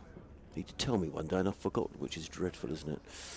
Richard's going to have a little break, and Oliver Shooksmith is going to come and join us here on commentary, and it's going to coincide with the change of bowling from the Cromwell Road end. It's going to be Josh Hull who's going to come in to bowl. 3 overs, no maidens, 0 for 22 for Josh Hull. So far, 245 for 4. I can see a gentleman on the roof of one of the blocks of flats over there. He's fully exposed. Well, he's exposed to the sun. I don't mean fully exposed as in no clothes, but he's got doesn't look like he's got a hat or anything on. He must be absolutely baking up there. And if you are around the ground and you're thinking, I'm getting warm, there is shade around. There is plenty of sunscreen as well around the ground here at Hove. So please make sure you make use of that and drink plenty of water. You're listening to live cricket on the BBC, BBC Radio Sussex, BBC Radio Leicester. You may be watching via the Sussex Cricket Club website. I'm Adrian Harms. Oliver Shooksmith is next door to me. Richard Ray just finished commentary. I'm just breaking off because Josh Hull has actually come around the wicket. Nicky Chowdhury, the other member of our commentary team here this week. The field is very far flung, Oliver. In fact, I think actually that pretty much every Leicestershire fielder is now in a four-saving position. And Josh Hull is coming in to bowl from the Cromwell Road end to James Coles, who's 43 not out. He's changed his bat and he's ready and waiting as in comes Hull. Around the wicket, bowls to Coles, short, and Coles looks to hammer that one away over backwards square. Misses, the ball goes through to Ben Cox, and there is no run. I hope you're enjoying your day, Oliver. I am, yes. Good the stuff. Cricket's been quite different to what I was expecting. Okay, what were you expecting? I was not expecting to see 9 fielders on the boundary. I can safely say that. Was a strange first hour as well, with the 2 part-time spinners on, and Sean Hunt getting a first 50. That's another thing I wasn't expecting. No, I don't think anyone was expecting that. Good point. In comes Hull and bowls, and Coles he steps away to the leg side, looking to work the ball down to third man. There is no run. I don't know if it's just me, but the far end, the sun is shining on a window, and it's shining so brightly, it's shining right, it's reflecting right into our commentary box. I don't think I've ever worn sunglasses in the commentary box. There must be an open window up there, I think, but that's shining straight down the ground. I think the lads in the press box have seen it as well. The written press are sitting next to us. I'm going to change my glasses in a moment.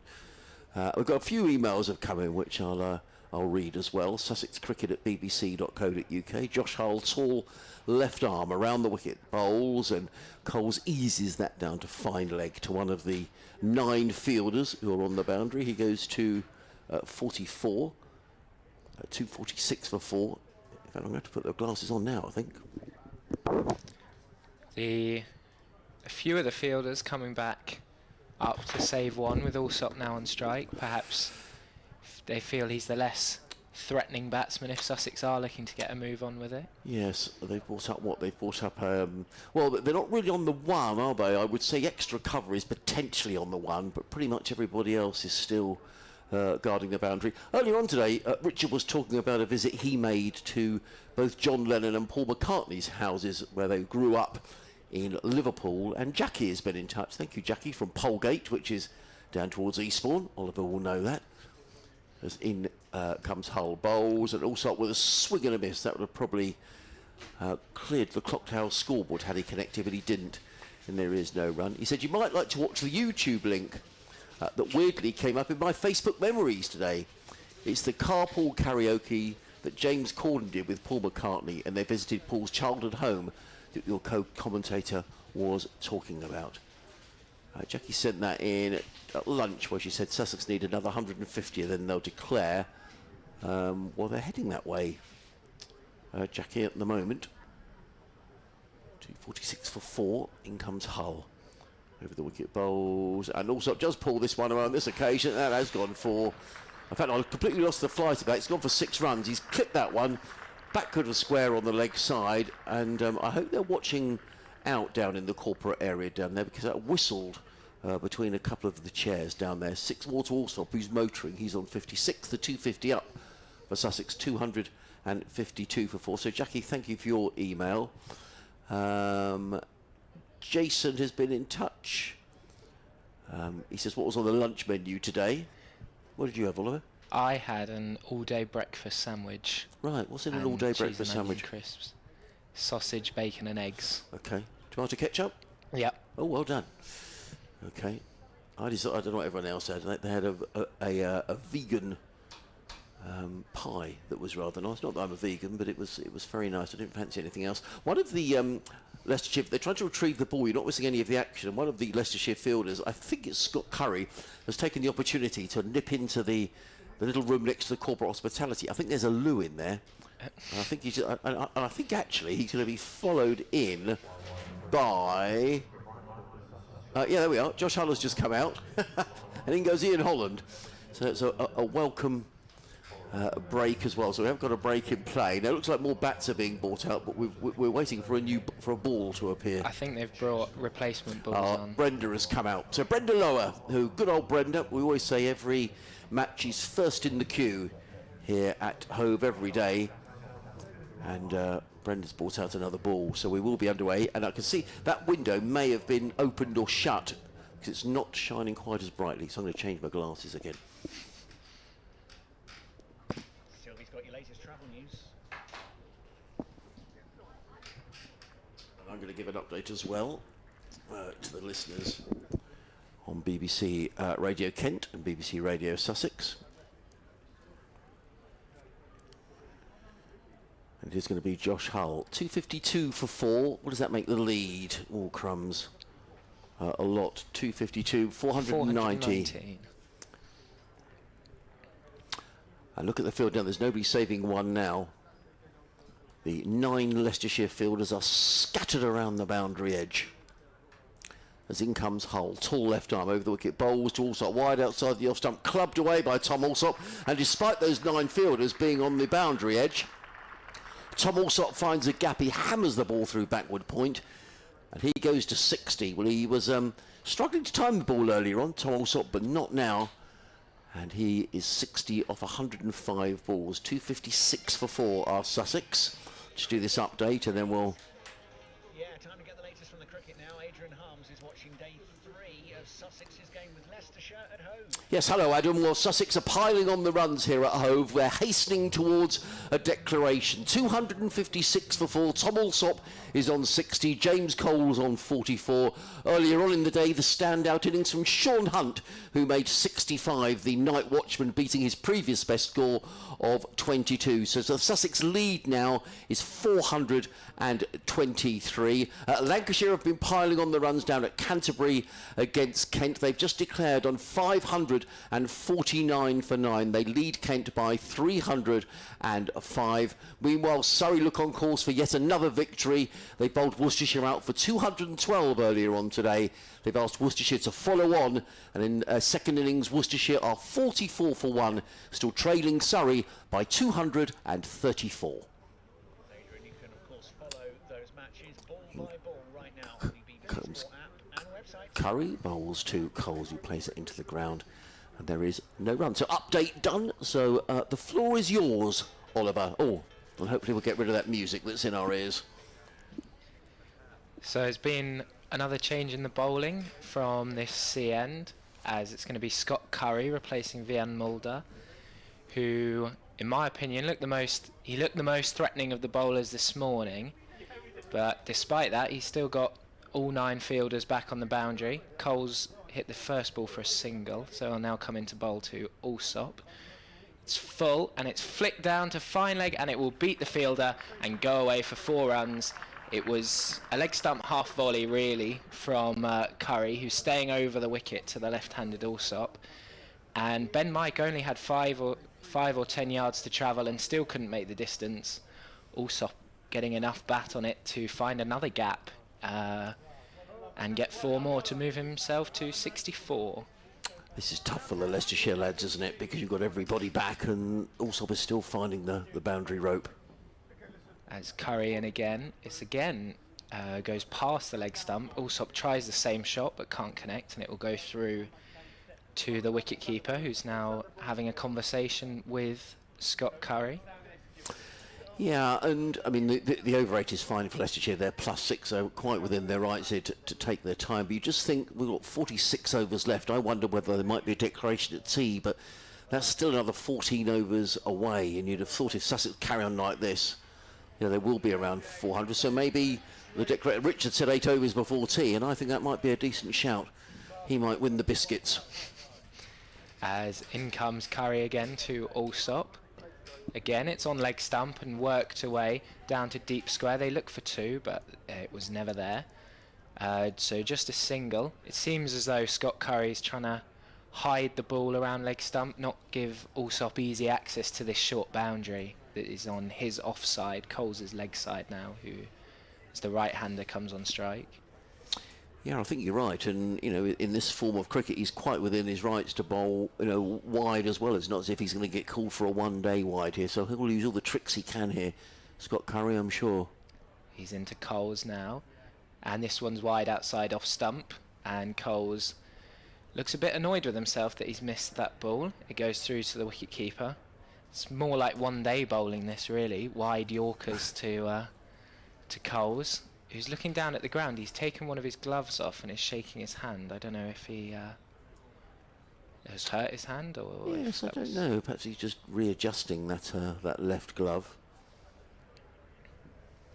He's got 45 or 46 deliveries as Curry now comes in.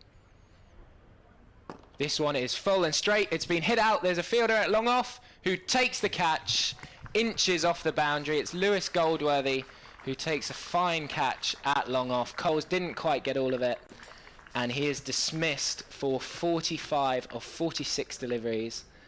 And Sussex are now 262 for 5. Scott Curry picks up his 2nd wicket off the last ball of his 8th over. So he now has figures of 2 for 20.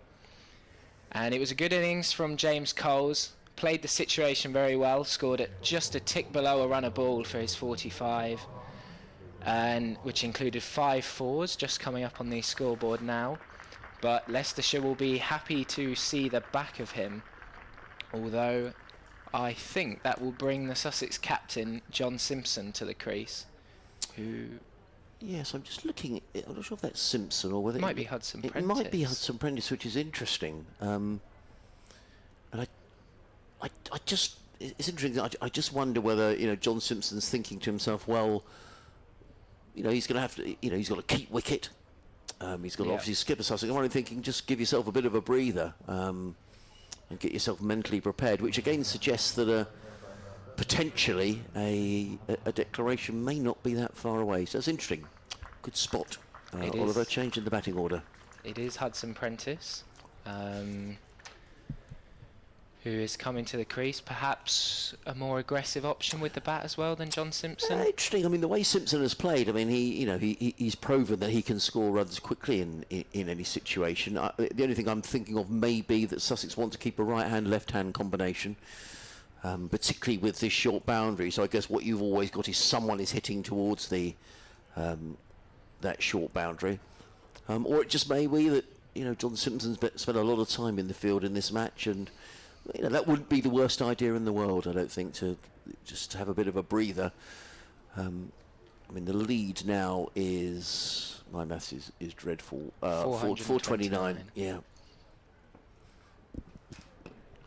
As Hull comes in bowls to Tom Alsop. My apologies, that is my over, so apologies, Oliver.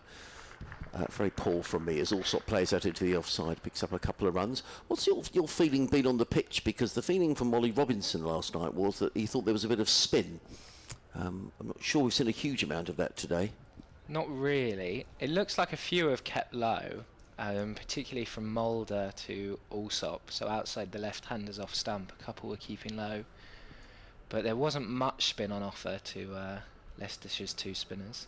Hull in his fifth over bowls, and Alsop takes a step across and he absolutely belts that away. That has gone miles. He's just eased that on its way, Tom Alsop. It's gone sailing over mid-wicket, and I think Brenda maybe called him on to bring another ball out. That has gone many a mile. I think that's cleared the flats. There's someone up on the roof who didn't move. Well, that's a big shot by Tom Alsop, who goes to 70. Extraordinary, really, because early on, Tom seemed to be struggling to time the ball, but he hasn't struggled in the last 3 or 4 overs. He goes to 73, and Sussex to 270 for 5. And we were saying earlier on in commentary, he's picked up a gig in the 100, and Ollie Robinson was saying last night just how hard he singled out Tom Alsop, has worked in the nets during the winter, and that certainly seems to be paying off. Now here comes Brenda. She's come wandering out of the pavilion, and she will get a nice round of applause, I'm sure. In fact, the fielder there has helped out, I think, bringing the balls out to umpire Paul Baldwin, and now he's carrying them back. So I reckon there's a couple of balls we've lost today. Let's see if you watch Oliver. Let's see if she gets a round of applause. She probably won't today. A small round of applause from the Always a round of fans in the applause. pavilion. Yeah, well done, Brenda. And actually, all our T20 matches this season are on DAB radio. And Brenda was saying thank you to the BBC yesterday because she can listen to those. She can't find it online, but she can pick it up on DAB, which is really good news. Sussex's top supporter. In comes Hull, bowls to Alsop, wide outside the off stump, carved away by Alsop down to deep backward square, picks up a single. Sorry, deep backward point, picks up a single. He goes to 74, 271 for 5. I guess one of the things here as well is you've got Alsop closing in on a ton. Do you get sentimental about this and think, well, we've got to let him get his ton, or do you think actually another 20, 30 runs we'd like to pull out? Not easy. No. Well, it was the return fixture at Leicestershire where everyone was wondering when Sussex were going to declare, as John Simpson was nearing a double hundred. He was. In the end, the last day was rained off, so it didn't make much of a difference anyway. But Hull coming around the wicket to bowl to Finn Hudson-Prentice.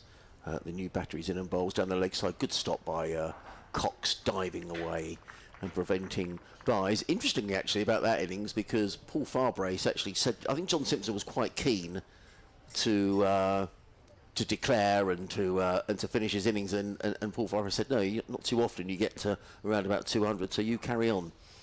And in the event, as you say, it tipped it down on the final day, and the game ended in a draw.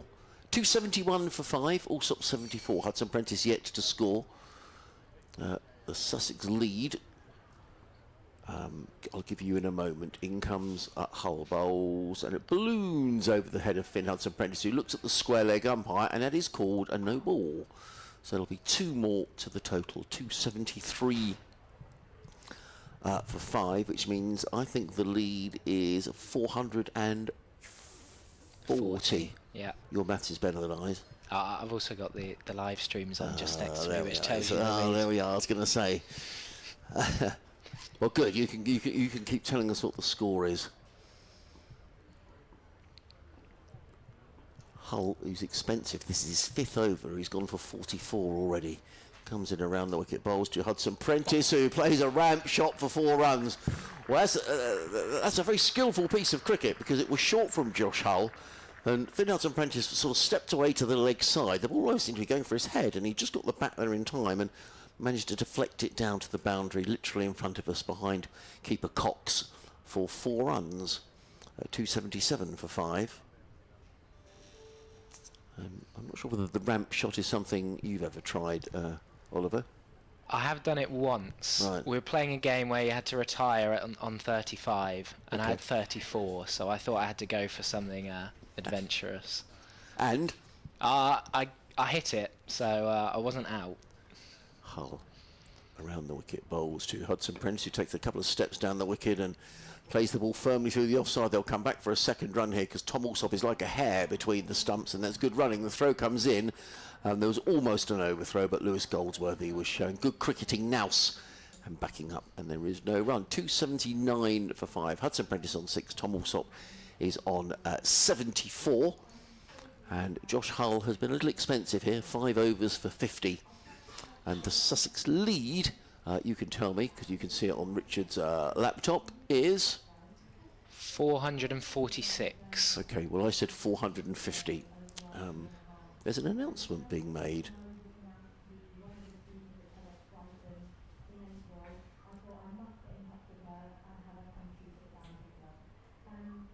Can't hear what In they're fact, I saying. don't think it is actually. I think it's the Boundary Club, who is the business club next door, and I think it's the person on the PA. So they've obviously had their lunch, so there might be a raffle or something coming up. I'm not too sure. It is not a general announcement going out around the ground, which is good news. So I think we'll just turn that down a little bit. The applause you can hear is for the speaker. But it is going to be Scott Curry who's going to carry on from this, the C end of the ground. Field still spread. Everyone on the boundary as Curry comes in to Alsop. Again, he's tucking it off his hip into the leg side. They set off quickly and look for 2, but it won't be there. I think that's Mulder does the fielding from deep mid-wicket. I mean, Richard and I were discussing earlier, there was this wonderful run chase here by Leicestershire last year when they racked up 483 in their second innings within 15 runs of what would have been, I believe, the highest chase in the history of the county championship. And it was an amazing effort, and they just fell short. But you know, who says it won't happen again? Anything can happen in a game of cricket, but I do feel the Sussex attack is stronger in this game, with all due respect to those who played last year. Certainly boosted by Ollie Robinson. Yeah. As here comes Curry to Hudson-Prentice, again hiding it outside off stump, and Hudson-Prentice works it again to Mulder, who's at deep cover this time, and throws it back in, just a single. Hudson-Prentice has 7, Alsop 75, and the score is 281 for 5. Looking a bit dishevelled in the field here, Leicestershire. Yeah, and you can't blame them, can you? It's been a pretty torrid day. I thought this morning they did well through Kimber and Goldsworthy initially, but once Sussex stepped on the accelerator, as they were always going to do. Yeah, here comes Curry to Alsop, who goes for a switch hit and is hit on the pads, and it just trickles in front of him. He's clearly aware that they're trying not to give him access to that short boundary, so he's trying to manufacture something there as Alsop. Yeah. The extraordinary thing about that chase of 483 is that in their second innings at one stage, Leicestershire was 16 for 2. And they got to 483. Colin Ackerman made 136. Umar Amin made 94, so neither of those playing in this game. Ben Cox made 58. Tom Scriven, who's not playing, made 78. And it was an amazing effort that fell just short.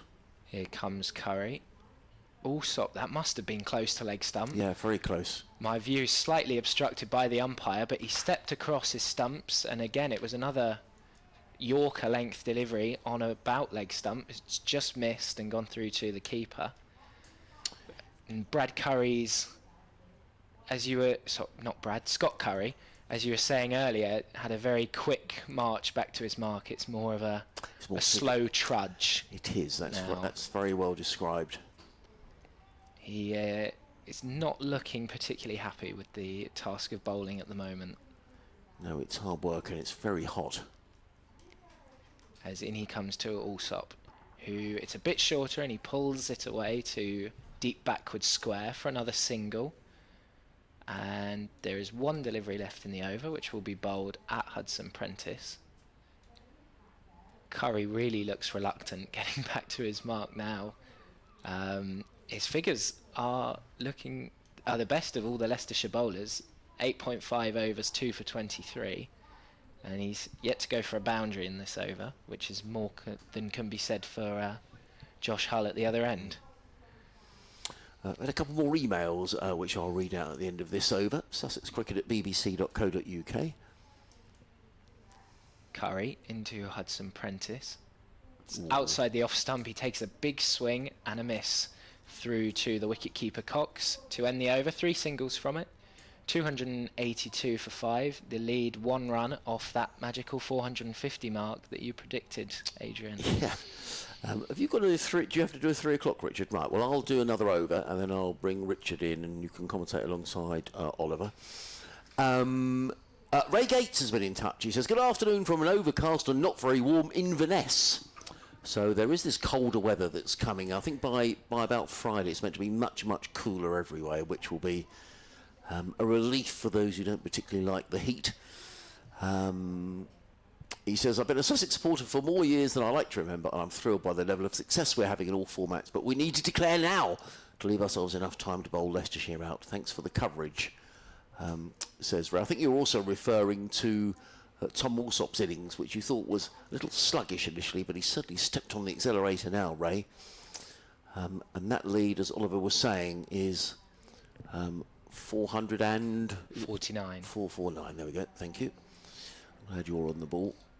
As Josh Hull, tall man, into his 6th over, running down the hill, bowls to Allsop, wide outside the off stump, and I'm afraid that is a wide, even in the 4-day format. You can see what Hull is trying to do. He's trying to restrict Allsop, as he's allowed to do, to bowl wide, but that was just too wide. So it was almost a no ball off the cut strip, yeah. I think. Graham's been in touch. Hello, Graham. I'm not sure if it's the ground, Graham, or whether you're watching on the live stream, but he says, "Does Kimber have the dirtiest pair of trousers you've ever seen? Why didn't he change them at lunchtime?" I'm trying to think where he's been throwing himself around in the outfield. I can't see where Kimber is now. There's a pair of dirty trousers at backward point. Okay. I'm not sure if that's Kimber or not. Right. In comes Hull over the wicket, bowls to Allsop, and Allsop plays this away into the offside. It was in the air for a long while, and it's just a single to Tom Allsop, who goes to 76. Is this Kimber down at... 70. Yes, it is. So he's down at, deep backward point, wideish third man. And he does look as if he's been hurling himself around. He's done well today, though, Louis Kimber. I thought he bowled a very good spell. Bowled all morning. As Richard was saying, he didn't really turn the ball very much, but at least he kept the runs down for a while. Now there is going to be there's a bit of a debate going on between Ben Cox and Josh Hull. One of the problems here is that because the field is so widely flung, that the skipper Lewis Hill is, of course, nowhere near. He's gone right back on the boundary. Hudson Prentice wanders back to the crease. He's 7 not out to 84. 84, thank you. Lead is now surpassed what I thought it would be when a declaration was made. In comes Hull, bowls to Hudson Prentice with a swing and a miss down the leg side, well taken by Cox, and there is no run. Now the umpire is saying there are 3 men behind square on the leg side, and that is going to be a no ball. I think. Did he signal no ball? I think the square leg umpire did. Yes, it's been given yeah, no ball. yeah, there were 3 men, and you know, I'm loath to say for the opposition because we like to be, but I think that is a bit sloppy from Leicestershire, really. I think it was Vian Mulder had forgotten, because he had been on the offside to Allsop and had forgotten to make that slight adjustment for the right-hander on strike now. In comes Hull, bowls. Hudson Prentice sort of just hammers the ball away. Didn't quite know where that was going, but it's ended up with Louis Kimmer, he of the dirty trousers, who gets in the throw. One more to Hudson Prentice. He goes to 8. The total goes up to 287 for 5. Interestingly, on the T20 game down at the Aegeus Bowl, or Utilita as it's called now, on Friday night, there was a free hit off the final ball of the innings, and Nathan McAndrew hit the ball down the ground.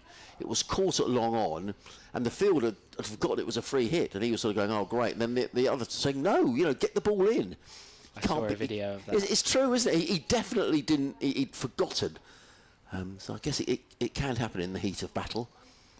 In comes Hull, bowls to Allsop wide outside the off stump. You probably heard the crack of the ball on Tom Allsop's bat as he picks up another single. He goes to 77. Total to 288 for 5. And the lead extends to 455. I don't think we are going to get to tea before we get a declaration, because that will probably make the lead, the way things are going, over 500, and that would seem, well, I'm not saying it's more than enough, you never know what might happen, but I mean, Sussex will want to give themselves plenty of time on a pitch that, to be fair, seems to be turning into a pretty decent batting surface. Not too much sign of the movement that there was earlier on in the match. Hull down the hill, bowls. Hudson Prentice swings that away, and he's going to be caught by Lewis Goldsworthy down here at fine leg. The second catch that Goldsworthy has taken, nicely judged, and another wicket goes down. Tom Allsop looks towards the pavilion as if to say, "Is that it? Are we declaring?" But clearly not. And the man working his way down the steps looks to me the busy figure of John Simpson, the skipper, who's making his way out to the middle. I'm fairly sure that's John Simpson. I think so. Yeah. 288 for 6, and Hudson Prentice is on his way for 8. Wicket for Josh Hull. He'll be pleased about that. He will, and he'll also be pleased that overnight it was announced he will play in a first-class select 11 Yes. against the West Indies before the Test series. Yes, he'll be joining Bertie Foreman in that. Is that someone you know? Do you know Bertie? I know of him. He Right. went to Hurstpere Point, I think, who we play against. Right. But I was not in the first team, so I didn't play him. But Okay, he had a very good winter, Archie. He won an award. Bertie, sorry. Archie. Crumbs. Yeah, he won an award. He was playing cricket down in Manly in Sydney and did very well. And I forget the award that he won, but it was quite a prestigious award that Bertie Foreman picked up. And he's also going to be in that select 11. So, 288 for 6. Sorry, Rich was just pointing something. Yeah, we can swap over now. Yeah, by all means. If we have a quick bit of a change, because we have got a break in play here, and Richard can come in for myself and leave with Oliver. Thank you, Adrian. Foxes chasing leather, as the expression has it. I think they'll be doing that for another, well, what is that, 45 minutes until tea, which will be at 3:40. That said, the over 8, although it shows +6, I don't think it is now. It will be about 32 overs to go, so I think it'll be back to more or less level. Come tea, but, well, it may be that Simpson's going to go all the way there. He's going to be on strike.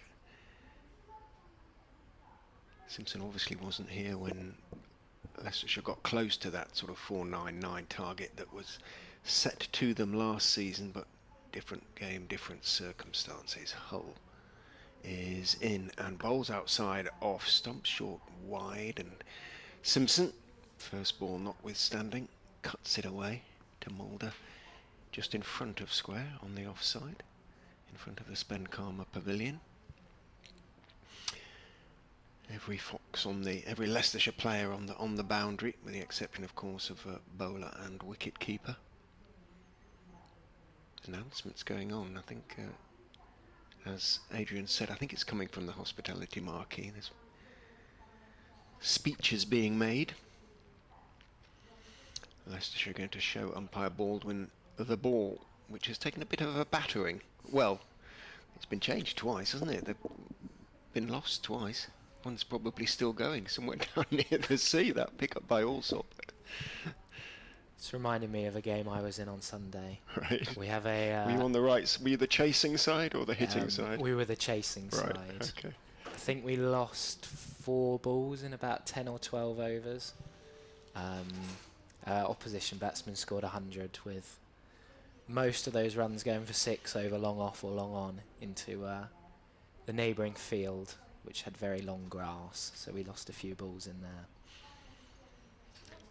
I played a bit of, as well as club cricket, I also played sort of some village cricket up in North Yorkshire, and I remember a couple of games when the boundary on, we were playing in it, literally a farmer's field. He sort of ushered the sheep off for the for the fixture. The square was all right, curiously, but the rest of it wasn't. But it was sort of July, and every boundary was surrounded by sort of waist-high corn or whatever the crop was. The amount of time we spent looking for balls in that, it was hours. It felt like. Looks like Leicestershire have been successful with their plea to change the ball. Brenda's been back on. I hope she's got a good supply, because that's 3 for the innings. Brenda's never had a day like it, has she? That's hard. In and out of that pavilion. Getting to know umpire Baldwin and umpire Pratt. Holt. Hare. Bouncing as he runs in and bowls to Allsop, outside off stump. Allsop reaching for it, gets a thick inside edge, could have chopped on, didn't. It runs down towards leg gully. Cox runs across the field and Allsop takes a single. He moves on to 79, 290 for 6. The lead 4-5-7. Who was in at 4? Well, next one is Nicky at 470 and Oliver at 480, and I said a 500. You do realise it was a tenner each. Okay. Shocked expressions. Yeah, should have specified. I should have made that clear. Shouldn't have beforehand. It will be Scott Curry who is going to continue from the sea end. This will be his 10th over. He's taken the 2 wickets. In the context of the innings, he's got spectacularly good figures, hasn't he?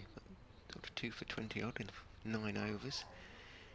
He's made himself into a really good white ball bowler as well, Curry, so those skills are coming in useful here. He'll come in now to Allsop. Taps his bat on the floor and it's on leg stump and it's flicked away. 1 bounce, I think, out to Kimber, who's at sort of cow corner, and that's brilliant running. I wasn't really watching the batsman, but I thought it was an obvious single, and they've turned it into 2 runs. So did Scott Curry and Ben Cox, who are both giving evils to Kimber. They both sort of put their hands on their hips and stared at Louis. There was a thumbs up just there from Curry to say no hard feelings, perhaps. As he turns now, and we'll come into Allsop again, who has 81.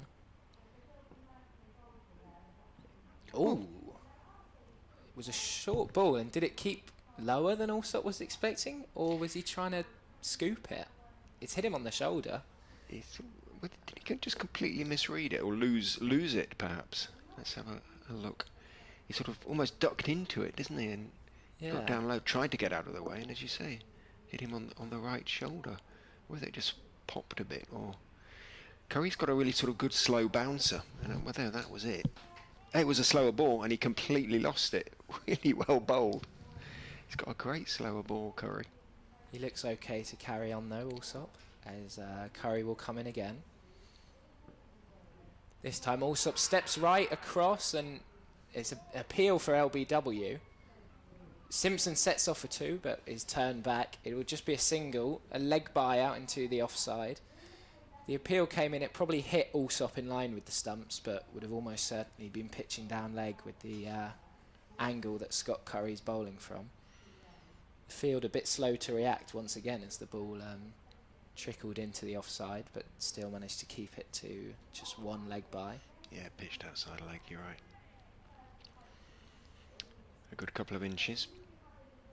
293 is the score now for Sussex, with the captain John Simpson, who will be the best person to judge when the declaration should come, as he hacks this one out into the onside. It won't find the gap, but they'll get 2 runs. It was between Goldsworthy and Kimber out on the leg side. It was a full ball on around off stump and sort of dragged into the leg side by Simpson, who gets 2 runs. He's enjoyed batting against Leicestershire this season, so you probably can't wait to see the back of him. Oh yeah. Well, at the moment, As in comes Curry. It's outside off stump and nurdled down to deep third man for a single. he is on... 300. He's getting close to 400 runs without being dismissed. Because he's got 4 in this dig already. Yeah. And he was on close to 390.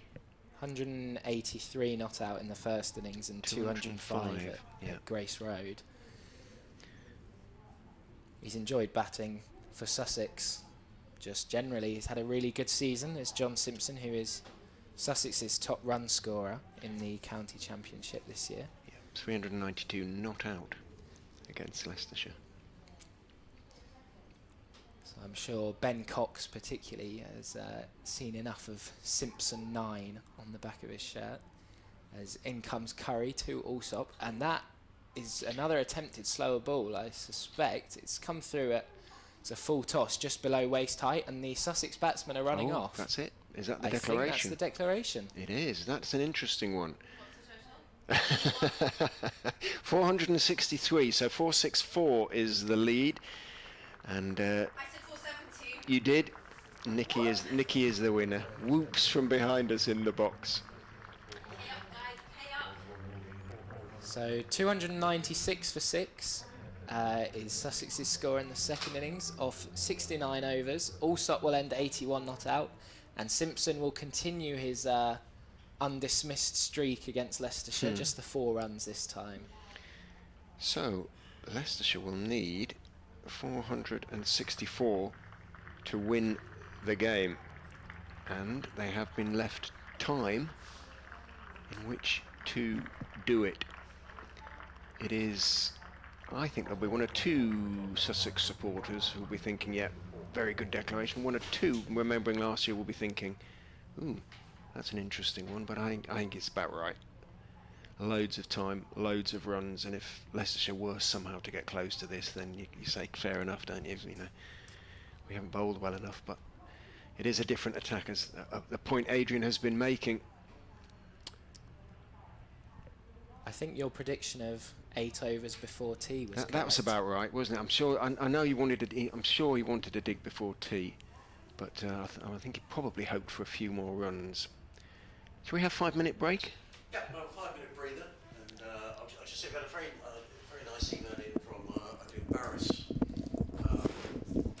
Oliver here, and he says, I'm at the county ground listening to the commentary. I have to say, Oliver sounds like a professional already. I'm sure he has a big future in the cricket media ahead of him. Watch out for your job, Adrian. I was just thinking that. Should we ask Oliver to go? And he can't come back again. No, well done. And thank you very much for your email, Adam, which is very kind of you. So we're going to have just a quick breather and a cup of tea as the Leicestershire players make their way wearily up the steps to the dressing room. They've got to get themselves ready to bat. The Sussex lads out on the field going through their warm-ups. Richard, Nicky, Oliver and myself will be back with you in a few minutes' time.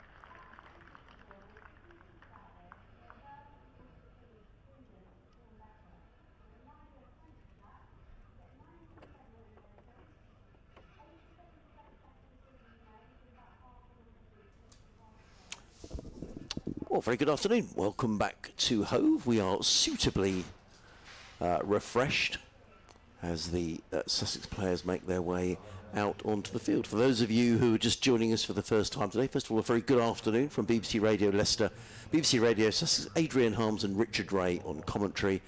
Sussex 296 for 6 declared. Tom Alsop finishing 81 not out. It means the lead for Sussex is 463. Leicestershire needing 464 to win. That sounds a lot of runs, and it is. But they made 483 batting second here last year. So Leicestershire with a bit of history on this ground. There are 40 overs remaining in the day and 96 tomorrow. So what's that, 136 overs for Sussex to get these wickets or for Leicestershire to get the runs. And a tricky little spell now of 8 overs, Richard, for Leicestershire to negotiate. Absolutely. If they were to lose a couple of early wickets, then, and they could against Robinson, and Patel is a key man. He's going to be on strike 2, Ollie Robinson, from the Cromwell Road end. No changes to the order at the moment for Leicestershire, so Ian Holland, the temporary opener, has gone out there again. Robinson comes pounding in, bowls to Patel outside off stump, an entirely gentle and unthreatening delivery that just drifts through, doesn't move as much as a millimetre in terms of from the straight. It was very much a loosener from the Yorkshireman. Yeah, and I think we could well see quite a bit of spin in this innings, not least. I'm just looking at the over rate, which actually isn't shown on the scoreboard, but Sussex were definitely behind, weren't they? They were -4, weren't they? Yeah, so I assume they'll pop it up there sooner or later. You'd have thought so. I don't think the fact that it's not there, it can't mean that they're level at the moment. Anyway, Robinson is in, bowls wide, and again he looks a bit cross with himself, Robinson there. I saw him politely getting a coffee at the coffee shop this morning. What does he have? Well, I wasn't sort of stalking him. I wasn't that close. I was in the coffee shop when he was being served, but I didn't go running up saying, what did he have? What did he have? But I have to say that he did indulge in a pastry as well, so I'm not sure that was so good. Right, shush. Yes, absolutely. They might be listening on the Sussex balcony. In he goes. Angled run, bowls to Patel, who is looking to drive. It was a much fuller delivery on off stump, and it did wobble a little bit, and Patel looking to drive rather squirted it out to mid-off, and then indicates with his right hand that sort of it came a little bit out of the back of the hand. He was trying to hit the seam, Robinson, and he did. That's one of the reasons he's a threat. And as I say, that talking to Ivan Mulder last night, he was saying that he was constantly sort of hitting the seam and leaving little indentations in the pitch, and no other sort of bowler was doing that. It's a gentlish pace as he comes in and bowls, and Patel leaves outside off stump. It's too wide, hasn't got his line consistently right in this over, but he does hit the seam harder than sort of any other bowler, certainly in the Sussex attack, but any other bowler in the match as a whole, I would suggest. Yes. I think my impression for the first 4 balls is he's bowling a bit within himself here. Just easing into his spell. Yeah. Think? He never really looks as though it's just a sort of body language. He never looks as though he's really pounding in and giving it everything.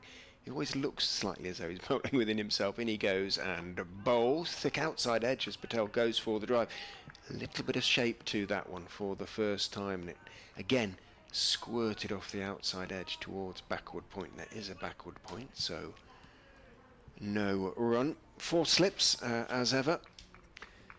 Messrs Alsop at first, Coles at second, Haynes at third. It's usually, and Carson at 4th. A sun-hatted Carson. Coles also got a sun hat on, 2nd and 4th. Robinson is in, bowls to Patel, goes past the outside edge. Absolutely no reaction from Robinson, but the start of an appeal from first slip. And not probably the greatest opening over that Ollie Robinson has bowled, but that last ball and a couple of the others showed that he is going to be a serious threat. Of course he's going to be a serious threat, but there was some suggestion that the pitch, which looks a beautiful uniform colour now, doesn't it? It looks very flat. Might just have sort of died a little bit under the sun and under the heavy rollers, but there's still something there. Sean Hunt, who's had quite the match, actually. Picked up 4 for 6 yesterday, late afternoon, or having had a pretty wretched day.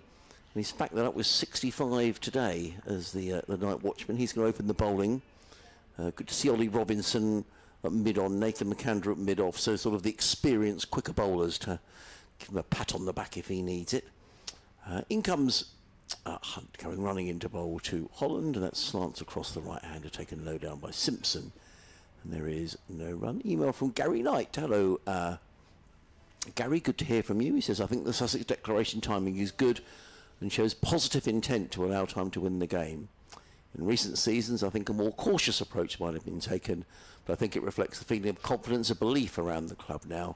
With our extremely strong attack, I fully expect us to win this game and comfortably before lunch tomorrow. That's Gary's take on things. In comes Hunt over the wicket, bowls and up on his toes is Holland, plays it to square leg, and there is no rubble. I'm sure Leicestershire will have other ideas. Just thinking about how this might pan out. 38 overs to be bowled after this tonight, then 96 tomorrow. So a new ball would be available for Sussex probably sometime sort of mid-afternoon tomorrow, which will be another factor. They'll want to make sure they have a decent dip with the new ball, if indeed it's still going. In comes Hunt, bowls, taken by Simpson. There is no run. Interestingly, Richard, just the last couple of deliveries have rather died on the keeper Simpson. There was a very, very good carry earlier on in the match, which perhaps suggests that it's becoming a little easier to bat out there. I think it is, no question about it, and Robinson's skills will be key. Leicestershire will hope to offer much more resistance than they offered in the first innings, that's for sure. Yeah. Hunt is in bowls, and Holland defends into the offside. And there is no run, so Leicestershire still to open their account in pursuit of this 464 to win. I think probably objective number 1 is let's get to tea without losing a wicket. But, I mean, you can have some fun and say, well, if Leicester are, I don't know, 120 for 125, 130 for 1 or something at the end of play, there'll be a few nervous. Oh, totally, particularly after last year.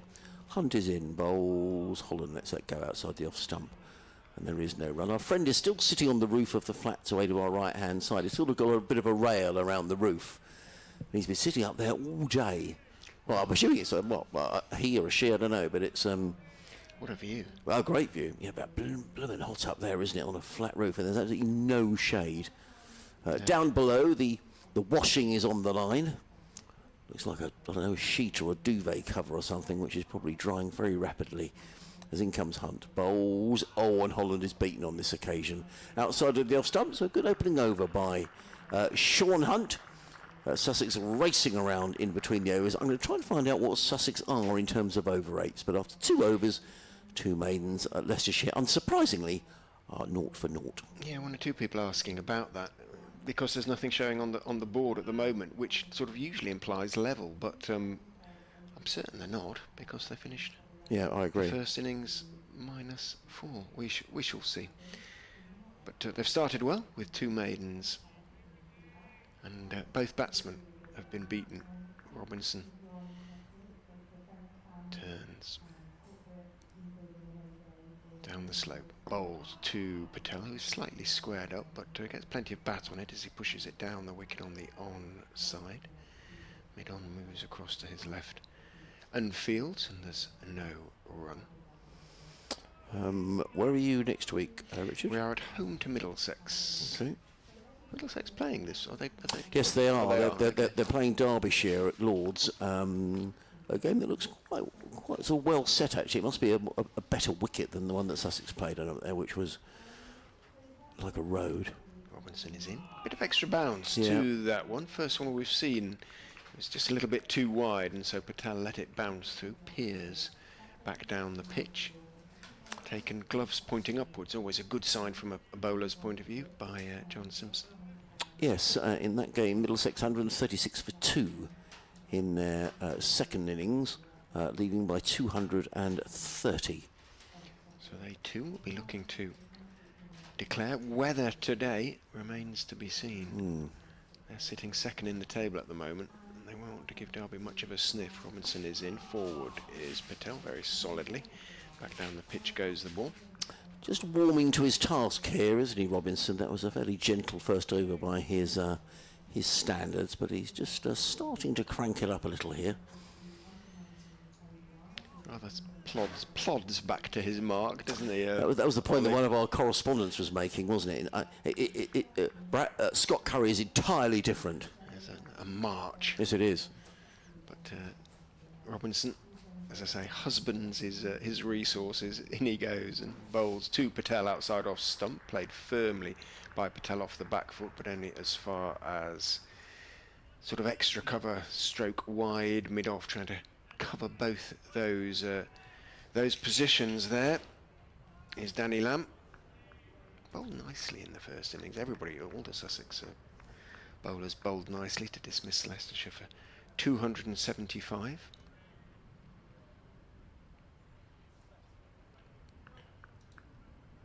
Yes, they did, and he's got a lot of bowling at his disposal here, John Simpson. Robinson is in bowls. That one came back in, and Patel looking to drive, had to adjust, and it came off the inside part of the bat. Robinson moving it.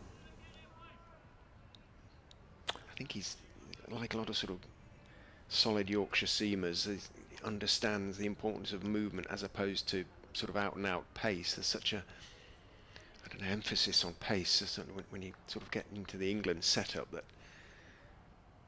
there is certainly at county level room for a really good seamer who can move it both ways, and not necessarily at sort of 85 miles an hour plus. Robinson is in onto the hip of Patel, hurt him. Ouch. And so it must have just got between the thigh pad and pad, perhaps, or thigh pad and sort of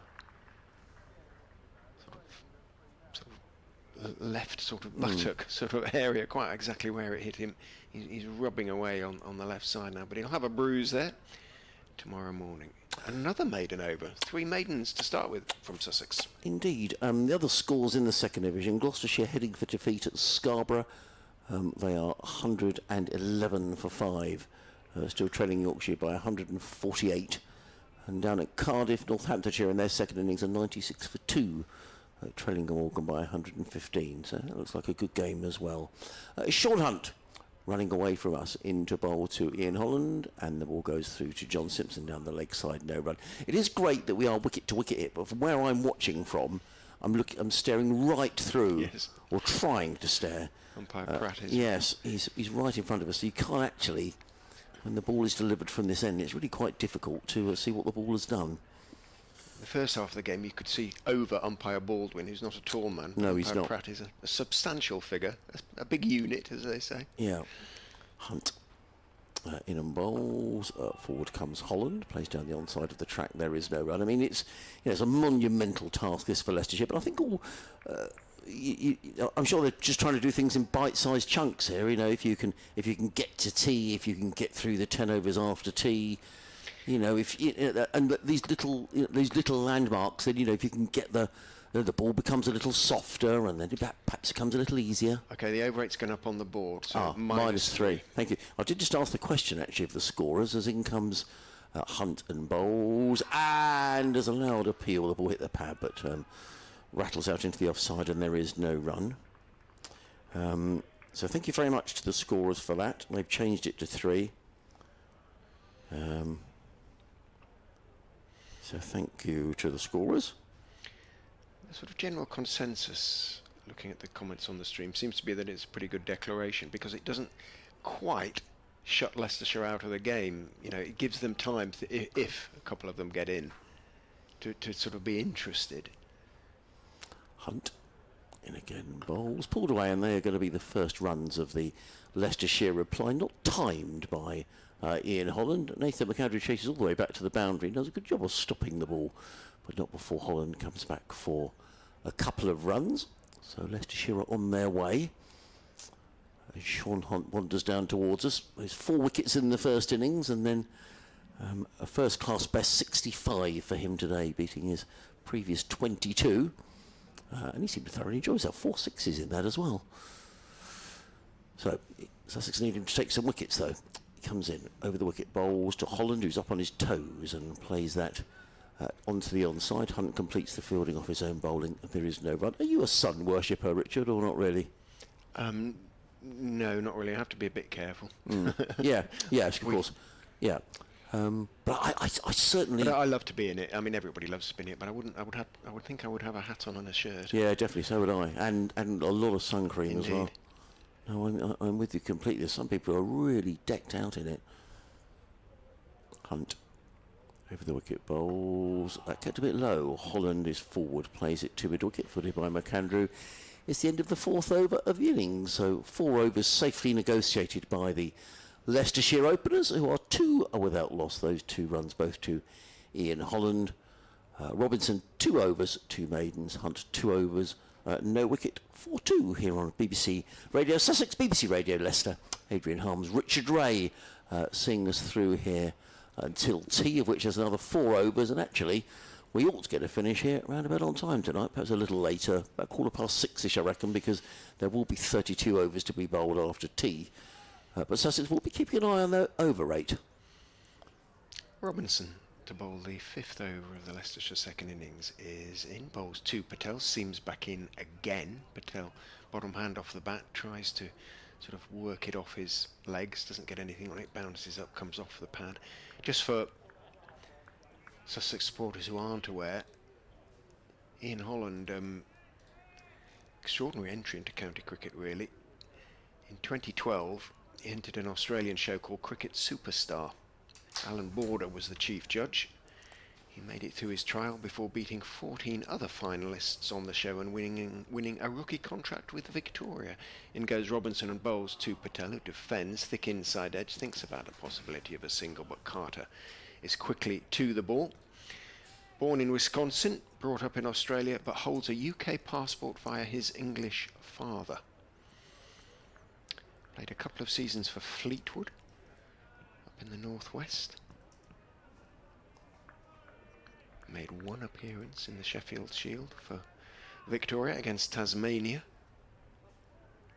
Was recommended to Hampshire by Dimmy Mascarenhas, who we met in Melbourne in 2015. In goes Robinson, good bounce, but outside off stump, and Patel can and does leave, and he made his international debut in 2019 for, of course, America. And I suppose more relevant, although he's played 15 ODIs, is his first class batting record, 2,620 runs at an average of 25. But he does have 4 centuries, so if he gets in, he can be an adhesive batter. In goes Robinson and bowls, thick outside edge. Patel looks slightly nervous, maybe the wrong word, slightly jumpy against Robinson. He rates Robinson, you can sort of tell that, and his body language is not one at the moment who sort of thinks he can dominate a bowler, which Rishi Patel often does. He's being very, very careful.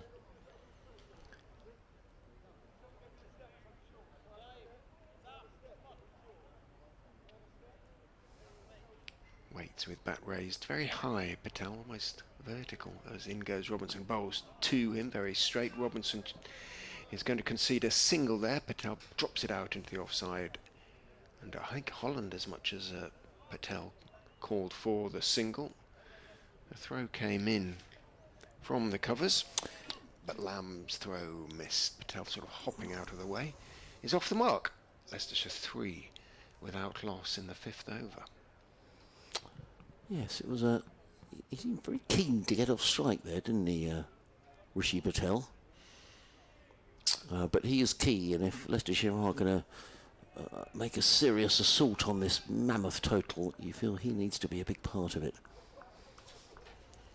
Robinson to Holland is in. Bowls. Holland squared up a bit, dabs it behind square on the onside. He wants a single. Patel says no, and Carter was quickly to the ball. End of the over. Another good one from Ollie Robinson. 3 overs, 2 maidens and none for 1 for him. Hunt, just the 2 runs conceded from the single scoring shot. Leicestershire intent purely on survival in this little mini session. And they've almost done it. How many overs until, well, 10 minutes until tea. 3 overs, that'll be about right. Yeah, it will be. Rishi Patel last year in this match made 48 in the first innings. He top scored for Leicestershire, who were bundled out for 108, and then 40 in the second innings before he became a victim of Harry He made him 99 the 2 years before. Did he? Here? 3 years before. Is that here or at Grace Road? No, here. Short Hunt runs away from us, comes in and bowls. Forward comes Patel, plays onto the onside, and there is no run. Richard was saying like Short Hunt, who began his career at Surrey, played his cricket at Sendon Horsley Cricket Club, not far outside of Guildford. Send was the club where the Hollyoake brothers, or certainly Adam Hollyoake, played a lot of his cricket in early years. Hunt, number 21 on his back. 4 slips go down. He's in and bowls, and Patel plays very straight down the onside of the track. Hunt fields of his own bowling, and there is no run there. Sean's parents are big supporters. They're often here at the ground watching. They were here last night. They were talking to Paul Farbrace. Right, yeah, I'm sure they'll be... They were chuffed to bits about his little burst of 4 for 6. Yeah, and he... I thought I saw them walking to the ground this morning, but I might have been mistaken. But I hope they were here, because they'd have enjoyed his 65. Hunt runs away from us. Oh, I've missed my update. Comes No into ball bowl. from Hunt. Squared up Patel with a little bit of swing, but he's bowled a few... Seems to struggle sometimes, just getting his run up right from this end. Took all his wickets from the Cromwell Road end. Even yesterday, didn't he? Sorry, yesterday? That's right. It was yesterday, wasn't it? Yes, it was. Yeah. No ball hasn't gone up on the board. I don't know whether they missed it, the scorers. Sorry, I'll pick up again. Hunt on his wham. I'm not sure if they've come for the update or not. In comes Hunt, bowls, and there was a bit of extra lift there from Sean Hunt, and it was deflected away by Rishi Patel down towards third man. He's going to pick up 3 runs. Holland very quick to come back for the third, and let's go to 6 without loss. Yeah, well, I'm certain he signalled no ball, umpire Pratt, and the 4th ball for the 3rd ball, so suddenly the scoreboard has ground to a halt because it's going to have to be corrected. They missed the no ball off the 3rd ball. So, in fact, it should be 8. Right. There it goes. In comes Hunt, bowls, played by Holland square leg, and there is no run.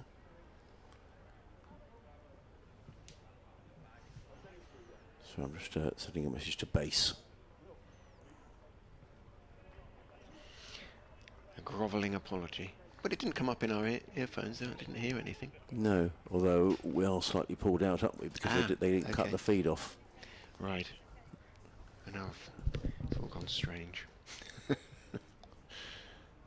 Hunted, bowls, and deflected down to fine leg by Ian Holland. He picks up a single. He goes to 3. End of Sean Hunt. No, 1 ball to go. Sorry, I missed the no ball. 9 without loss. Patel on 4. Holland on 3. Just a reminder, Leicestershire with a mammoth task to score 464 to win. After Sussex declared 296 for 6. Tom Alsop up scoring with 81. Sean Hunt, as we were saying, the night watchman, making 65, and he's on his way again. Over the wicket, bowls, and forward comes Patel right in behind that, plays it to mid-wicket. There is no run, so no alarms. And Leicestershire on 9 without loss.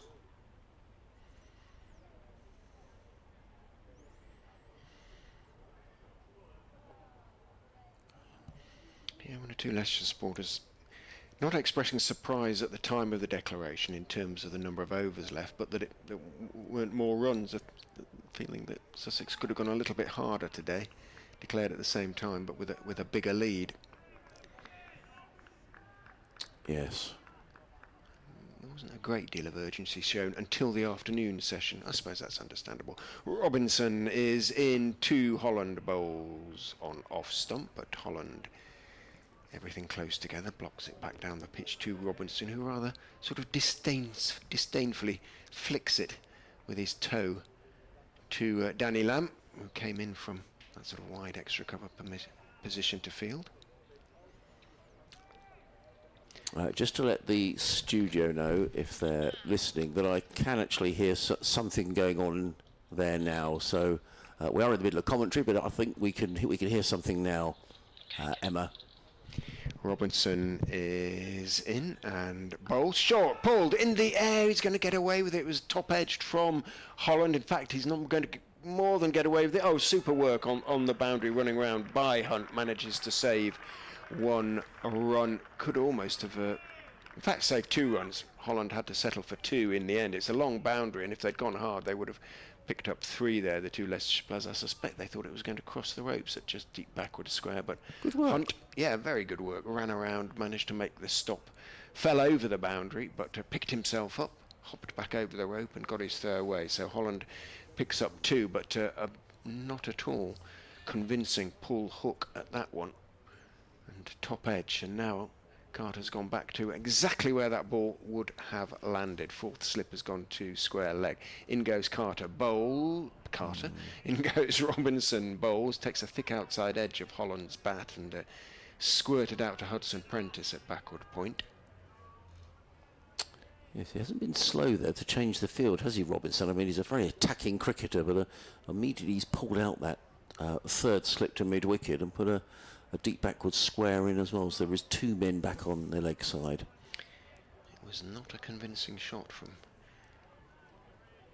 Australian superstar winner Ian Holland. That was 12 years ago now. In goes Robinson and bowls outside off stump. He bowled from wide and tried to bring it back in, but started it a bit too wide, and although it did shape back in, not threateningly so. 11 without loss, Leicestershire. The flags on either side of the clock tower are just fluttering, but limply in the gentlest of breezes from the sort of east, such as it is, southeast. There's barely a breath, is there, of wind. Robinson is in, bowls to Holland, who's up on his toes as Robinson, slightly short of a good length, played off the back foot, turn of the wrist, pushes it out to square leg, where Carson, who was at 4th slip, now finds himself fielding, and so able to engage umpire Pratt in conversation, making sure he stands to the offside of the umpire, because Carter is deep backward square and Hunt is at long leg.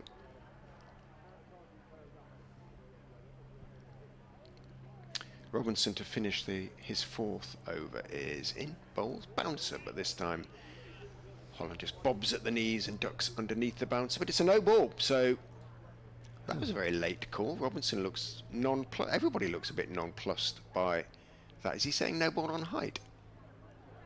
Did umpire Pratt call that? I think he did. I think maybe he did. But he did actually bob at the knees, so Well, I don't think it was. I'm not sure it was that No, I would agree. unreachable. Let's have a look.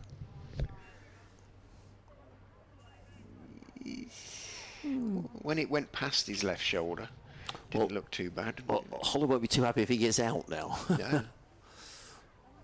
But the Leicestershire score goes up by 2 to 13 without loss. Robinson is... Oh, that's a slaughter.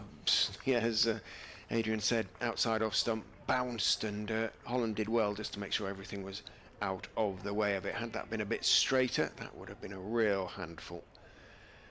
As it is, Holland survives. Well, Robinson's work then is done now in terms of this little mini session. 4 overs, 2 maidens, none for 5. Some threatening deliveries in there, but he will return refreshed after the tea interval, and Sean Hunt will bowl the last over before tea.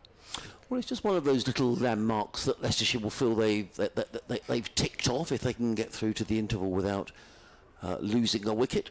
13 without loss. Sean Hunt is on his way to Patel, who drives sweetly past cover point for 4 runs. Slightly over pitch by Sean Hunt, and Patel, with T around the corner, wasn't going to miss out on an opportunity like that, and he timed it sweetly through cover point for 4 runs.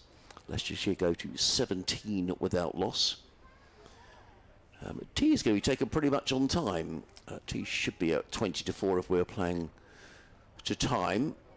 The over rate for Sussex is still -3. I mean, it will become an issue probably later on. Well, who knows? You don't want to get too far behind, do you? That's the point, because it's the Devils' only job to get those overs back. Leicestershire did it by bowling spin from both ends, which they did pretty effectively this morning. But Sussex will need wickets. In comes Hunt and bowls, and Patel clips to mid-wicket, fielded by Nathan McAndrew. And again, on this occasion, there is no run. Patel remains on 8, Holland on 5. T around the corner. A chance for those to get out of the sun for 10 minutes or so. But we shouldn't really complain, because we've had some bitterly cold days this season. I mean, you must have had a couple. We had a very wet day, didn't we, up at Leicester? But the ground looks a picture, and Sean Hunt is on his way. Bowls, let go outside of the off stump, and again... Stayed a bit low, didn't it? Yes, it did stay a bit low. Just checking that we're all plugged in here, because we're meant to be doing an update, but... Sean Hunt's going to change the angle of attack here. He's going to come around the wicket, presumably for the final 3 balls of the over.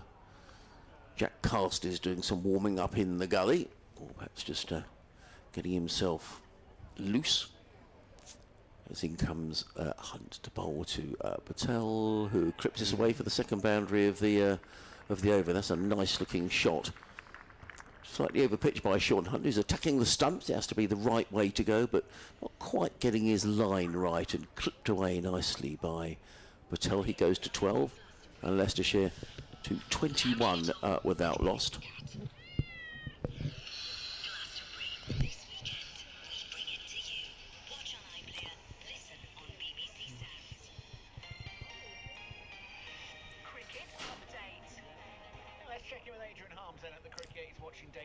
Sussex's game with Leicestershire and Hove.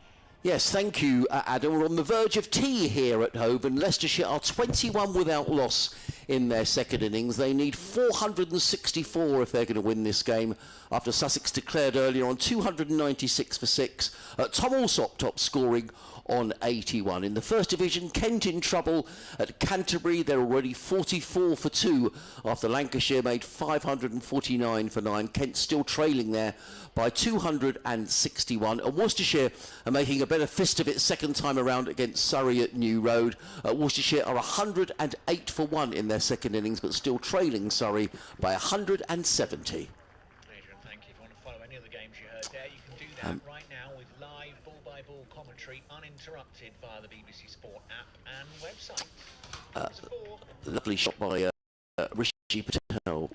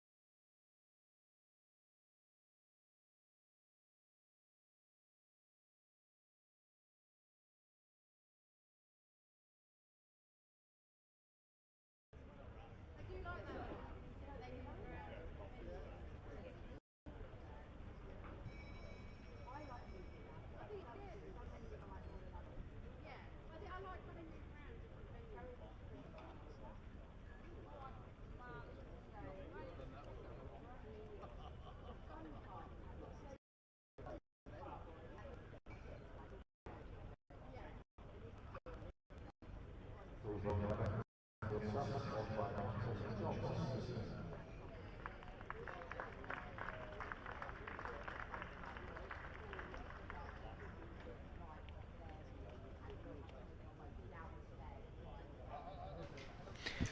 good afternoon and welcome back to the county ground here in Hove, under blue skies with a little bit of white cloud, about to start the third and final session on this third day of the Vitality County Championship Division 2 match between Sussex and Leicestershire.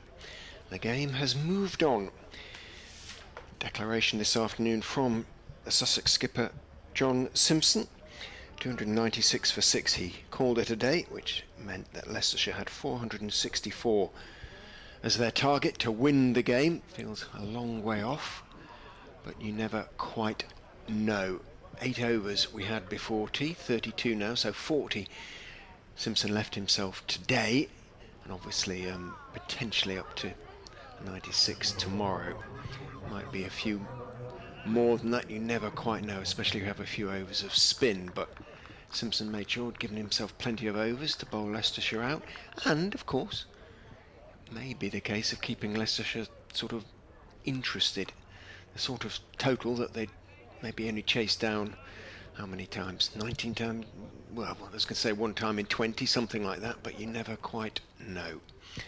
So Nicky Chowdhury from BBC Radio Sport and Adrian Harms and myself from BBC Local Radio's Sussex and Leicester, and Ollie Shooksmith has joined us for today's commentary as well. That's your commentary team, and it's going to be Nathan McAndrew for Sussex to open the bowling in this session from the Cromwell Road end.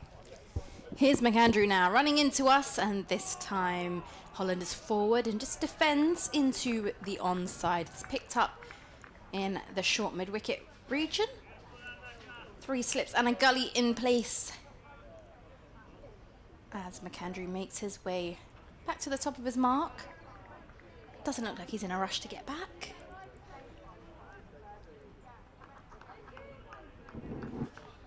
Nice little bit of chitter chatter around the ground. It's being picked up on our effects mic.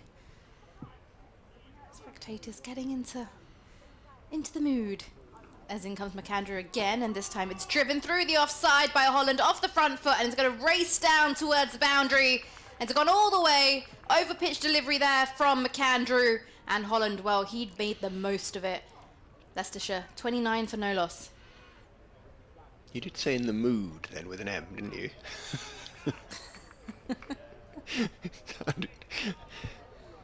There is some sort of a fairly exposed sunbathing going on up there. Whereabouts? On top of that, he looks a bit pink, bless him, already.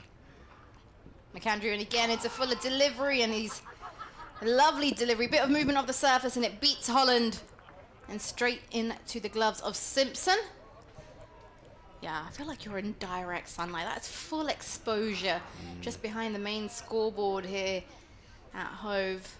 I think, be careful. yeah, someone's sunbathing on the roof of their apartment block. Great views over the ground. Although, to be honest, you don't actually realise it until you get back inside and you look in the mirror and you're like, wow, I'm rather rosy. As in comes McAndrew one more time. It's the back of a length delivery. He tucks us round the corner down towards square leg, and it's going to be a couple runs, easy runs out there in the middle for Leicestershire. 31 for no loss. Holland on 11, Patel with 16 to his name. It was Carter in pursuit of the ball with his mullet. Long locks. I think his hair's been nearly longer than mine at the moment, as in comes McAndrew again from the Cromwell Road end, steams in towards us, and this is a fuller delivery driven straight to extra cover.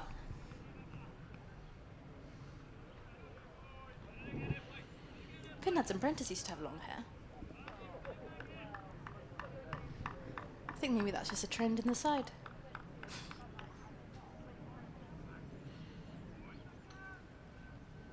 There's a fondness for sort of short back and sides, but a sort of like a strip on top, which A I strip. must have no, I'm not fond of. A sort of longer strip on top.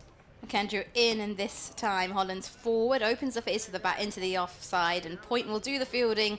It will conclude the over. Leicestershire 31 for no loss. That's the end of the 9th over of Leicestershire's second innings down here in Sunny Hove. I'll be honest, yeah, there's a lot of interesting hairstyles these days. Some I would not be brave enough to try out for sure. I nearly shed a tear when I chopped a few inches off my long hair. I could barely deal with that. Leave aside, experiment something new. Well, talking about experiments, John Simpson is making an early one. He has turned to spin after just 9 overs of the innings. So he's given Jack Carson, who bowled very nicely in the first innings indeed, a nice hard ball to bowl with. The seamers might be wincing a little bit because the shine, such as it is, might come off it fairly quickly, but the seam should be pronounced, the ball should be hard, there might be a bit of bounce. He's got a short leg and a slip as he goes in from the sea end and bowls to Holland, who, I beg your pardon, to Patel, who drives wristily out to mid-off, but straight to the aforementioned Finn Hudson-Prentice, so no run. Carson will be under instruction to keep the ball, or keep one side shining. He does that, then goes in and bowls, tosses up nicely. Patel on drives, but hopping across in front of the stumps at the non-striker's end. Bowling in his sunglasses. Carson makes the stop, blows on his right hand, sort of shrugs his shoulders. He's got a short-ish mid-wicket as well, Robinson, as he goes in and bowls. Slog sweep by Patel, not convincing, thick sort of inside bottom edge. It trickles out towards sort of short fine leg. Gets across to make this stop. I think that's McAndrew over there. Carson looks around. Patel just composes himself for a moment and waits with bat raised. Carson goes in, bowls to him. He's forward, defending out into the offside, into the covers. No run.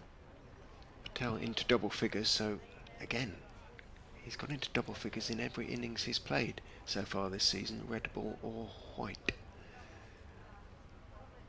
Carson is in and bowls. Patel defends studiously, started to stretch forward, then just waited for that delivery. No obvious turn at the moment for Jack Carson, who's assiduous in his ball polishing. Bottom of his shirt is his favoured area. And he goes, bowls to Patel, slog sweeps again, and it goes to more or less the same place. He's a touch late on it, and McAndrew can get round to make the stop, and that's a maiden over to start with for Jack Carson. Nicely bowled, both Robinson and Hunt in their first spells started with maidens. McAndrew conceded 6 from his first over, but 31 without loss. Leicestershire will be quietly pleased just not to have lost any wickets yet, and just to be building a little bit of a partnership to start with, something they more or less failed to do in their first innings. Here we go, McAndrew runs in, approaches the crease now. Back of a length delivery, played off the back foot by Holland, fielded at point by Finn Hudson-Prentice. I feel like the ball's been following him so far, hasn't it? Everywhere the ball's been hit, it seems to be fielded by Hudson-Prentice. Some clouds just starting to make an appearance, and the sun keeps going in and out behind the clouds. But at the moment it's out and in all its glory shining down on the players out there on the field. In comes McAndrew now. Oh, it's a beautiful delivery. Just a bit of movement off the surface, and it beats Holland. And it goes straight into the gloves of Simpson, and Holland now does what every batter likes to do after they've been beaten. Go down the wicket, give the wicket a bit of a tap, a little bit of gardening, as to show McAndrew that this It's just from the surface. It's nothing really to do with you. He's back now. In his stance, taps his bat, stays low and gets ready. As again, another delivery, a beautiful one from McAndrew as it beats the outer edge of Holland's bat and passes through to the gloves of Simpson. Sussex slip cordon and looking quite happy with those sorts of lines. Yeah, perfect line, isn't it? Almost a perfect line, I suppose. It would be perfect if there was to be If it had taken a little a nibble, little, yeah. exactly, a bit of a clip on the bat, a bit of clip on Willow, and it would have been even better. Just be good to hold that line. See if Holland will push at it. 3 slips and a gully in places. In comes McAndrew now, and this time Holland is forward, and this one just nips off the surface, and I think it's struck him on the thigh pad. Hasn't hit the bat. I think it's just taken a bit of a height, nips in, and it struck him on the thigh pad. Holland will now resume to a little bit of gardening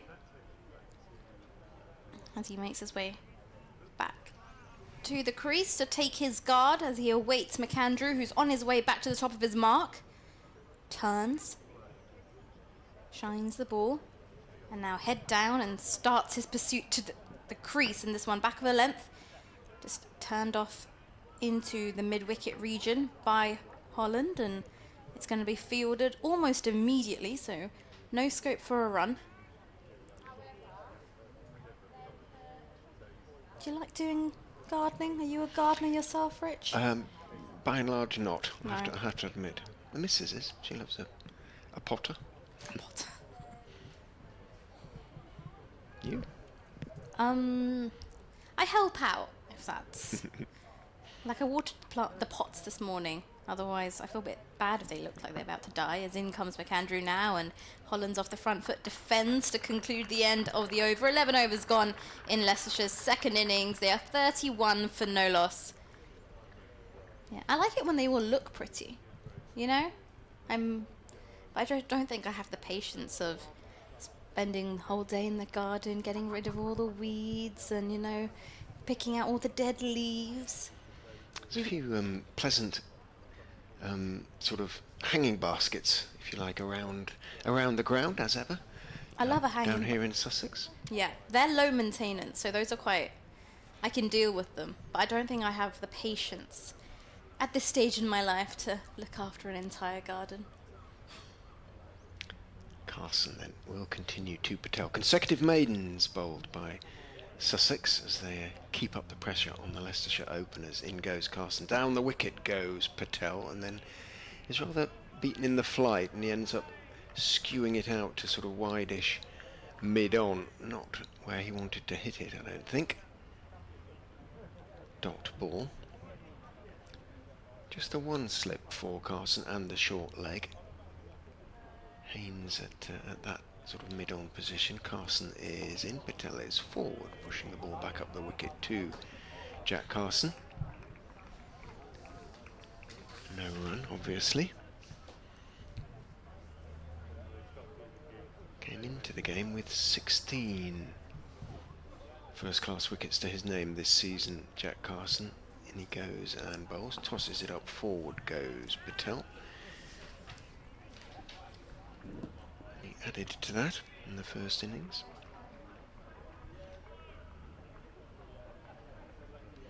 Got the wicket of Louis Kimber, leg before wicket. Steps past umpire Pratt and bowls. Down the wicket goes Patel and lofts it over wide long on for 6. Patel had been patient up to that point, but his patience snapped a little bit.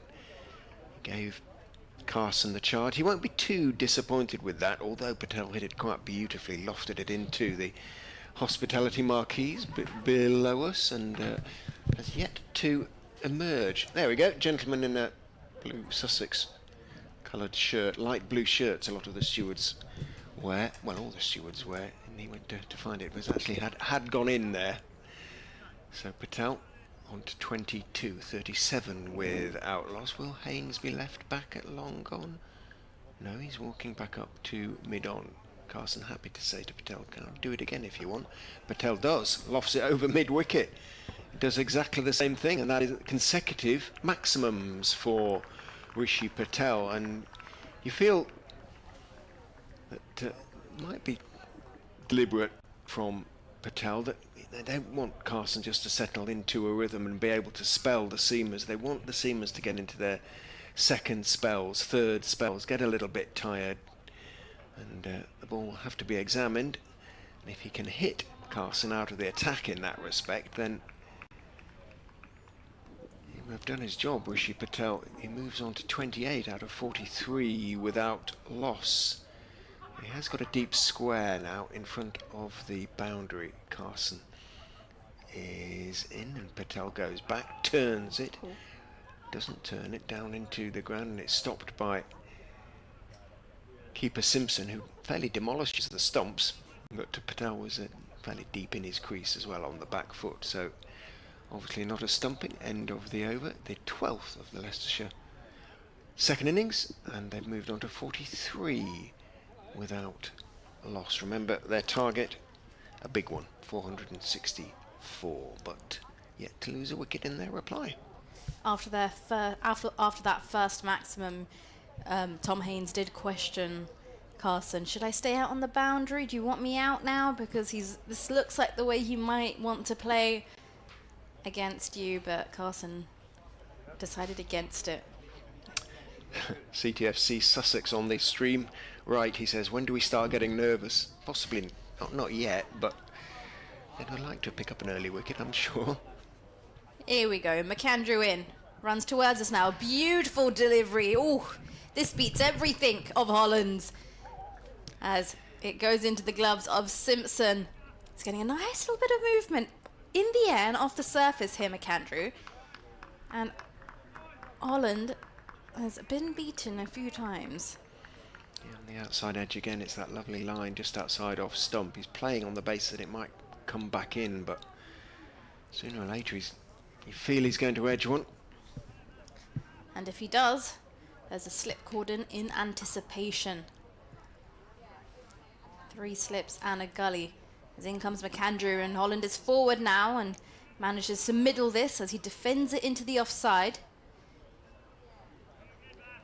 You can see a lot of the spectators are seeking shade around the ground, especially on the left-hand side towards the pavilion.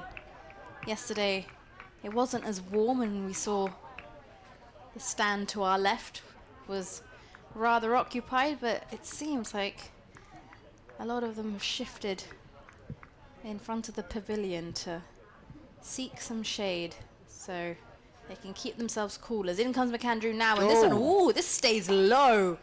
Holland's gone off to play this on the back foot. This ball has absolutely died, and it's been missed by Simpson. He puts it down. Patel comes through for a single. He sees there's a gap.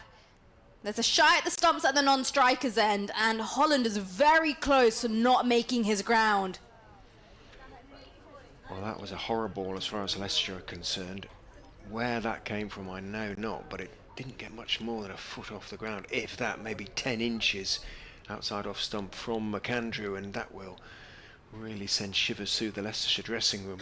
First ball that's really misbehaved in the match. That really did stay low. Holland was ready to play that off the back foot. He seemed stunned himself as what happened. McAndrew in now to Patel, who's off the front foot and pushes this to point. Patel, tall in his stance, manages to get low and into the ball. Yes, that's a bit nerve-wracking if you're sat up there in the dugout for Leicestershire thinking, if I am to come in next and the pitch was to go down this route, this is going to become awfully difficult. There's a long target ahead of them. Umpire Baldwin's just come out and looked very carefully at the McAndrew follow through. He's getting quite close to the stumps. In he comes now, runs towards us, and Patel's forward drives straight past McAndrew, down the ground, down towards the long off boundary. Over-pitch delivery there from McAndrew, and Patel gets right into it, makes the most of it, and it adds 4 to Leicestershire's total. They move on to 48 for no loss. Patel swiftly on into the 30s on 32 and Holland with 11. And just from the result of that boundary, we're having a quick change and shuffle in the field. We've had a slip taken out, 2 slips and a gully in place now, and that slip has been placed in a short mid-wicket region. Oh, and they're now being moved to square leg, just in front of square. And we've got square leg and a deep square leg. As in runs McAndrew now, and Patel just plays this off his hips into the vacant short mid-wicket region. He'll pick up a single, and that will conclude the over. Patel keeps strike. Leicestershire 49 for no loss. Yeah, it wasn't necessarily a sort of defensive, it wasn't a run-saving change to the field. Although fourth slip came out, they dropped Carter back to deep backward square on the basis that, you know, the bouncer, if bouncer came, might be pulled or hooked in the air. So it sort of was an attacking field change. But if Leicestershire can, they'll get 1 or 2 slightly more defensive field positions, then, well, they'll feel they're sort of starting to win a little battle, and indeed they kind of have won a little battle already, because there's going to be immediate change. Now, whether that means Carson will have a bowl from the other end, but those 2 sixes, I've seen him taken off. James Coles is coming back on, so it will still be coming back on. He's coming on, so it will still be spin. But interesting that Carson should be taken off that quickly. Well, I just thought that was quite interesting to see how Coles goes about marking his run-up. So rather than taking normal strides, he's gone for pigeon steps to mark out his run-up. So extremely accurate and precise about exactly how much distance is measured in between the top of his mark and the crease. And he was just trying to balance himself as he was taking those pigeon steps. And now he's currently just rolling his arm over to Tom Haynes, who's at short mid-wicket. Just have a few roll-throughs, get his arm warm. Although I'm pretty sure they're warm out there. So, left arm spin, trying to take it away from the right-handed batsman. Coles is in, drops a little bit short. Patel goes back and cracks it into the covers, but a good stop by Danny Lamb, falling across to his right. Got something behind it, that was the main thing. In goes Coles, bowls onto the leg side. Now that straightened a fraction, and he rather beat Patel in the flight there. Didn't quite read it, and got himself in a little bit of bother. Managed to push it out into the offside, but not convincingly. Coles is in, drops short, and that will be pulled over to the mid-wicket boundary for 4. That was a bit of a drag down from Coles, and without a mid-wicket on the boundary and a short boundary over there, well, Patel wasn't going to miss out, and didn't. Brings up the Foxes 50 in their second innings, 53 without loss, of which Patel has scored 37. Yeah, a bit of a drag down there from Coles, and well, Patel wasn't going to miss out on that one. Coles is in. Patel wristily that might be 4 as well. Beautifully timed. I mean, that was nothing like a drag down, but Patel just leant forward and timed it, clipped it away through mid-wicket, turned his wrists on it, and it raced down the hill again for 4. So consecutive 6s in the previous over from this end off Carson, and consecutive 4s in this over, exactly the same area off Coles. 57 without loss. Patel into the 40s now, on to 41. Coles is in and bowls. Patel goes back and he's bowled in. Went back, tried to hit it away through the offside. It turned, whether he hit over the top of it, but it looks to me like it clipped the top of off stump. Am I right? Have I called it, or was it a caught behind? No. It hit the top of off stump. Yeah. Just have a look at the replay. He went back, chopped it on. Well, Rishi Patel, who was playing really nicely, and that is a huge breakthrough for Sussex. Coles has done it. Good change of bowling, really, by John Simpson. He thought the left armour might cause a few more problems. There were a couple of deliveries that Patel got away, but he did trouble him with one earlier in the over, didn't he? That he misread, and he sort of misread that one a little bit. And Coles has done it for Sussex, made the breakthrough. Leicestershire are 57 for 1. Yes, Patel was going so well just in this over and the one previously. He was really timing the ball to perfection. That ball, maybe, was it too straight for him to try and create that much depth in his crease? Maybe too close to try and cut. That's what it seemed like he was trying to achieve. And that one, well, unfortunately chopped it on, and he'll have to depart after what seems like sounding in pretty decent nick. The ball came off the bat on most occasions, making that, you know, as a batter, that cream sound that every single batter loves. It's clean, it's off the bat. Unfortunately, he's not able to see it through. Leicestershire lose their first wicket, 57 for 1. Yeah, big breakthrough made by Coles for Sussex. Brings Leicestershire skipper Lewis Hill to the crease. Hill, who hasn't been playing in the T20s, is the red ball skipper rather than white ball, where Peter Hanscom takes over, or has taken over during the T20s anyway. It'd be interesting to see what happens during the One Day Cup. Isn't so very far away now, but Hill's thoughts all about the red ball at the moment. Leg before in the first innings to Ollie Robinson. They're just adjusting the field here. 2 slips in place for the new batter. And a short leg and deep square leg's been brought into the ring as well. And just as I mentioned it, they've decided to have a change in the field as well. It's 1 slip's been taken out. It's gone into, I'd say, a backward square leg, more wide, really wide 45 position. And they've sent square leg back onto the boundary as well. Coles is in bowls. Hill clips him away behind square and should pick up a single. Does. Falling away to his left, running from the sort of 45 position. Fielder makes the stop, so it is just the one. But applause for Coles, and fully deserved. He's made an important breakthrough for Sussex. They know probably that with the pitch playing reasonably well, that grubber almost from McAndrew notwithstanding, they may have to work hard to get these 10 Leicestershire wickets, but they're on their way. 58 for 1. Changing the commentary box. Thank you to Nikki. Adrian Harm's back with you. Got an update to do to the listeners on BBC Radio Sussex and BBC Radio Kent and Surrey as well at this time of the day. And it's going to be Nathan McAndrew. It's strange, isn't it, how that wicket went down? Because I was just looking at the scoreboard thinking, well, this is a good start from Leicestershire, and Patel is one of these players can score very, very quickly.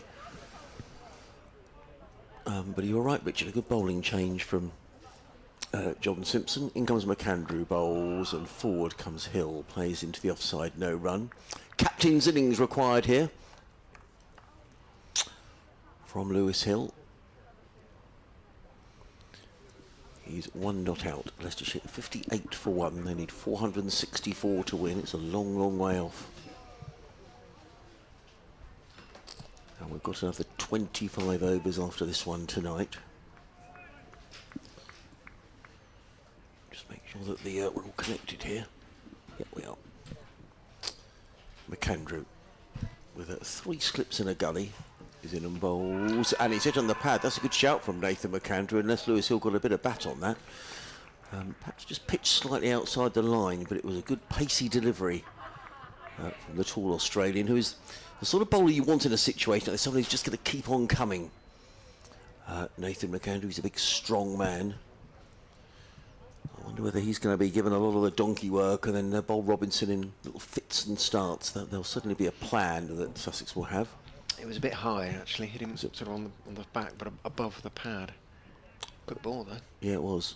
I mean, it's pacey as well. Also waves towards the player's balcony. Obviously wants something brought out. As in comes McAndrew, bowls, and Hill steps inside the line. We'll have to wait and see if that came off the thigh pad or is a bit of bat on it. Let's wait for the umpire's signal, and the umpire doesn't signal. anything at all. So it obviously came off of Lewis Hill's bat. He goes to 2, and the total to 59 for 1. And now there is a change in the field for Ian Holland, who has shown an inclination here to hook. And then they've changed that. Well, they did look to change it, and then they decided not to. So it reverts to as was, 3 slips in a gully.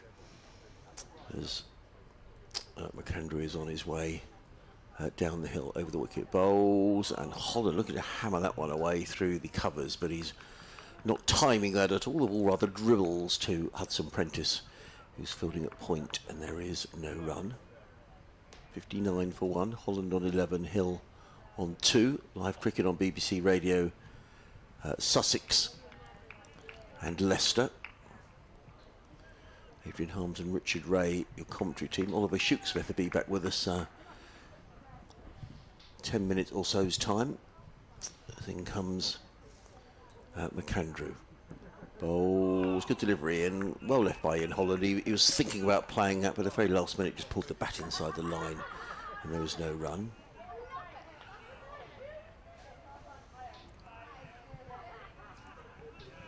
Taken by Simpson.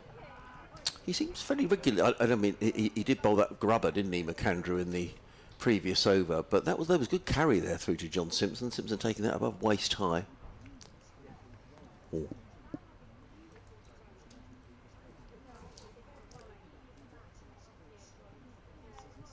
McAndrew in again. Bowls, and that did keep low. That's the second one that's kept low. He manages to dig that out. Does Ian Holland. It is the end of the over. 59 for 1. Hill on 2, Holland on 11. Do you mind if I just carry on, Rich? Because we've got this update to come to our listeners.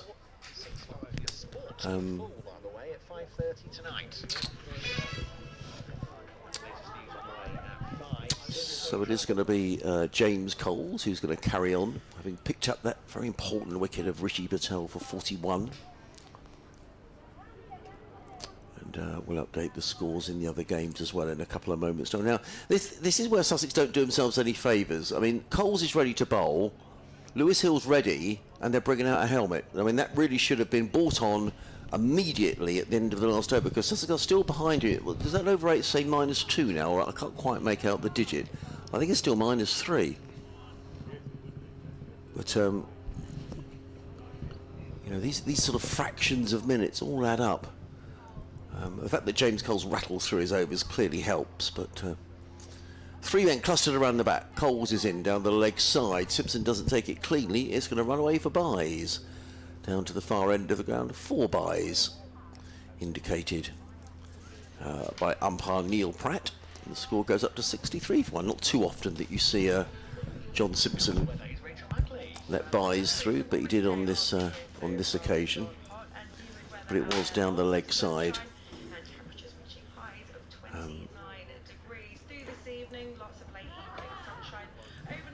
So there's a slip, a leg slip, and a short leg as Tom Alsop trots back to his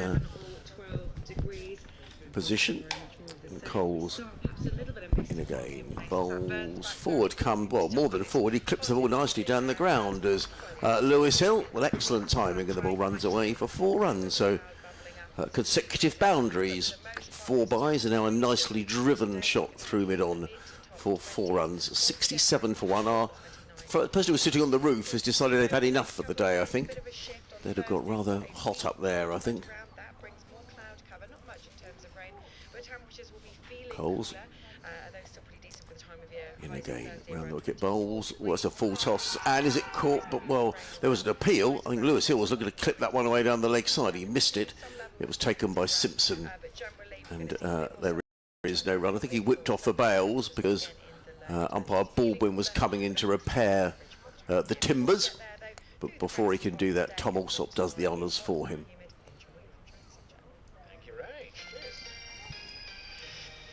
Coles in, Bowls. Well, I don't know if that was a chance to short leg. May have been. Yes, and Leicestershire here are 67 for 1. They need 464 if they're going to win this game. They started off very well, but James Coles has just bowled Rishi Patel for 41. So Leicester 67 for 1. Meanwhile at Canterbury, Kent in all sorts of trouble against Lancashire. They're 64 for 3 in their second innings, still trailing by 241. And Surrey not having it all their own way down at New Road, Worcester. Worcester bowled out this morning for 212, and then following on, Worcestershire are 140 for 1, but still trailing Surrey by 138. Adrian, thank you. And of course, you can stay up to date with that game and the rest of today's matches right now. So there we are. Richard is taking a breather, and Oliver Shoot-Smith is back with us with Leicestershire 67 for 1, and that was quite an innings from Rishi Patel. And with this short boundary, he's the sort of player who can score runs very quickly and could have made life very difficult for Sussex. Yeah, he looked in very good touch, continuing his form from the T20 blast. Yes, yeah. I think he was coming off the back of 100 in the last game for Leicestershire. He did against Northamptonshire, which was a tied game, but overdue for Nathan McAndrew. So here comes McAndrew to Holland, and it's defended down to mid-on. A few oohs from the slips cordon, but played comfortably enough by Holland, who has 11 runs. He's been finding it not as easy as Patel did, 11 off 41 deliveries. See, Lewis Hills, he's always got a short sleeve jumper on or something. He's just taken off and given to umpire Baldwin at the far end of the ground. Too hot for jumpers. I definitely would not be wearing a jumper if I was out there. No. And McAndrew in again to Holland. This one is an attempted drive from Holland, but got a bit more bounce than he was anticipating and went through to Simpson. It's looked a bit more difficult in the last 10 minutes because there's balls carrying through like that to Simpson and then a couple that have kept low. No, I agree. There have been a couple of grubbers, and you're quite right. I mean, John Simpson took that, well above waist high. And he's looking dangerous here, Nathan McAndrew, and he's certainly bowling with good pace as well. Sussex will be very happy to have him back as he comes in now to Holland, who is defending on the front foot. Yes, most definitely. And I mean, he was here last season. I mean, he's not here for very long, Nathan McAndrew. He's here for these 2 county championship matches against Leicestershire and then up at Northampton next week. He's here for the rest of the T20 campaign, and then he's back to Australia because I think the pre-season starts in Australia in August. So he won't be around if Sussex were to get to the latter stages of the T20 Cup. Neither will he be around for the championship run-in. And he's in again, and Holland is leaving this alone. A bit of late movement on its way through to Simpson, but comfortable enough leave by Holland. Yeah, Jaydev Anudkat, who played at the end of last season, will come in to replace McAndrew in the championship games. I mean, it's a good question, actually, as to whether he's played T20 cricket. You probably know more than I do. So I have to see. I mean, that's always presuming that Sussex make it to the latter stages, of course. But with 6 wins in their 8 group games, I think they'll be disappointed if they don't reach the quarterfinals. In comes McAndrew, and this is a bouncer, and again late movement through to Simpson, but ducked underneath by Holland. Oliver's just doing some research on Jaydev Anudkat, who arrives certainly for the final. So let's go to. So this will be the Northamptonshire game next week. Will be the 9th. Championship game of the season. There'll be 5 to go. He's played 10 T20 internationals in Cat, and some IPL cricket as well. So you'd think that he's, he may well be the automatic replacement. Here comes McAndrew. This one's full and driven. Doesn't time it out to Robinson, and that's a maiden over by McAndrew. The score remains 67 for 1. Yes, and the other hope for Sussex is that if, again, it's all if, buts and maybes, isn't it? But if they were to get at the stage in the competition, would Jofra Archer be available? I'm not sure what England's schedule is for later on in the summer, actually, after the World Cup. Let's have a little look. I know there's some 50-over matches against, I think, Australia, of all people. I'm not entirely sure why that is. Well, there's tests against West Indies and Sri Lanka. Yes, there is. Yeah, and there is.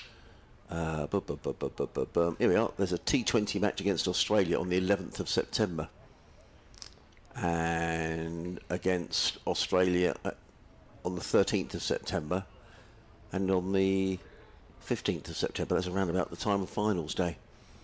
It does. James Coles comes in and bowls to Lewis Hill, clips it to mid-wicket, and there is no run. That does sound slightly bonkers, doesn't it? You've said a T20 World Cup, and then you've got Australia coming all the way over here for some T20s. In comes Coles, wide of the off stump and played away firmly. That's a lovely looking shot by Lewis Hill, and that's going to race away for 4 runs. No point chasing that. Seeing who's that chaser? It's Danny Lamb retrieving the ball. Total goes to 71 for 1. Yeah, I'm fairly certain that finals day is on the 14th of, or is it the 21st of September? I can't remember now. Maybe it's the 21st of September. But anyway, on that day, England play Australia in a 1-day 50-over international at Headingley. 14th of September. Right, okay, so on the 14th, on the 13th, England are playing Australia in Cardiff T20, and on the Sunday they're playing Australia at Old Trafford. In comes Coles. Oh, and Hill very nearly played that onto his own stumps, and there is no run. So you'd have to say, even if Sussex got to that situation, sorry to be a bit Sussexy here, and it you know, Jofra Archer, if he comes through the World Cup okay, you'd imagine would be in that squad for these games against Australia, but they seem a little meaningless. Yeah. In comes Coles, bowls, and played into the, dabbed into the offside by Lewis Hill, no run. It was similar after the 50-over World Cup last year. That's right. Australia then stayed on to play India, but basically none of their first choice 11 were playing because they were all being rested, so it was a pointless series. Yeah. Coles in and bowls and cut away by Hill, and this could be another boundary. It's racing away towards the boundary. Danny Lamb again in hot pursuit, but I don't think he's going to get there. No, he doesn't. And 2 lovely looking shots, nicely timed, beautifully played by Lewis Hill, who goes to 14 and Leicestershire 75 for 1 here on BBC Radio Sussex and Leicester. You may be watching via the Sussex Cricket Club live stream. If you are, a very good afternoon or early evening to you. Adrian Harms, Oliver Shukesmith and Richard Ray, your commentary team. Leicester with a mammoth task to score 464, but they're setting about it in a positive way. 75 for 1. And lest we forget, last year they scored 483 batting last here at Hove. In comes Coles, bowls, and Lewis Hill just plays it out into the offside. There is no run. I actually went and sat in the little commentary box next door where Richard's got his equipment set up, and from there you get a far better angle in terms of what's going on. We're right behind the umpire here and not really high enough to see sometimes exactly what the ball is doing. End of the over, 75 for 1. Hill 14, Holland is 11. I think we're going to get a change of bowling at the Cromwell Road Inn, and I think it's going to be Sean Hunt who's coming in to the attack. Can you see that red number on the scoreboard, Oliver? Is that still saying -3? Yeah. Yeah.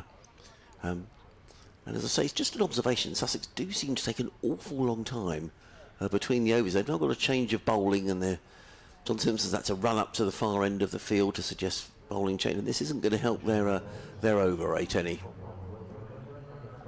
I suppose it doesn't help necessarily having the wicket keeper as your captain. No, he for has sure. to keep running He does. end to end. Yes, I think he relies quite a bit on Ollie Robinson, who tends to field at mid-off, and I think that's a good move. But I mean, there was a few seconds elapsed when the helmet was brought out by our fielders. Now there's more adjusting of the field going on.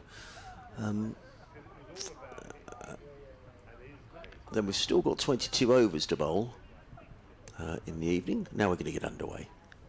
And here is Hunt, who's coming into Holland. This one's driven firmly, but McAndrew comes across to cut it off at mid-off. He's got 3 slips. Carson's at deep gully. I don't know how you would describe that position. Maybe backward point? Yeah, I think so. And then a point, a conventional point, mid-off, mid-on, mid-wicket, and a long leg for Sean Hunt, who comes in for the second ball of his second spell. It's full again, and this time driven on the onside, where Ollie Robinson picks up. He was slightly loose with his first spell.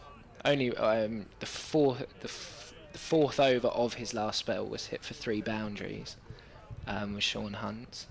So he'll be looking to keep things a bit tighter here. Bowling to Holland, who's, I wouldn't say struggling, but he's certainly not scoring quickly. As Hunt is in. This one's wider and driven, and it goes between point and backward point, I think. Yes. For 4 runs. That's called the commentator's curse, Ollie. Yeah. But a good shot. Bit too much width there from Sean Hunt. I think the encouragement from Sussex, with plenty of runs to play with, that, you know, Sean Hunt can afford to pitch the ball up and bring the slips into play. But that was a lovely shot by Ian Holland. Yeah, they're leaving big gaps on the offside, but quick hand speed there from Holland. Just threw his hands at the ball and it raced away to the boundary for 4. Hunt looking for a comeback here, and that one's defended out where Hudson Prentice picks up at point. Encouragement from Simpson behind the stumps. Yeah, this is going to be far from straightforward for Sussex. They're going to have to work very hard. We have shouting going on down in the corporate area. I saw a couple of the slips turn around and wonder quite what was going on, but perhaps just someone getting a little excited in the sunshine. Hunt in for the 5th ball of his over, and this one is a no ball, signalled by the umpire, defended from Holland off the back foot. He struggled in the first innings, didn't he? He bowled 8 no balls, I think. Yes, he did. And this is already his yes, he did. second. And they were, yeah, he really struggled. And he when he was struggling yesterday, Oliver, it was when he was running up the hill here from the sea end, and he kept overstepping. And then when he picked up his wickets, they switched him to the end where he's bowling now. Now we've got more changes in the field. Well, Hunt's switching to round the wicket, and one of those slips is being taken out. Haynes is going into, it looks like a catching mid-wicket. Yes. As Hunt comes in to Holland. And this one is defended slightly off the edge, but comfortably enough. And Carson picks up. Yes, I mean, he'll want to keep those slips in place, I'd have thought, John Simpson. I mean, you know, still the Sussex are heavy favourites here, but credit to Ian Holland, who's had a busy match, opening the batting and opening the bowling. 15 off 52 balls, he's not going to give this up lightly. Certainly isn't. Here comes Hunt. And it's another no ball, and it's driven through mid-off. It beats McAndrew and will go away for 4. A touch full from Hunt and a lovely shot by Holland. Yes, I don't quite know why Sean Hunt bowls so many no balls. You know, whether it's not marking the run out properly or whatever, but to bowl 10 no balls is a lot. And each no ball worth 2 runs in the county game as well. Yeah, so yeah, absolutely, yeah, totally. Not doing Sussex any favours. No. And So also means that you're bowling your overs at a slower speed as well. I mean, there's effectively 2 more overs. Here comes Hunt. And this one wraps him on the pads. There's a loud appeal, but the umpire is not interested at all. Potentially a bit high. Yeah, I wonder if it was also just slipping slightly down the leg side. I mean, you're coming around the wicket, the natural trajectory would be taking the ball in that direction. And I got the feeling it was... We never know, do you know? Paul Boardman kept his finger firmly in the pocket. End of the over, 87 for 1 are Leicestershire. Lewis Hill is on 14. Ian Holland is on 19. The man out, Rishi Patel, who was bowled by James Coles for 41, just as he was beginning to look very dangerous. Rishi Patel, he'd hit a couple of big 6s. And Jack Carson is coming back into the attack. So certainly John Simpson can't be accused of not being innovative with his bowling changes. He's bowled so far, Jack Carson, just the 2 overs, no wicket for 12. James Cole bowled 3 overs, picked up a wicket, went for 21 in those overs, but still a very attacking field. There's a slip, Tom Alsop clapping his hands. There's a short leg, then a shortish mid wicket, almost behind the short leg. As Lewis Hill wanders around his crease, then gets ready to face the off spin of Jack Carson. We've got a bit of extra noise in our effects microphone. I hope it's not putting you off. In comes Carson, bowls to Hill, who plays it out into the offside. There's a slight misfield in there, but I think... Danny Lamb. Is it Danny Lamb? Well spotted. But it didn't cost a run. 87 for 1, Leicestershire. As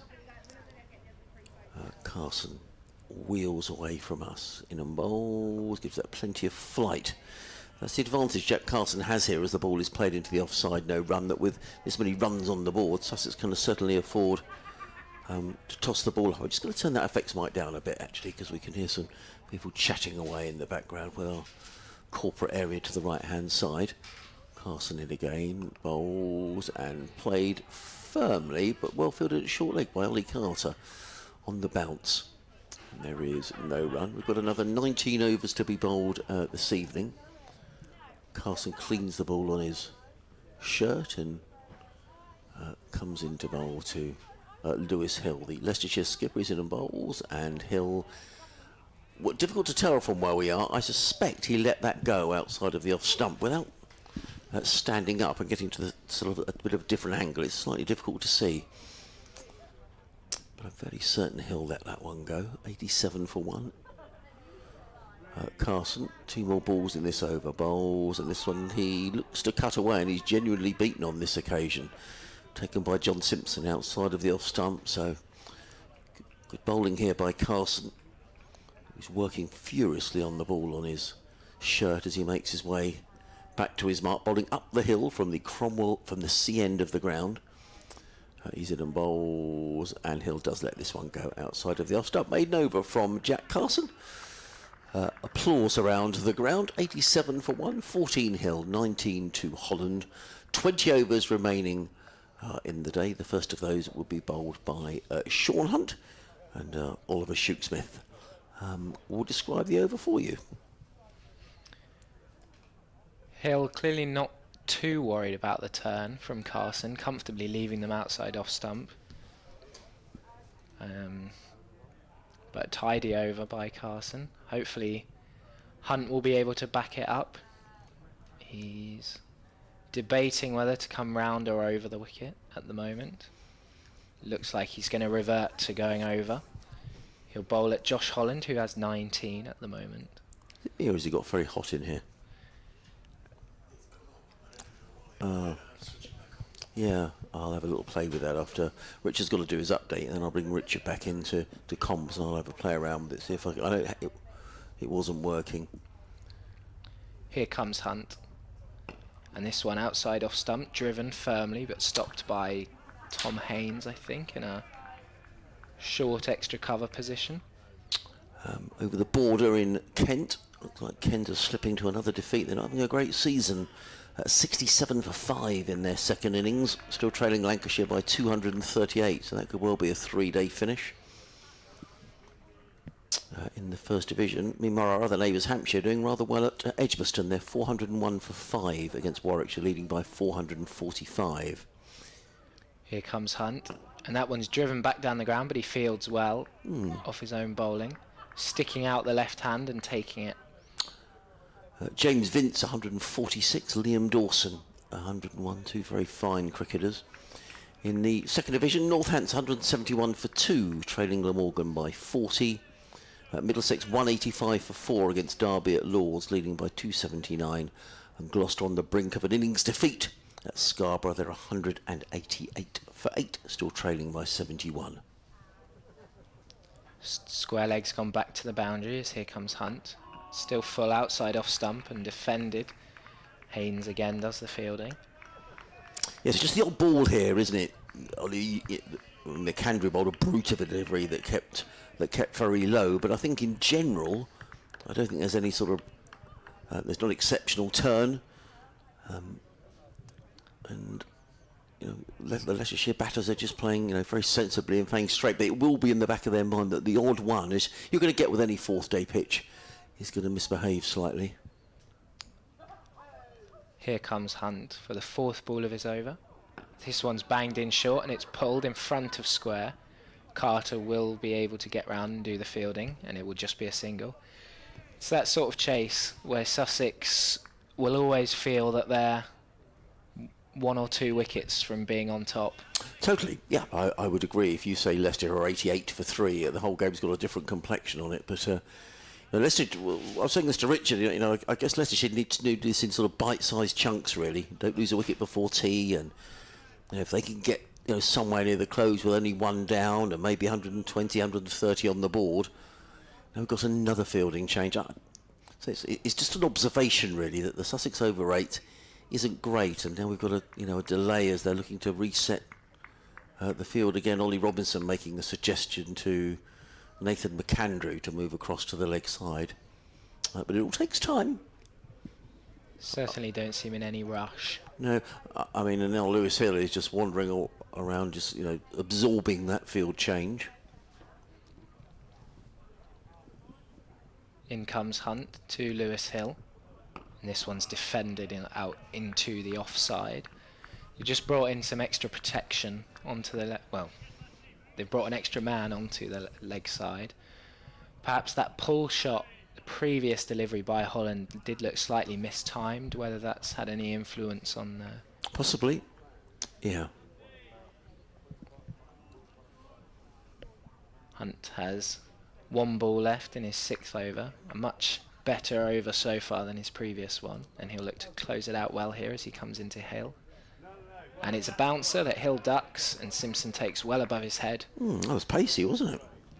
It was. He's not a particularly tall man, Simpson, but that did bounce a good amount. Ended the over, 88 for 1. Holland 20, Hill on 14. Quite interested, Ollie, that Ollie Robinson only bowled 4 overs so far. I thought perhaps he might open up after tea. Bowled those 4 overs before tea. Maybe John Simpson is just sort of keeping his strike bowler up his sleeve to bowl in various bursts. But I would be very surprised if he doesn't bowl again tonight. There are 19 overs left.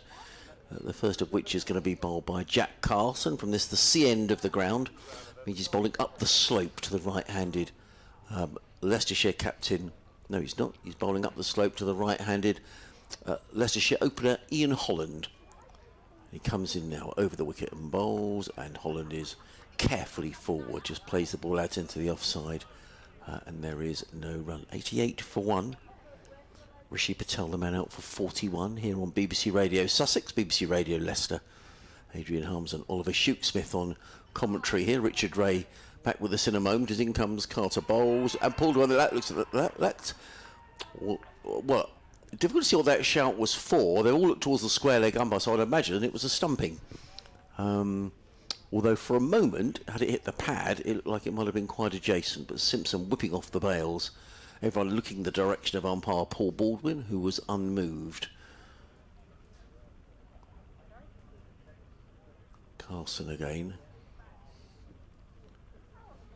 In and bowls and clipped behind square on the leg side. They take one. Coles with a very athletic bit of fielding gets in the throw, misses the stumps, but nonetheless he's very agile. Is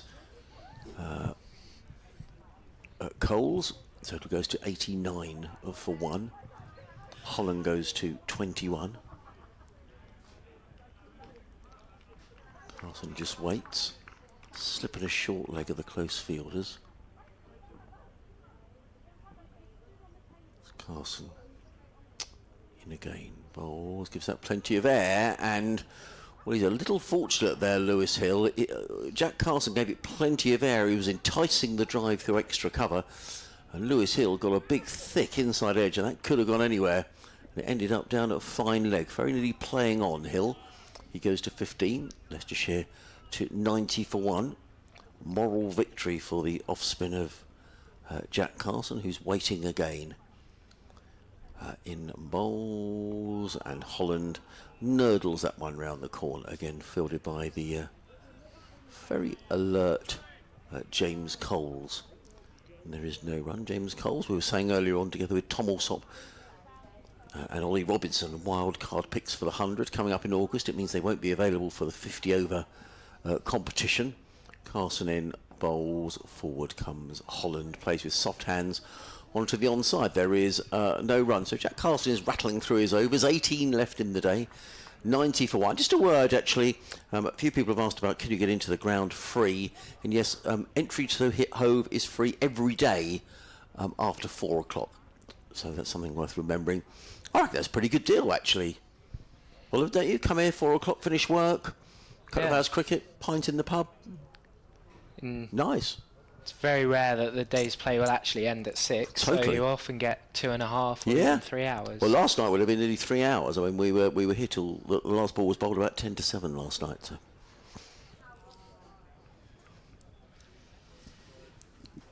Might get to... Well, Sussex fans will be hoping you'll get to see a couple more wickets this evening. Perhaps one to Sean Hunt, who will come in now to the Leicestershire captain Hill. And this one's short, and Hill up on his toes plays it to square leg, where McAndrew will do the fielding, and it will just be a single. Leicestershire have 91 for 1. Approaching that 100 mark. It's coming quick time, going at just over 4 runs per over are the Leicestershire batsmen, largely thanks to Rishi Patel, who got them off to a flying start. And here is Hunt. This one's outside off and a bit short and cut away by Holland for 4. It's raced to the boundary, right out the middle of the bat from Holland. Short and wide from Hunt, and he was not going to get away with that one. No. You can't afford to bowl there. I mean, it's still a mammoth task here for Leicestershire, but I think, they've set about this in positive manner. They've, when the bad balls come, they've made sure it's been dispatched for 4. Sussex still heavy favourites, of course they are, but Leicestershire are not going to go down here without a fight. The point fielder has gone back to the boundary after that shot as Hunt comes in, and this one's full and driven firmly to mid-on for no run. Yeah, it's an interesting fielding place, isn't it? So John Simpson just mindful that he don't want to with that short offside boundary, it'd be very easy to concede 8s, 12s in and over, and suddenly the scoreboard does start to rattle away. Does feels a defensive field position, that. Yes, it does. No, I agree. But 2 or 3 have gone down there in the last couple of overs. As in comes Hunt. This one's short, and an attempted pull is missed by Holland, who turns to square leg, wondering if it was above head height. He looks like he likes to play that shot, and the trap is set, isn't there? There's a fine leg and a deep backward square. So just wondering whether that's... all these players and the coaches and the analysts all do their homework in terms of players' strengths and weaknesses. Looked to have good pace on it again from Hunt. No, I agree. Yeah, Carried through well to the keeper. And he'll come in again here. And it's short again, and Holland weaves out the way of it. This one a bit further outside off, and so didn't attempt the pull shot this time, did Holland. There's definitely a buzz in the field. Yeah, there is. No, absolutely. I mean, as I say, this is... Leicestershire are outsiders in this, but if they go in tonight just 1 down, they'll feel they have a sniff. Hunt will not finish the over as it's another no ball. It's driven once again to McAndrew at mid-on, who works hard on the ball, trying to get some sort of shine out of it. Yeah, I reckon I think that's 11 no balls. Might even be 12 actually that Sean Hunt has bowled in the match. I think that's his 4th this innings. Yeah, he certainly bowled 8 in the first, from memory. And this one's driven once again to mid-on, and that will finish the over this time. 7 runs from it. Leicestershire are 97 for 1, still requiring 367 for victory. 17 overs to be bowled tonight. The over rate is still showing as -3, 97 for 1. We'll have a little change in the commentary. Richard's going to come in. I'll take a breather for quarter of an hour, and you commentate alongside Richard. Ollie, I'll just turn the mics off so we don't get a buzz.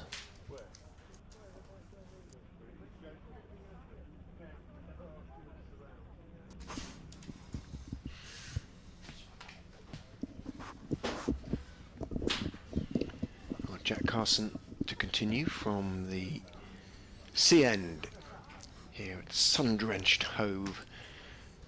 A tall man is in and bowls. Back goes Hill, works it just the way out towards mid-wicket, just wide of Haynes, so reasonably comfortable single to be had and taken by Leicestershire's skipper. Made a good 100 for the seconds last week. Just got himself back into some sort of form. Had struggled earlier in the season, but as I say, just beginning to find some sort of form now is Hill. Carson is in.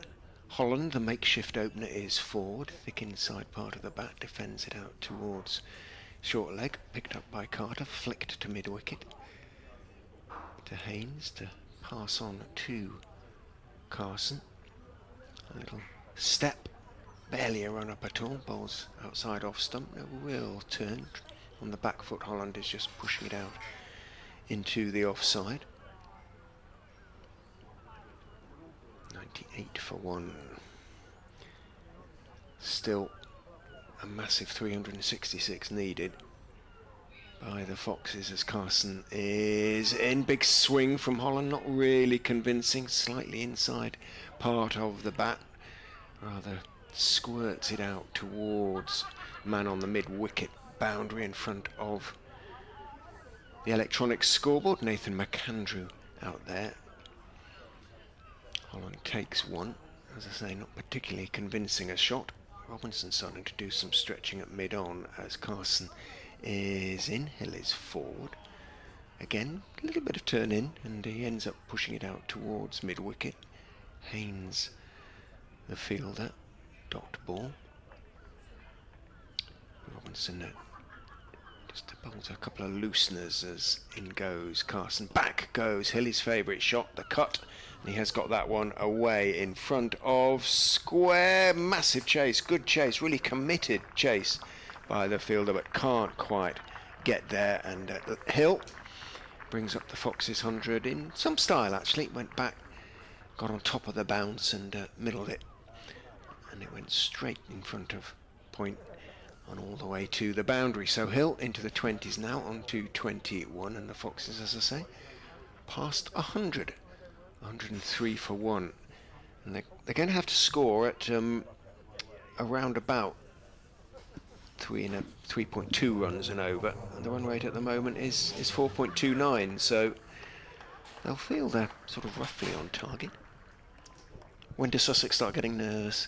I think I think most Sussex fans might be a bit nervous already, but they're just one wicket away from looking back in a comfortable position, you would say. And Adrian was calling for the return of Ollie Robinson, and he will be back on now from the Cromwell Road end.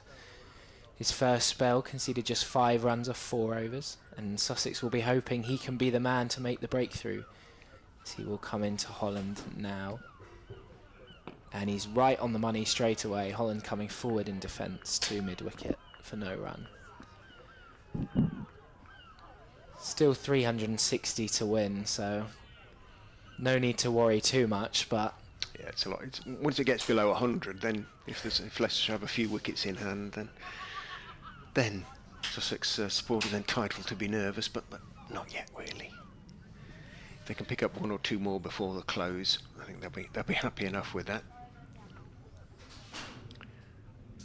Here is Robinson again to Holland. Coming down the hill, and Holland steps back onto the back foot, punches it through the offside. Carson chases and does very well to the short boundary and will save 2 runs. So just a couple for Holland. Good work from Carson. It's not a long way out to that point boundary, and it seemed to be timed fairly well by Holland. And it's sort of down a slight slope as well, isn't it? So yeah, really good work by Jack Carson. There's an enormous gap on the offside. No one between Carson at slightly backward point and McAndrew at wide mid-off as Robinson comes in. This one defended comfortably back up the pitch by Holland. Clearly looking to get Holland on the drive here, and they have 3 slips waiting should he oblige. Yeah, they want him to go hard at it outside or from off stump, don't they? But Holland sort of digging in. 28 off 75 for him. Potentially a big innings for him this season. Hasn't been a regular in the Foxes Championship side. Robinson in again for the 4th ball of the over. This one is fuller, but again defended by Holland, and Robinson picks up in his follow through. When I say he hasn't been a regular, he's played just the one game. He played at home to Glamorgan last time out.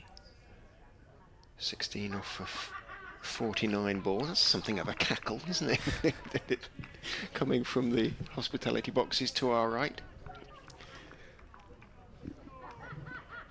There it is again. Indeed. Robinson in again to Holland. Coming down the hill, and this one's left alone. That one not getting much carry. Simpson takes it just before the second bounce. He's bowling a good line and length here is Robinson. Not going to give anything loose to the Leicestershire batsman. I suspect he may well be the man who will have to do a lot of the work for Sussex in this innings, with the pitch not looking to have huge amounts of life in it. He's that sort of bowler who can come in and hit a consistent length over after over.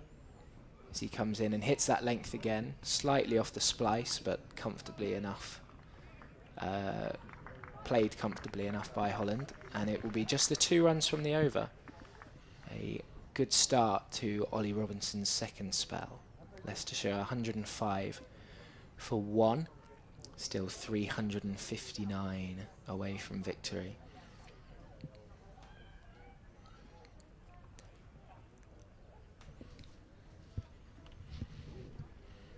Carson dries his hands on the dust around the popping crease. Still bowling in those sunglasses. Spins the ball in his right hand, then steps past umpire Pratt, bowls to Hill, who's forward. There's a sort of howl of a choked off appeal, because there's just a little bit there for Carson, and inside edge and pad. Ball trickled out in front of Hill. Carter obliged by a hopping across the pitch to field. Carson is in, gives it plenty of air. Hill is forward again, thick inside edge again, a little bit of turn, and again the ball squirts out this time. Tukar didn't have to hop across the pitch, the ball came to him. He's giving it every chance if there is any turn in this pitch. Carson really flighting it up outside off stump. Yeah, nice to see it, a young off spinner not being afraid, but he has got a lot of runs to play with.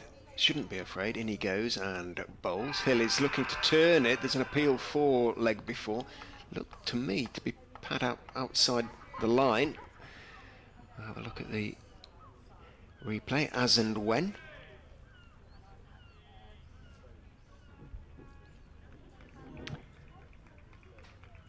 Stream just a fraction behind the live action, so I'm kind of watching both really. Carson steps in and bowls. Hill is forward, got the middle of the bat to that one, defensively pushing the ball out into the offside. I think you're right, it did look outside the line, having watched the live stream replay. Yeah.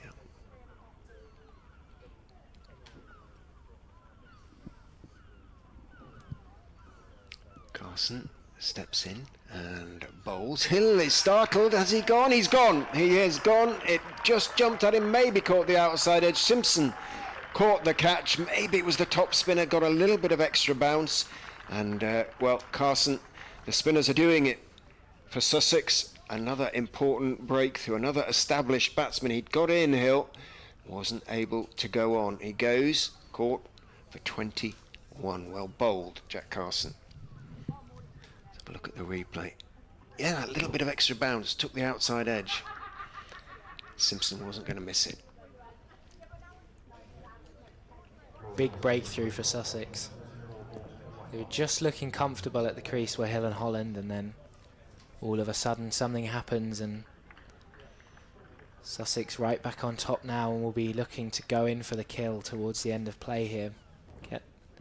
You'd have thought at least one more with 14 overs left in the day. They'll be hoping for 2 or 3, you'd suspect.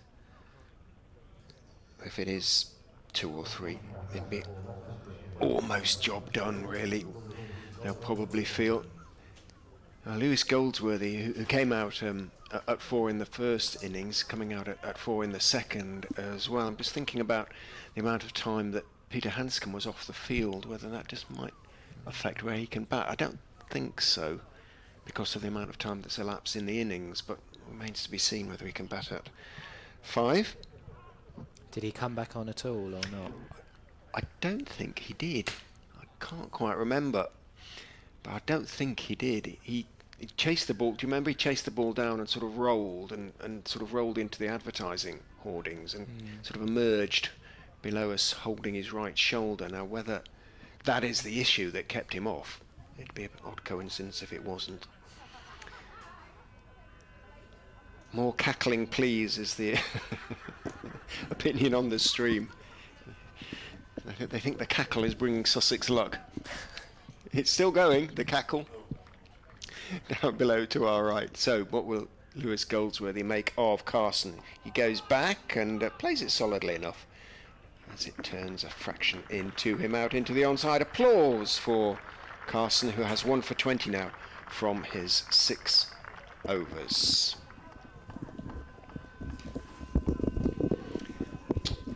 Quick change in the commentary box. Thank you, Oliver. Oliver Shooksmith, who's a student from Eastbourne, delighted to join us in the commentary box today.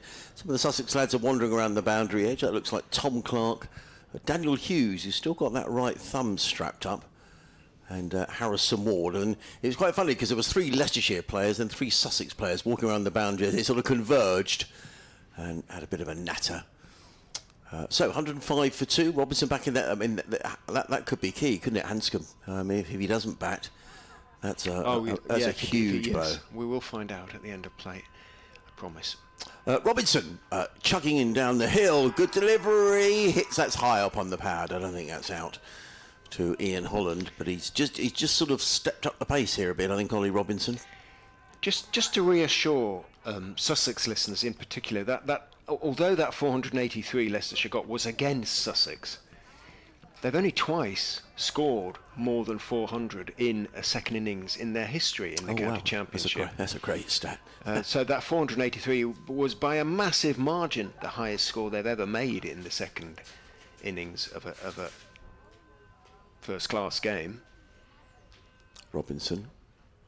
3 slips go down. He's in and bowls. Oh, crumbs! I didn't miss the off stump by very much. You've got to say that's a good leave by Ian Holland, but didn't miss much. That's a very annoying sound in the back. It sounds like a horn. Drill or something, isn't it? Somebody. We had it yesterday, didn't we, for a while? Very annoying, isn't it? Slightly. I don't know which is worse, that or the cackle. Yeah, I'm not a fan of the cackle, I have to say. The only other time Leicester have passed 400 in their second innings of a first-class game was actually against Oxford University at the Parks in 1995 when they made 404 to win the game. So it doesn't happen often, Sussex supporters. In comes Robinson. Bowls, lifting delivery. There's good pace on that from Robinson, who's starting to crank it up here. Simpson taking that virtually shoulder high. He's well strapped up there, isn't he, Daniel Hughes? That right thumb, which he hurt on Friday night in the field down at Hampshire. Down here with Tom Clark, who's been out for a little while with a shoulder injury. And Harrison Ward, who's having a good T20 campaign. They're watching on as Robinson wheels away at the far end of the ground, the Cromwell Road end. He's in and bowls. Another good delivery from Robinson that Holland gets right in behind and plays to Carter at mid-wicket. And there is no run. I guess one thing about Peter Hanscom, if he has picked up an injury, and we hope he hasn't, clearly, it might well be tonight there's someone who comes in and gives him an evening to recover or whatever. Richard, I'm just going to cough, sorry. I'm just watching the replay of the Carson wicket of Hill. Hill sort of made a little gesture with his hand as though he thought it might have brushed his thigh rather than it came off the bat, but umpire Pratt had no doubt. Robinson in bowls and Holland drives nicely through the covers. Jack Carson is herring around the boundary edge, but such a short boundary is very little chance to cut it off. Played on the up by Ian Holland. He goes to 28 and Leicestershire to 105 for 2 here on BBC Radio Sussex and Leicester. Adrian Harms, Richard Ray, Oliver Shoot-Smith and Nicky Chowdhury back with us shortly on commentary. We'll have a quick rattle around the other grounds as well. See what's going on in particularly Division 2 of the Championship, where every game looks like, well, no, not every game, because the game at Scarborough looks like it's going to probably finish tonight with a win for Yorkshire. Robinson in bowls, let go outside the off stump by Holland. There is no run. End of volley. Robinson's over, 6 overs, 1 maiden, no wicket for 11. 109 for 2 are Leicestershire. So Gloucester 216 for 8 at Scarborough, still leading 43 to avoid an innings defeat. Lords, Middlesex 211 for 5, leading Derbyshire by 305, so that could be a good game tomorrow. And down at Cardiff, it looks possibly heading for a draw. Northants 187 for 2 in their second innings, still trailing the Morgan by 24. In the First Division, Durham 127 for 5, leading Essex by 375. Kent 96 for 5, trailing Lancashire by 209. As our break-offers, Jack Carson is going to come in. Bowling to Lewis Goldsworthy, who is just leaning forward, clipping the ball back firmly down the pitch towards Carson, who feels on the full in his follow-through. Hit it down into the ground. Goldsworthy looped up nicely. Carson steps past umpire Pratt and bowls. Back goes Goldsworthy, a little uncertainly, prods at the ball. Not entirely convincingly, as I say, and manages to work it out towards backward point, but like Hill before him, a little uncertain on length against Carson. He's quite a small man, as is Hill. Goldsworthy. In goes Carson again, plenty of air. Goldsworthy does get forward to that, pushes it out in the offside. There'll be a few Yorkshire folk in a dilemma in Scarborough then, if that's going to go past 6 o'clock, as sounds to be the case. Then there'll be a few teas missed in the boarding houses. Back goes Goldsworthy and chops that one away through the offside, just short of enough of a length from Carson. And I think it's not going to go all the way to the extra cover boundary. It's going to be chased down, and just 3 in the end to Goldsworthy rather than the 4. But he's off the mark with that 3, 112 for 2. 6 o'clock's very early to have your evening meal, isn't it? Well, I don't know what time you eat in the evening. Oh yeah, no, but they're the folk of tradition in Scarborough, as you'll find when you go up there for the first time. Yeah. Well, you won't be staying in a boarding house; you'll be in a hotel. Well, yeah, I need to sort myself out. Actually, you said about that. In goes Carson, bowls, and forward goes Holland. Inside edges it rather towards Carteret. Short leg. Strange match, really, that, because Yorkshire with that sort of opening stand of over 300, and they bowled Gloucestershire out twice in a couple of days. Or almost a day and a half, actually. Carson sort of a little skip as he walks in, and then bowls a quicker, flatter delivery to Holland, but Holland's been in there a long time. Now he saw that one okay, and just blocked it out into the offside. He remains on 32. He's faced 86 deliveries for that 32. Playing the anchor role as far as the Foxes are concerned. Now out comes the Sussex groundsman with a pail and a shovel, and just brushing up some of the dust, basically. Bowlers sometimes sort of kick it out of the way, but groundsman obliging by coming out and sweeping it all up. Yes, I think the umpire at that end, Paul Bulver, is just sort of shielding his eyes from the dust as Ben Gibson sweeps away. Too often see that, do you? He's got the ground, I have to say, looking at picture, the outfield and indeed the square looks beautiful. Yeah, It? he's done a wonderful job, both he and his predecessor Andy Mackay. But Ben really has made this outfield look magnificent. There's no concerts here this year, which probably pleases Absolutely. Ben. I mean, normally there is, and the stage is set up down here in front of the commentary box. And, you know, if it's wet, it can... There was a couple of years ago, it made a real mess of the outfield down in front of us here. But they're big fundraisers for county clubs, are the concerts. I don't know if there's any at Grace Road this year. Yes, indeed, there are. You'd be interested, actually, in one of them. Go on. Because it's a sort of best of the... Well, I don't mean to be rude. Best of the 80s. Oh, yeah, good. Yeah, I'm loving all of that. Yeah. Haircut 100. Oh, crumbs, yeah. Nick Hayward and all that. Yeah. Ollie Robinson down the hill, bowls and covering up his Goldsworthy plays onto the onside narrow. We're getting looks now from Oliver and Nicky to say, who on earth are Haircut 100? Who's that, Grandad? Yeah. I even got their album, which was Pelican West. That shows how sad I am. Well remembered. Did you wear Aaron and leg warmers as well? No.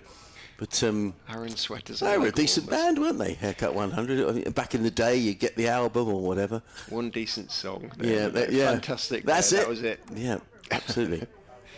In comes Robinson, bowls and Goldsworthy plays on the offside. They've taken one. They need to get a bit of a move on here as the throw comes in. In fact, he doesn't throw the ball. Jack Carsley hangs on to it.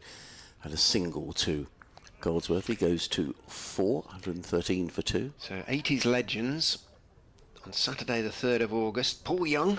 Right, okay. Were you a Paul Young fan? Not overly. I'm trying to think what his big hit was. Wherever I Lay My Hat. Well done. Yeah, good one, Richard. that Get you in a pub, Chris. Yeah, Wherever I Lay My Hat, yeah. Who else? He says. Toya, of course. Oh, Toya. Toya Wilcox, right, okay. In comes Robinson. Bowls up on his toes. Good delivery. Bit of lift there. And then Holland plays it into the gully. There is no run. Still wants to be free. Yeah. So did you ever sort of call it a mystery? It's a mystery. That's yes, it. absolutely. Yeah. Mystery. She would have quite a charming lift. Did she? Toya? Okay. Do you remember? No, I didn't know that. China Crisis. I wouldn't know any of theirs. And Go West. Right, and I don't. That's a bit. They're a bit later, aren't they? I reckon. Go West. Or maybe not. I couldn't think of too many of their songs, if any. Robinson in bowls and ducking underneath. That is Ian Holland, 32 off 87 deliveries. He's playing, or 88 deliveries now. He's playing a good anchor job for his side. 113 for 2. I imagine they get a good crowd for that. And I know at Derby, they've got a music concert as well. Sussex electing not to this year. I'm not entirely sure why that is. Well, I guess would they'd bring their own lights, wouldn't they? Whoever was was I mean, playing, so the floodlights wouldn't necessarily have to come on. I mean, 2 or 3 years ago, Elton John was here. Yeah, he's played Grace Road too as Elton. Yeah. Robinson in bowl, short again, and Holland just ducks underneath it, lets the ball sail over his left shoulder into the gloves of John Simpson. There is no run. So they have had some pretty big names down here. Yeah, I think what happens is, I don't know what happens at Grace Road, but I understand you virtually sort of hand the ground over to the promoter and say, right, you get on with it. Yeah, I remember when Elton came, so nobody was allowed in for a week, basically. No. Yes, it was, everybody keep away. And then you just sort of return the ground to the state it was, hopefully, when you left it a few days before. 3 slips go down. In and bowls. Oh, that's a good delivery by Robinson. That was a good delivery. It was short, a good carry again through to John Simpson, but he was just slightly fencing at that. Was Ian Holland. End of the over. 113 for 2. Goldsworthy on 4. Holland is on 32. It's update time, and then I'll make way for Nicky Chowdhury. Our final update of the day. I'll just send a little note. There are still 11 overs to be bowled tonight, but with Carson bowling some of them at least, I suspect maybe a full 5 or even 6. We should get through roughly, well, it might be about 10 past, Yeah. which by county cricket standards is bang on time. Well, frankly. a lot of that, though, Richard, is due to Leicestershire this morning, really. Louis Kimber, take a bow. Definitely. Carson is in and bowls, brings Goldsworthy forward. Again, that little bit of turn, and again, it's fielded on the leg side. You keep going, Richard, because there's, I think we've got travel and weather yet. On the way at 6 o'clock. Now with the weather, here's Rachel Mackley. Well, hello. It's the worst Carson day of the year so far. We've got jogs in and weather, bowls, tosses it right up, sunshine, and Goldsworthy, temperatures something of a swing of the bat as he looks to drive it through the onside, but doesn't time it. Carson feels comfortably in his follow-through. close feel to things. Overnight temperatures of around 11 or 12 degrees. And for tomorrow, much more of the same. Carson steps in and bowls, fraction short. Goldsworthy went back looking to chop it away, but again, not at all. Out of the middle and ends up somehow scooping it down towards Robinson at mid-on. Big ask this of Goldsworthy, relatively inexperienced, hasn't played too much first-class cricket outside off stump, that one from Carson. Goldsworthy forward then back and looked to work it through the offside, but only managed to steer it towards backward point. No run. Give a few details about Goldsworthy's record, in first-class record that is, in a second. In goes Carson. There's appeal for leg before, but although it's an impressively theatrical effort, turns with both hands in the air. It isn't really echoed from behind the stumps, and certainly is not responded to positively by umpire Pratt. 26 first-class games for Lewis Goldsworthy, who goes... Well, what is he doing there? He sort of was looking to leave it. He went back, looking to leave it. I think it turned a bit, and well, he would have been far too late to do anything with it. Really, had it turned that fraction bit more. So Carson is asking all sorts of questions, and frankly, at the moment, Goldsworthy doesn't have many answers. No, he's on a good spell here, is Jack Carson. Ollie Robinson's going to bowl the next over, as Richard was saying, 10 overs remaining. And actually, the fact that Leicestershire bowled so many overs, they bowled 38 overs this morning, it shows that Sussex have been quite slow, really. Their run over rate is still showing at -3. They'll just need to be careful of that. They will not want to lose. And now there's a fielding change. Tom Haynes is coming into third slip.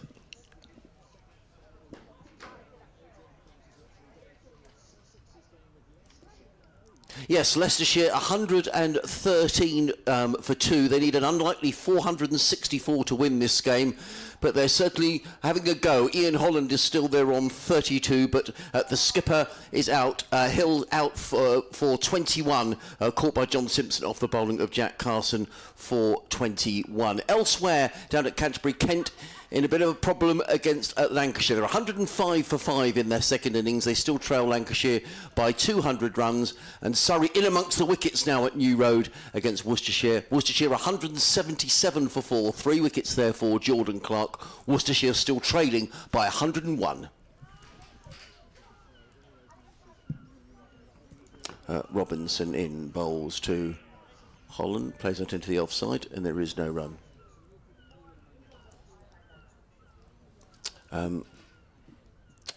So we'll just get this over from Ollie Robinson out of the way, and we'll bring back in Nicky. In fact, to tell you what we do, we'll let Rich pick up the commentary, and Nicky.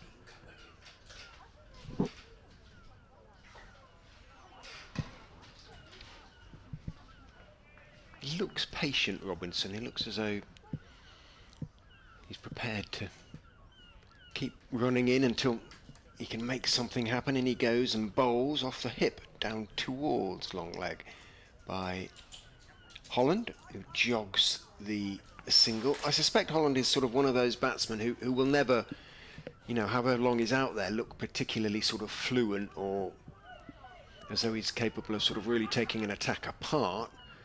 But he's going to be really annoying as far as Sussex are concerned, hang around and hopefully from Leicestershire's point of view go on and make a really sort of big score. But they're going to need somebody well, probably they're going to need 2 players to score 100, aren't they, basically? Patel was one of the big hopes. He's gone for 40. In goes Robinson and bowls a very high bouncer to Goldsworthy, who barely bothers to duck. 1 for the over, says umpire Baldwin. 114 for 2, so and exactly 350 left for Leicestershire to get. I don't know if you heard me telling Adrian, Nicky, that Leicestershire have only twice in their history got more than 400 in the second innings of a first-class game. One here, when they made 483, which was by far their biggest fourth innings score. Robinson is in and bowls, seems back in towards Goldsworthy, who looks infinitely more comfortable against the sort of medium, brisk pace of Robinson than against the very slow but beautifully flighted spin of Carson.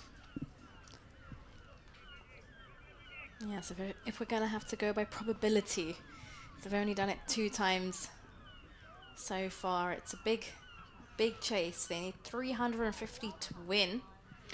350 more to win, hasten to add.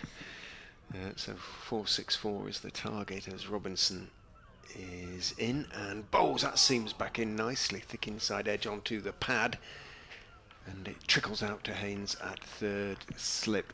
Good over, as ever, from Ollie Robinson, yet to pick up a wicket in the innings, but has caused all sorts of problems for the Leicestershire batters. 8 overs, 2 maidens, none for 13 for the Yorkshireman in this innings so far. 114 for 2 remains, has gone 9 overs to go tonight. Drinks just being run out as well for Goldsworthy, I believe. Holland over there. Dutchy, as he's unoriginally known in the Leicestershire dressing room. Inevitably. So many other options with the Netherlands, aren't there? With Holland. Yeah, I picked up a bit of your conversation with Adrian earlier, talking about tea and supper. About tea.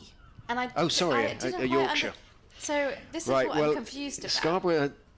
What's tea? Okay. Oh, what? Yeah, what is tea? It's the third meal of the day.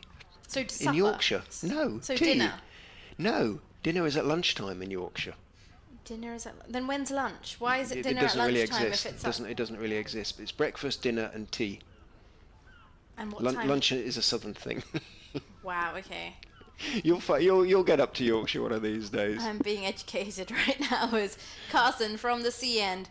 Slip and short leg in place, is in to Holland now. Flights it and Holland is forward and defends. Okay, so what time is tea? Usually about 6. That's really early. But it is still a traditional time kept by the boarding houses in Scarborough, the sort of cheapish hotels essentially. Right, okay, as in comes Carson again. A reverse sweep attempted and he hasn't got bat on it. The finger goes up.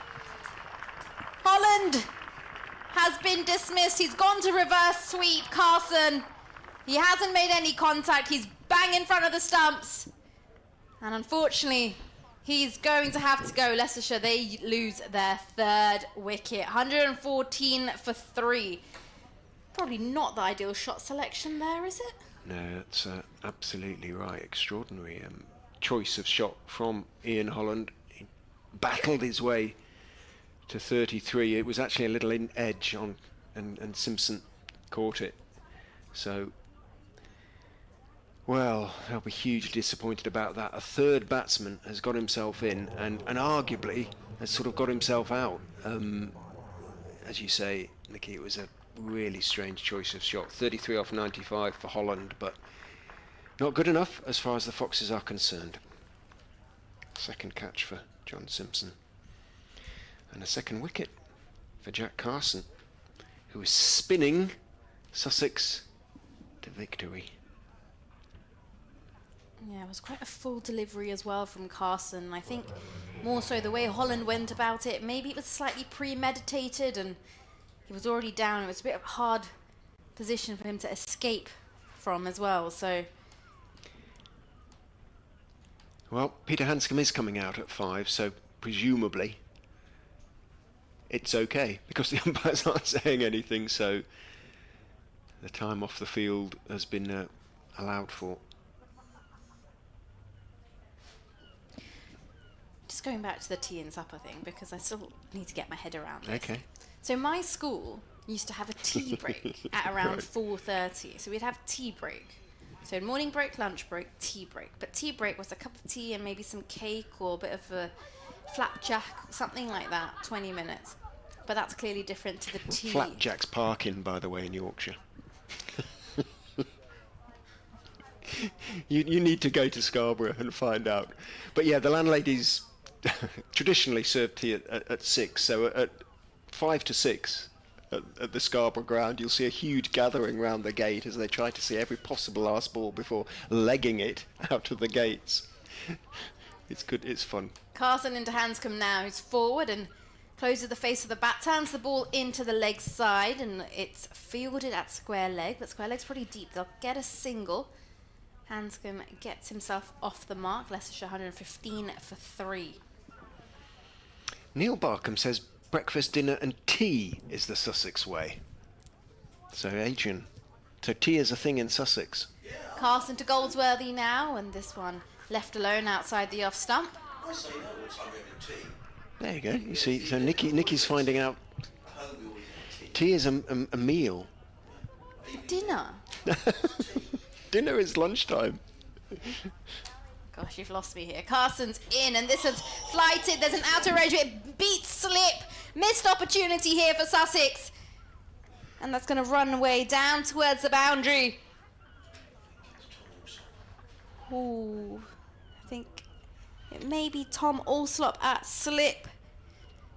He's got a fine nick on the bat. And unfortunately, it did not go into his hands.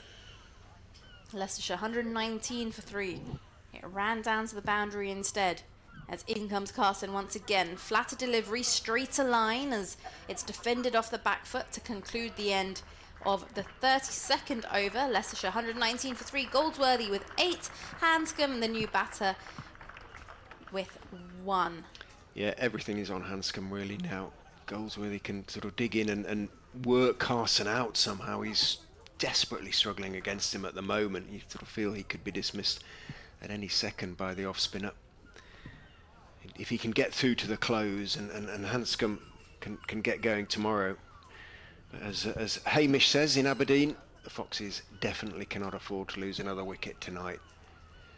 I think they're in all sorts of bother now, and one more and I think it's almost game over. You never know, but it feels a bit that way.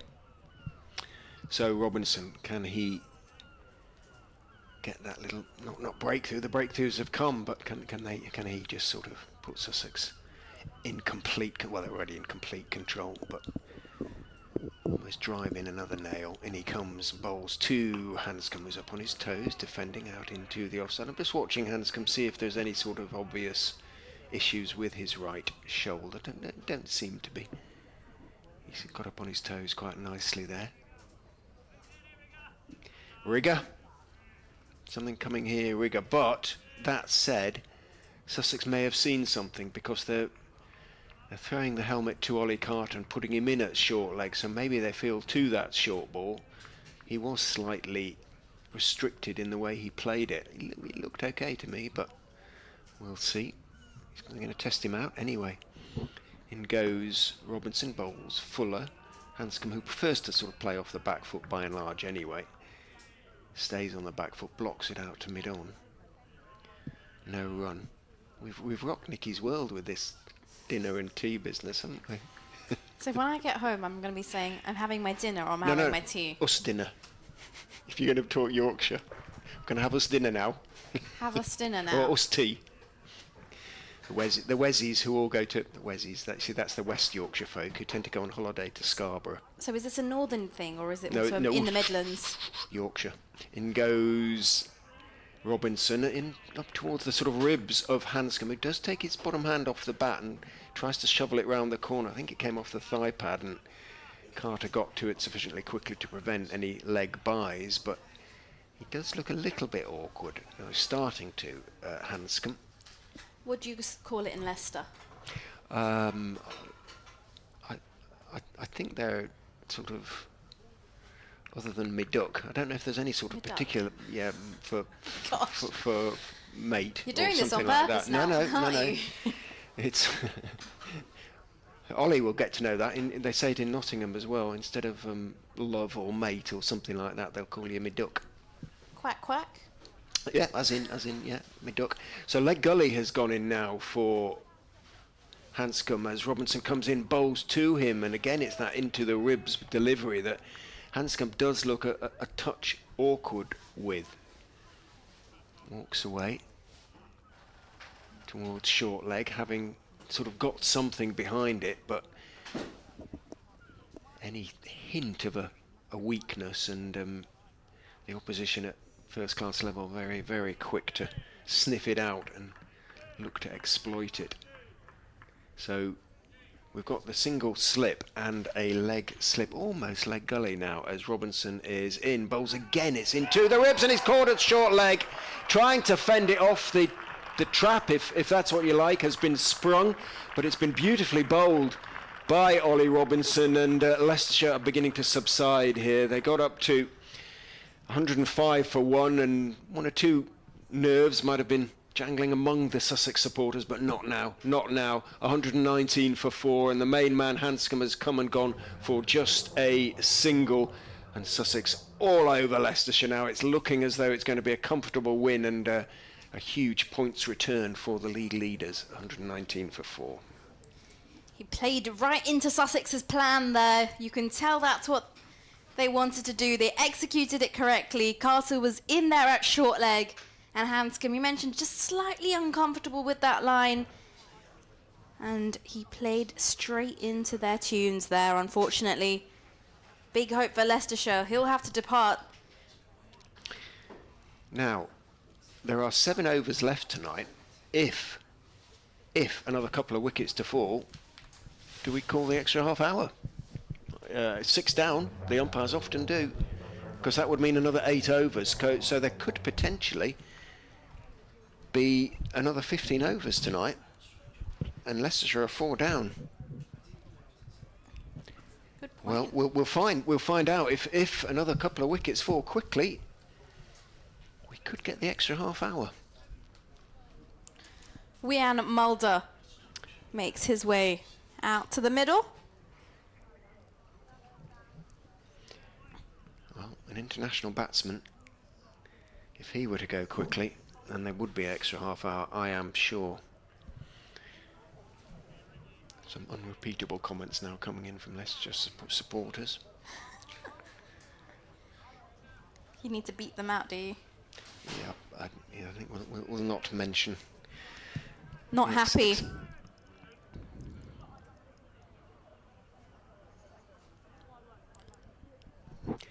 Robinson then, he's keeping the short leg, he's keeping the leg gully as he comes in to Mulder and bowls. It's worked nicely by Mulder off the back foot, slightly angled back, through full slip, along the ground all the way to third man for 4. So Wian Mulder, this is his last innings, his last appearance for Leicestershire this season. Can he go out on a high? Applause is not for Mulder, it's for Robinson, who has 1 for 17 and has seen the back of Leicestershire's top scorer in the county championship this season for just 1. I believe it's going to be Carson to continue from the C end. And Goldsworthy on strike. Still a beautiful evening here down in Hove. Absolutely glorious weather. If you're wondering what to do, then head down, because if Rich is right and they allow the extra 30 overs, you can make quite a nice evening for it. An extra 8, you get extra 8 for the extra 8 half overs, hour. you said that. So the total would be 15 if they decide to take the extra half hour. So with the 7 that have to be bowled, and then potentially 8 more. We've got A slip in play, short leg, and a leg slip as in comes Carson now to Goldsworthy, who's forward, uses his feet and drives this to Robinson at mid-on. And they've just got the one man out in the deep on the boundary. A deepish square leg, but quite in front. I'd say right in front of the digital scoreboard. In comes Carson again, and this time straighter line, worked off the back foot by Goldsworthy, straight to a diving square leg. Danny Lamb almost wore it, didn't he? Sort of dived forward, and that's when you can get one in the teeth if you're not careful. Carson in again, over the wicket this time, off the back foot, just defended by Goldsworthy into the offside. He's doing him in the flight, just about every delivery. Goldsworthy sort of not sure whether to go forward or back. He wants to kind of go forward, but ends up going back and just jamming his bat at the ball. He taps his back, Carson flatter, and this time pulled away, and it's going to go all the way along the ground. The ball races and ricochets back off the advertising hoarding.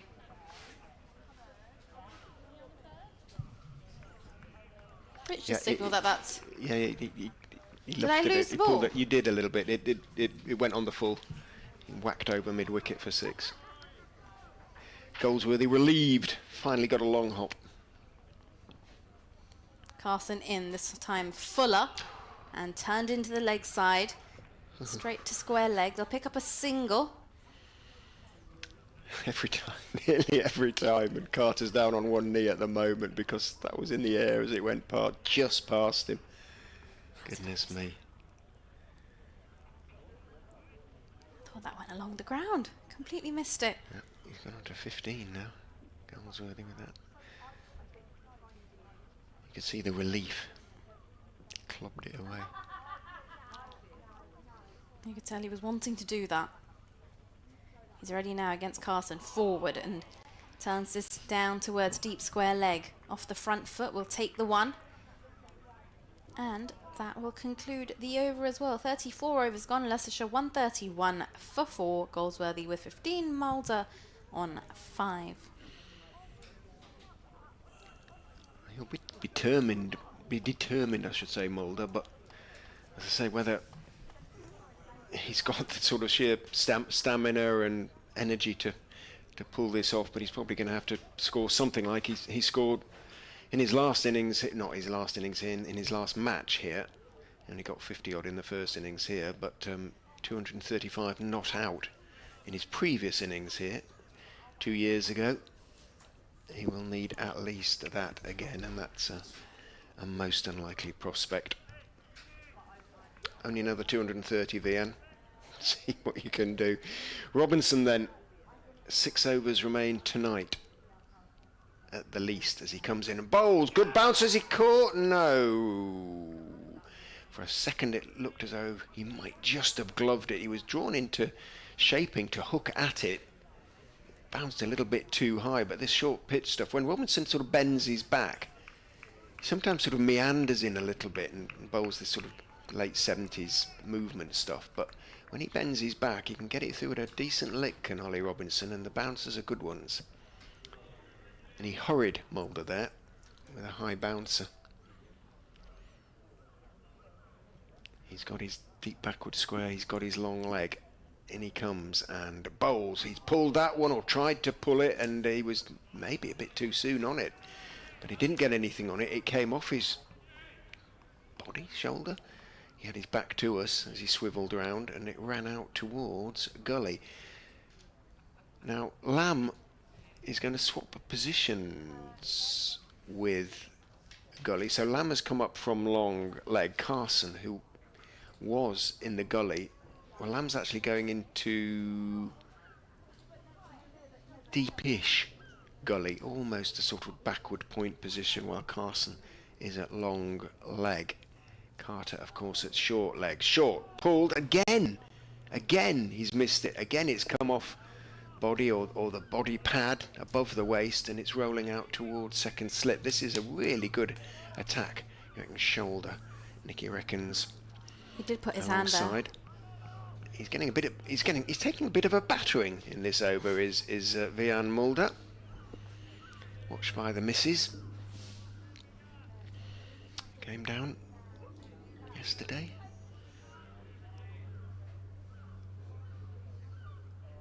He's a belligerent character, Vian, on the pitch, and he will take on the short stuff, or try to. But Robinson's having the best of it at the moment. In he goes, Robinson, and bowls. Again, it's a little bit short, but Mulder this time does get up on his toes, and although he rehearses the pull, he actually just defended that down into the ground. Carter lurking. Couple of pitches back at short leg. Good, this rigger. Say the slips and John Simpson. Robinson turns, knees pumping, elbows jutting, runs in, bowl short, but it's nicely pulled this time by Mulder, but nicely positioned too is a deep backward square, so I think that's the Coles out there.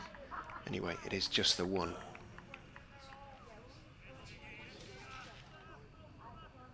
Now Coles is at second slip. I mean, well, he was at second slip. Where's he going to be sent to? It looks like he's wandering across to leg slip. It's Hudson Prentice out there at it was deep backward square. He's going to have to go in front of square if Coles is going to go in at leg slip. Otherwise there'd be 3 men behind square. We saw Leicestershire bowler no ball earlier today because of that. In goes Robinson, bowls to Goldsworthy. Leg side bouncer, but Goldsworthy, shorter man, just bobs his head, ducks underneath it.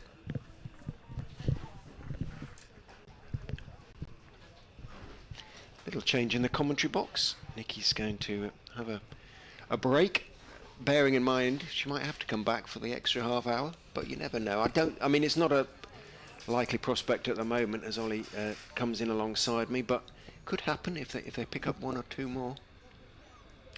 I suspect Sussex will be quite happy to wait until tomorrow, finish off Leicestershire. I think it's highly unlikely, even if we did take the extra 8 overs, that we'd get all 6 tonight. So, well, they won't take them unless they take another wicket, or probably 2. They'll want 6 down, the umpires. probably be ready to get back into the hotel after a long day in the heat. Carson will bowl to Mulder, who comes forward in defence and plays back up the pitch.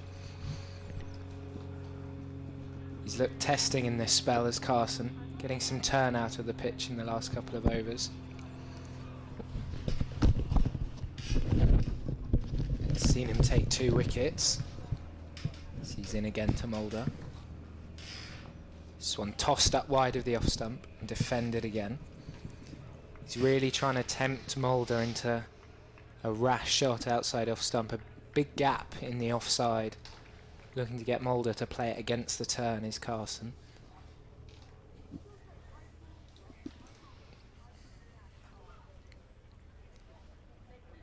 And Mulder uses his feet and mistimes that one slightly. I think he was looking to go a lot straighter than he ended up hitting it. Went out to the deep mid-wicket fielder for a single. I think Vian Mulder's made up his mind the way he's going to play here. I mean, it's an awful lot of runs, isn't it? And I think he's made up his mind that he's going to attack the bowling, even although it's just 4 overs to go until the close tonight. Carson to Goldsworthy, who is again beaten in the flight. Plays and misses that one outside off stump, and Simpson takes. He has really challenged Goldsworthy as Carson. Just that one ball he's been able to get away a couple of overs ago that he hit for 6. Otherwise not looked comfortable at all. And he's been wrapped on the pad. There's a loud appeal. It's not being given. Carson looks bewildered as to how that's not been given out. Potentially slightly outside the line. My view completely obstructed by the wide rim hat of the umpire. But it's not given. Oh, our friend the drill is back. That's annoying. Carson to finish the over. Tosses it up and defended. Almost rolls back close to his stumps. Simpson takes And a round of applause for another challenging over by Jack Carson. Well, that's really good to see. Nathan McAndrew is going to come into the attack, and the reason I was impressed by it, because he ran in from his fielding position at deep backward square, and Sussex do need to be mindful here. They are the odds-on to win this game. What they won't want to do is suddenly wrap it up and find they're still -3 on the over 8, because at the moment that's what they are. And Nathan McAndrew came sprinting in, took his sun hat off, gave it to the umpire. In fact, does it still say -3 or is that 2? It's such a faint number on the scoreboard. 3. It is 3, yeah. And that's what it'll be. You know, they're pretty much adjusted as they are going along. Do you lose a point per over yes, that you do, are behind? Yeah. Yes, you do. And Sussex have already lost 1 point this season for a slow over 8, and it's something that I know that irritates Paul Farbrace enormously. I mean, he'll be delighted with the win, but, you know, as I always say, points are so hard to come by in county cricket. You just don't want to chuck them away by not bowling your overs quickly enough. McAndrew is coming in from the Cromwell Road end. Again, Sussex are adjusting the field for Vian Mulder, who's shown an inclination to look to pull the short ball. McAndrew in, bowl short to Mulder, and that balloons over the right shoulder, and that's signalled as a no ball. Well over head height, yeah. that one. It was a quick delivery, actually, wasn't it, from Nathan McAndrew? It's actually, and I say this, so when you think that how quickly Leicestershire bowled this morning, I mean, 38 overs they bowled in that opening session. Since then, the over 8 from both sides has really dropped quite a bit. Sussex have sort of kept at -3 because Coles and Carson have been bowling. In comes McAndrew over the wicket, bowls down the leg side, taken low down by Simpson, and there is no run. McAndrew in his 6th over, 2 maidens, no wicket for 14. The damage done by Carson with 2, Coles 1, and Robinson with 1. But you feel that wicket of Peter Hanscom may have been absolutely key. I mean, it was always going to be a massively tall order for the visitors.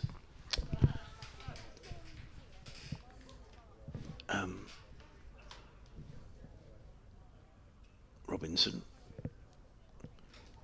It's not Robinson at all. So McAndrew in bowls, and well, he's not shy in coming forward, is he, Vian Mulder? And if he gets a chance, he's going to hook it or attempt to hook it. But there's 2 men waiting for the catch. There's a fine leg, Jack Carson. Interesting that change in the field, because in the previous championship match here, which went really to the wire against Yorkshire, Jack Carson took a brilliant catch, just literally down in front of us here, off an Adam Lythe top edge from memory, which turned out to be an absolutely crucial wicket. So he's a very fine outfielder, is Carson. I suspect that's the reason that he's changed his fielding position. McAndrew in bowls, and Mulder is forward and plays a little uncertainly to backward point, fielded there by Danny Lamb, and there is no run. 3 overs left after this one. Ollie Robinson is chatting away to umpire Baldwin at the far end. I'm not entirely sure what about, but he's I don't think he's querying the state of the ball. Certainly McAndrew doesn't seem overly bothered. I like Nathan McAndrew. He's one of these sort of cricketers who just gets on with it, really. Runs in, bowls, does his bit with the bat. I'd imagine he's very low maintenance. In and bowls, and defended by Mulder into the offside. And there is no run. Fielded there by Ollie Carter, who tries rather unsuccessfully to practice his footballing skills. And then gives the ball to Ollie Robinson. Robinson has a chat to Carter. 2 slips in place, Alsop and Coles. That means they're dying few overs of the day. Nathan McAndrew runs in towards us. Bowls, and defending is Vian Mulder. And there is no run. 1 ball remaining in the over. Just sort of a final roundup of what's been going on elsewhere today. I think we've already said that Yorkshire have beaten Gloucestershire by an innings and 22 runs. That's Yorkshire's first win of the season. I wonder if we're going to see a late... With the strength of that Yorkshire side, you'd think at some stage they were going to make some sort of a push for promotion.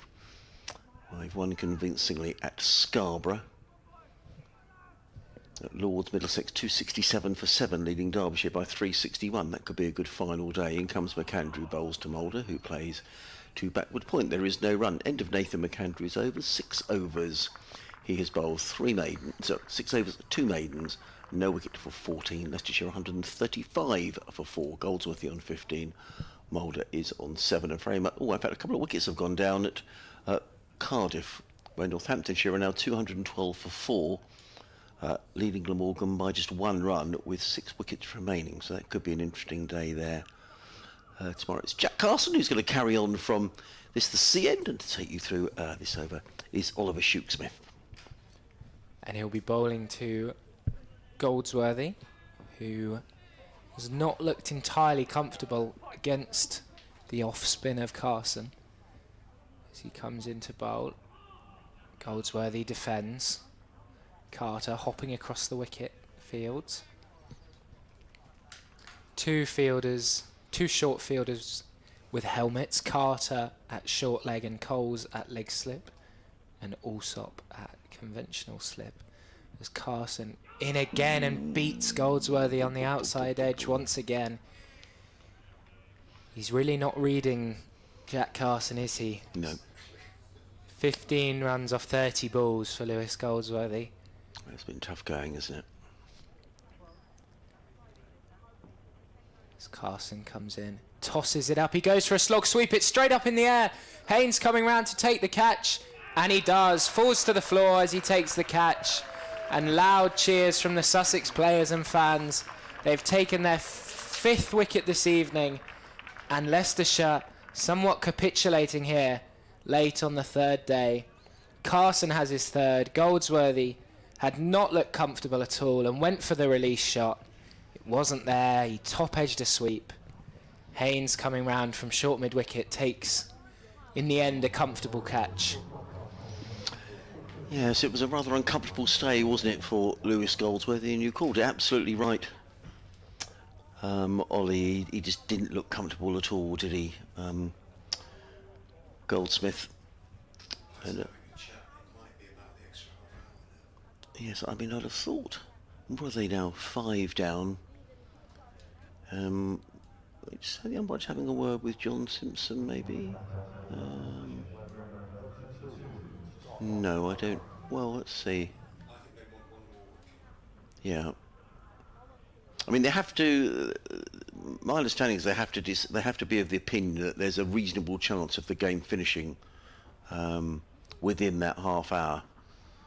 And certainly, certainly if it was 7 down, I think unquestionably they would claim the extra half hour. 6 is kind of right. Okay. So, a 3rd wicket for Jack Carson. Very fine figures. 3 for 37. He's bowled very well. His first spell was brief, just the 2 Yes, it overs. was, yeah. And Rishi Patel took a liking to his bowling, hitting him over the short boundary for consecutive 6s. But since then, his second spell has been hard to fault. 1 or 2 loose deliveries, but other than that, right on the money, and taken 3 wickets. And Sussex fielders signalling to the balcony, perhaps asking for some more protective gear for fielders, as Carson in and Curry defends. Straight back down in front of him. Coles looks to be potentially getting loose, so maybe we'll end with spin at both ends. Yes, we might well do. And actually, they will be looking at that over rate. That might be a reason for that. As Carson in again. And off the back foot, Curry defends into the leg side, where Haynes picks up. Field pushes back slightly, giving the new man Curry the single if he wants to take it. Batted nicely in the first innings. Scott Curry, what did he make? Oh no, he didn't make 6. Sorry, I was getting confused with Louis Kimber. And he just defends this final ball to complete a wicket maiden for Jack Carson, which is met with warm applause by the crowd, who many of them have stayed in right till the end of this day. A lovely evening, so the weather no reason not to stay. Look at Nathan McAndrew. He's already run in. He's given his glasses and his hat to the umpire. He's at the end of his run. He's ready to go. He's McAndrew. The others aren't ready, but he's there. Come on, get on with it. He's saying. Ollie Carter's not ready. He's got in the wrong fielding position. But now they will get underway. So, 2 overs to go in the day. 135 for 5. VM Mulder is going to take strike against Nathan McAndrew. It's Australian to South Africa. Now Sussex are changing the field again. No, they're not. McAndrew says that's fine. Leave it as it is. And he's going to set off running in from the Cromwell Road end of the ground. Here comes McAndrew. Bowls, and Mulder plays a forcing shot into the covers, fielded by Carter. And there is no run. It's a strange field. 3 out on the leg side. Yes, I mean, clearly they've seen VM Mulder on several occasions looking to pull the ball on. So he has a little glance towards that leg side as well, does Mulder. It's well, nothing is ever hopeless, is it? But it's it would take something of miraculous proportions here for Leicestershire to get themselves out of this. McAndrew in bowls, and Mulder plays and misses outside of the off stump. Big puff of dust comes up, and Mulder goes down the wicket and does a little bit of gardening. Looks towards umpire Baldwin. I need to keep needing to change my copy for the morning, actually.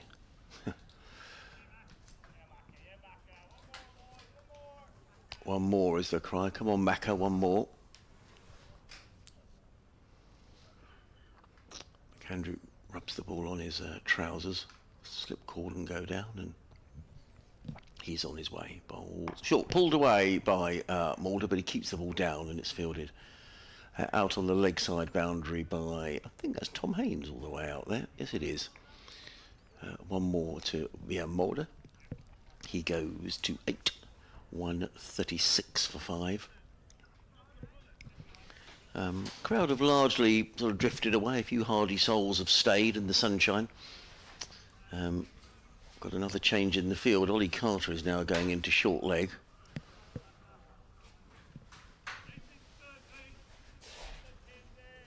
And Tom Haynes has come into third slip.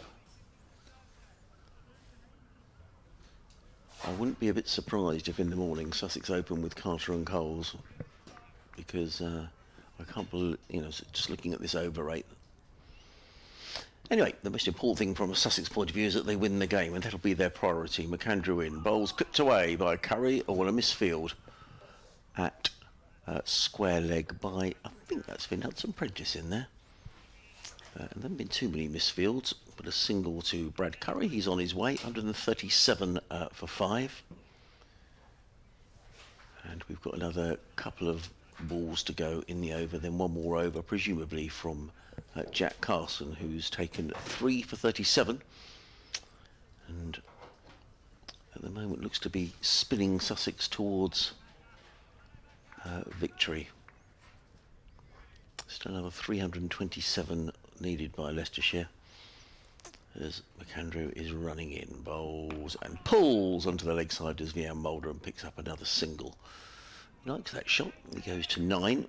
The person who's put the washing out on the line is now about to bring their washing in, by the looks of it, over on the balcony to our right hand side. No doubt it's bone dry after a lovely sunny day down here at Hove. One more ball to go in McAndrew's over. Again, the field changes over. Carter goes into short leg and Tom Haynes trots into third slip. Scott Curry surveys the leg side boundary. And Nathan McAndrew is waiting at the end of his run. And is coming into bowl his final delivery of the day, almost certainly. In and bowls, and Curry defends into the offside. There is no run. So Nathan McAndrew, 7 overs, 2 maidens. No wicket for 17, 138 for 5. Scott Curry on 1, VM Mulder is on 9. 1 over to go, which Oliver will describe before we finish for the day. Big thank you to our team today, to Nikki Chowdhury, to Richard Ray, and to Oliver. Hope everybody's had a good day. Not a great day for Leicestershire, but it's always enjoyable and good fun, and always good to have different people in the commentary box. Richard's trying to convince me to go swimming in the sea, which I'm not. I think you should. No, I've been in a pool this morning, so that was nice and warm. Stuff on you as well, so it's Yeah, I know. Yeah, don't start, Nikki. I've already had Richard say, "Why is Sussex? Is there Another set of pads and helmets been taken it's out. just an observation, but this will all be time that's ticking on here. I mean, a pair of pads is brought out. Umpires do not look kindly on this sort of a delay. And while Sussex have done really well in this game, and almost beyond criticism, really, I have to say that their sort of speed between overs has been not great in the last hour or so. Agreed, especially when compared to Yeah, look, how Leicestershire were. I mean, this morning. and this is, and the umpires will be looking at this, saying, this is not Leicestershire's problem. And now they can't get the pads on. And look at the umpires. You can just tell by their body language that they're not impressed. And I reckon that -3 could well go to -4. Anyway, Oliver, over to you for the final knockings of the day. Finally, everything sorted as James Coles comes into silly point to join the men around the bat. Carson in, and this is defended off the back foot to Carter. 4 men around the bat, 2 on either side. A silly point, a slip, a short leg, and a leg slip. As Carson looks to see if he can find one more before the close. He's bowling to Vian Mulder, who has 9 off 22, and who, if any Leicestershire hopes are left, they'll certainly be placed on him, and he's turned that one. It's gone through the legs of leg slip. I'm not quite sure whether it was a chance or not. If it was a very difficult one. Tom Haynes is in there at leg slip. It was just back of a length and flicked around the corner to fine leg. Went through the legs of Haynes. I think probably just bounced before him, but it was almost impossible for him to get his hands down quickly enough to catch it, even if it had been a chance. And Mulder takes a single. 4 balls left in the day as Carson comes in now to Curry. Tosses that one up nice and full, and there's a half appeal. I'm not entirely sure what for, as it looked like Curry just blocked it off the middle of his bat. Perhaps there was a bit of pad involved as well. He takes a step back before moving into his position to face Carson, who again nicely flighted outside off stump, and again Curry defends. Ollie Robinson going over and having a word with him about yet another field change. He looks like he's going to move into a second slip position for the final 2 balls of the day. Curry taking his time to get set. Taps his bat on the floor as Carson comes in. This one again tossed up outside off, and Curry a big stride forward. He's a very tall man, and using all of his height there as he smothered the ball back up the wicket. The final ball of the day now to be delivered by Jack Carson. Comes into bowl. There's oohs and ahs as it potentially keeps slightly low and comes off the bottom of Curry's bat. And there's warm applause from all the Sussex players and the fans left in the ground. A brilliant day for Sussex that sees Leicestershire end it 139 for 5, still needing what seems like miles off 325 more runs for victory. Indeed. Oliver, thank you very much for your contribution today. I know you're not here tomorrow, and nor is Nikki, so thank you both for your contributions today. It's been great fun. Thank you very much indeed. Thank you to Rich as ever. We will get reaction at close of play. I know we're going to talk to Sean Hunt from Sussex. I don't know who Richard will grab hold of, and those interviews will no doubt appear on social media later in the day. As the players